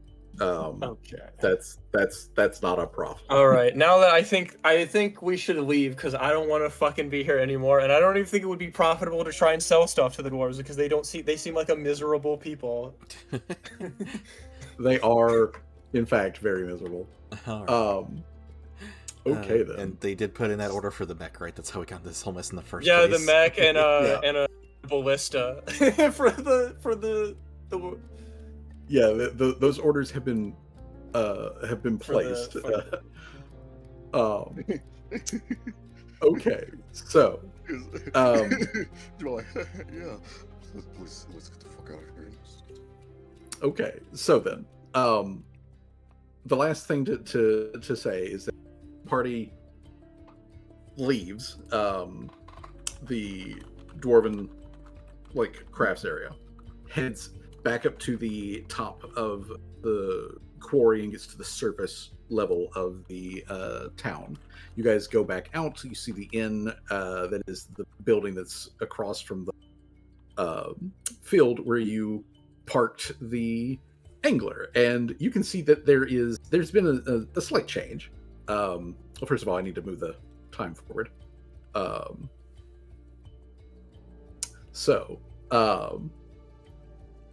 As you guys are coming up to the angler, as the sun has dipped below the horizon, you're here in the twilight. That the angler is completely surrounded by a huge flock of sheep, and not my fucking sheep. And as you guys come up, all of the sheep all go silent, and they all turn and look at you and with one movement, they all turn and look, and there's just glowing eyes. Now that I don't like. Oh hell no! And it's just glowing eyes throughout the fluffy cloud of Holy them shit, covering. guys! They have fields of skinwalkers. Let's get out of here, guys. I don't feel comfortable being in this fucking ass town. The sheep part ways so that you guys can get to the gangplank.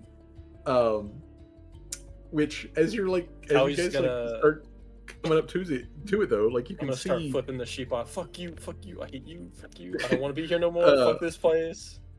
Fuck yeah, hell, but as you guys get Satan. get onto the angler, come up the gangplank, you can see the NPCs that you guys left behind are here on the deck, and as a matter of fact, they are all currently engaged in a card game, and you have Torque sitting there on her heels, with just the smuggest fucking look on her face that you've ever seen. And you've seen some smug ass looks on this Dromar, but this is a smug ass look. And the reason she's got such a smug ass is because she's got a couple of cards in her hand. She's got a whole plethora of suits laid out in front of her, and she is fully dressed, but almost everybody else is down to their underwear, and there's just a pile of fold next to Torque, and she's got that, and she's looking across the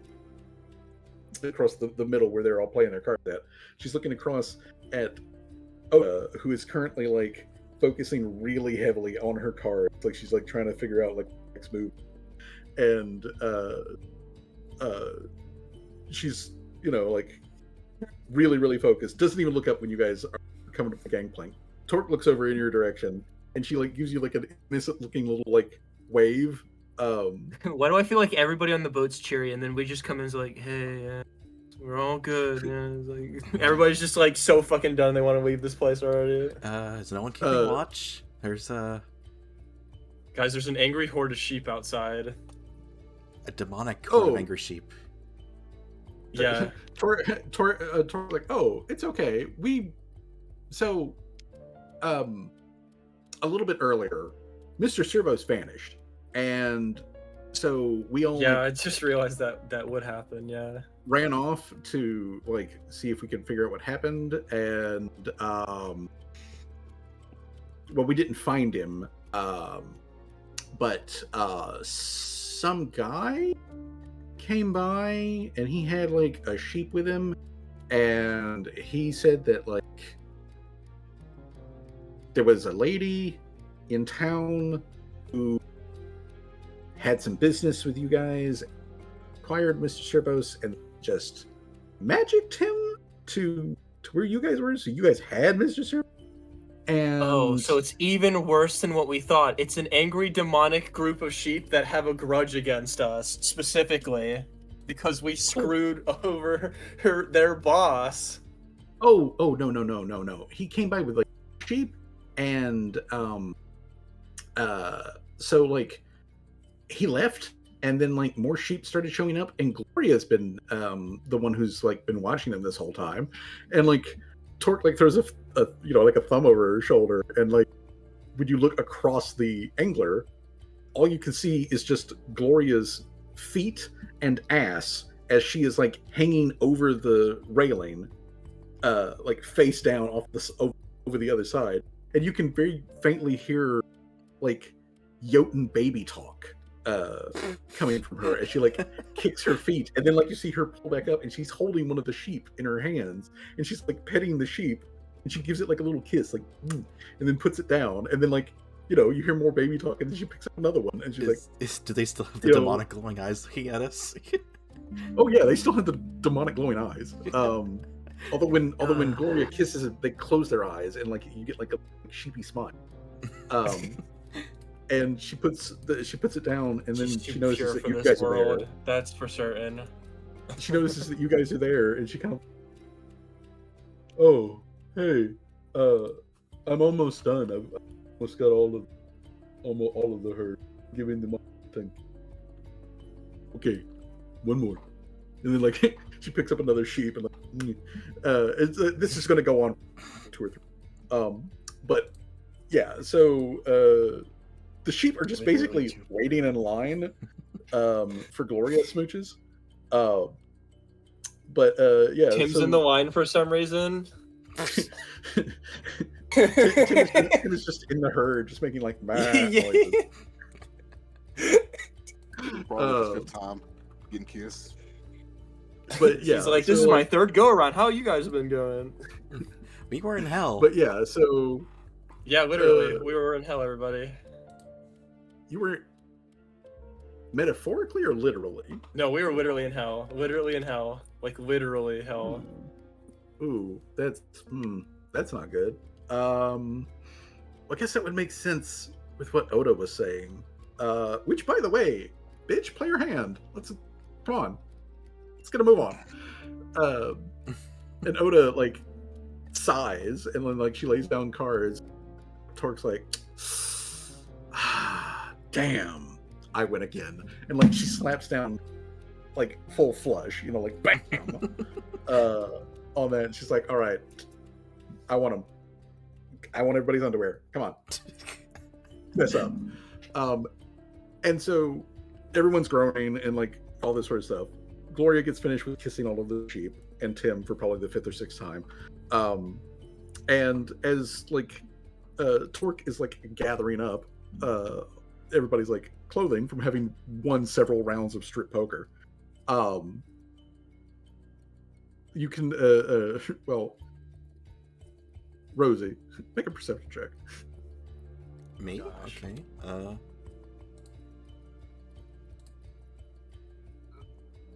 Okay. Yeah. So like, is all of this is going on? You know, I'm gonna do a hero point with that. I mean, you might as well see in the session. Get the hell There out we of go. hell. Oh, There it we was go. almost a 20. There we go. Still very good. But yeah, when Torque like gets up, or like, well, she leans forward, so she's like on her knees, and she's reaching to grab everybody's like unders that she's collecting. You can see that like tucked into like between Torque's thighs are several aces that are like extra cards that are tucked in where no one could see them unless you were behind her. So yeah, she's just been cheating at cards, swindling everybody on board and slowly undressing. And that is where we are going to end with Torque. Yeah. Damn, the I underwear off just of got everybody. back. Damn it. You are. you just got back. Why is so- everything red? I guess. Oh yeah, I was gonna ask It is dark. It's the Ariel Twilight something, hours. It's the but I Twilight guess. hours. What do you want? What do you want to ask her?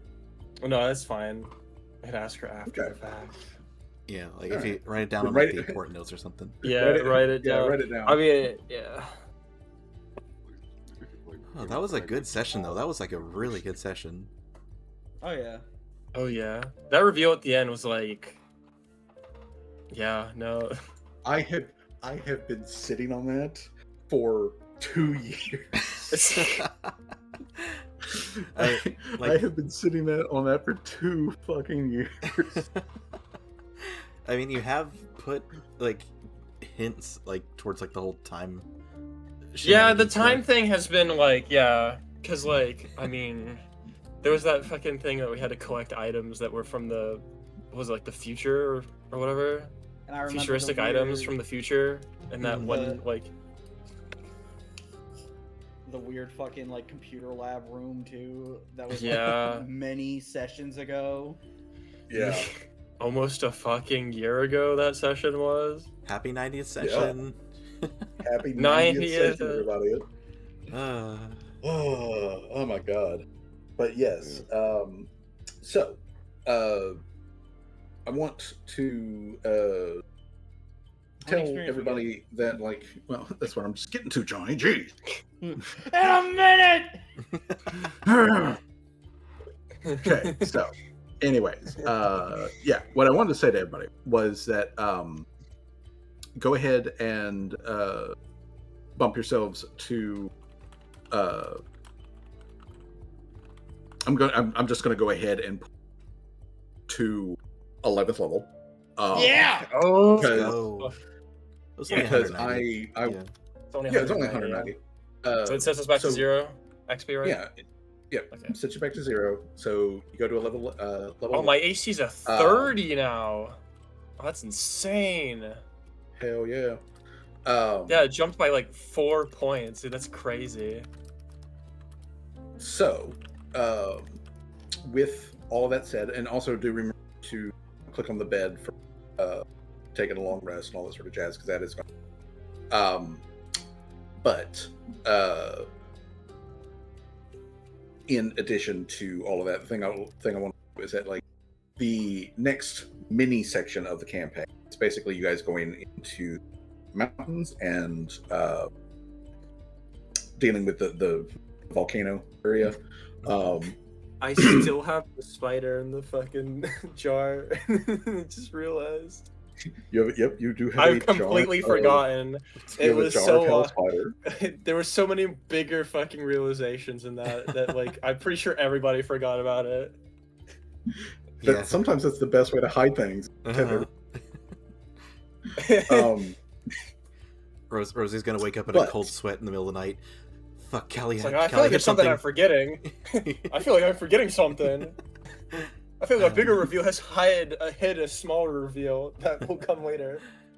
She just wakes up in a cold sweat and, you know, the little tiny cabin area that she has, and she's like, Callie took Oh, something. dude, there's gonna be I know signs. it, I know it. Callie's gonna build a whole fucking little room for it in the basement of the fucking workshop, bro. Like, there's gonna be signs, bro. That's where she's gonna that's where she's gonna put her fucking the trap door, the people like the villain layer, they yeah, basically. it's basically gonna be your fucking rancor.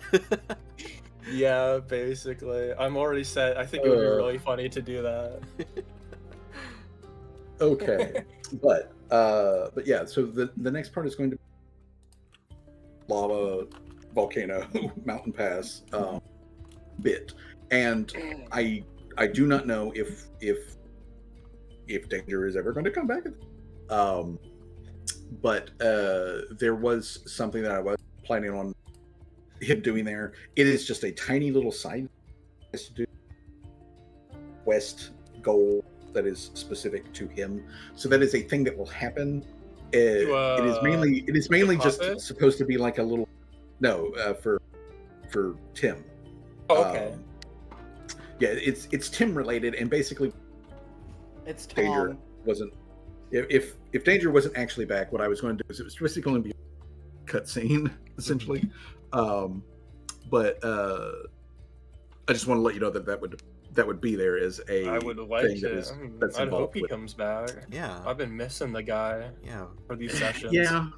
I would love to have Tim back. I'd love to have Danger back on in a full-time way, but I know that he's dealing with stuff. Yeah. And he's only got so much stamina and strength. So Yeah. No, I know that feels so badly, and the spot at the table is always open for him. That's all we need to say. Yeah. It's never a question. He is always welcome back. Just they're dealing with some stuff.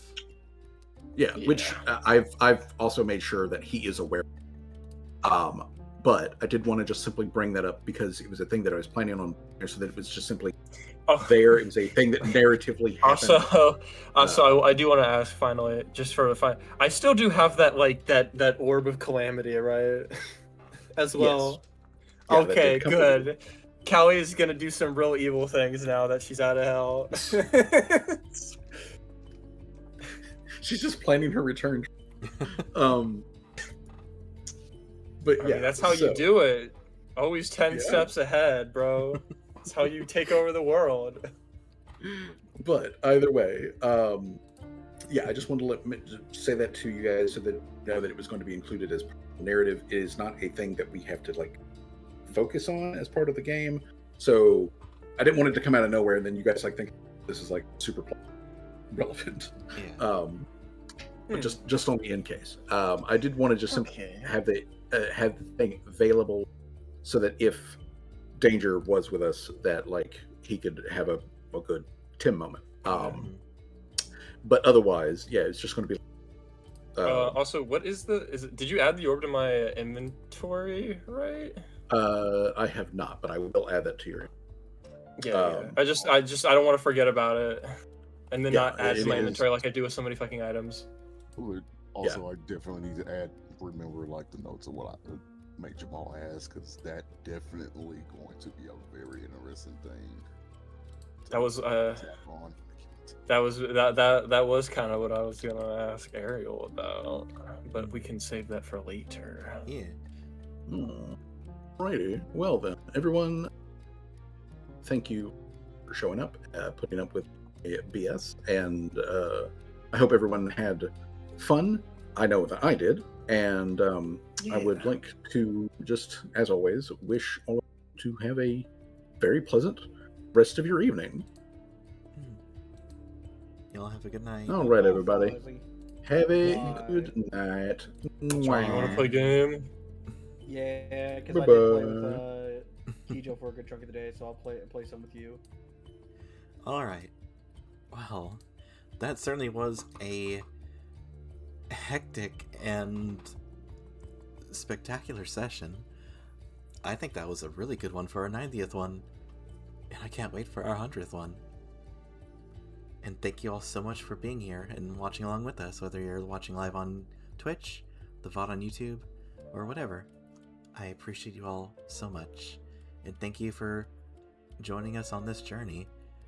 I'm really looking forward to seeing what the next part of the finale will be. And I hope you all have a good rest of your night too. And let's see, who should we raid? Well, let's see. There's a lot of people on right now. I guess we could do Hinetu. We could do Quill and Quill's Live, Vapors doing Deep Rock. I mean, let's do Hinetu. I can do Hinetu, yeah.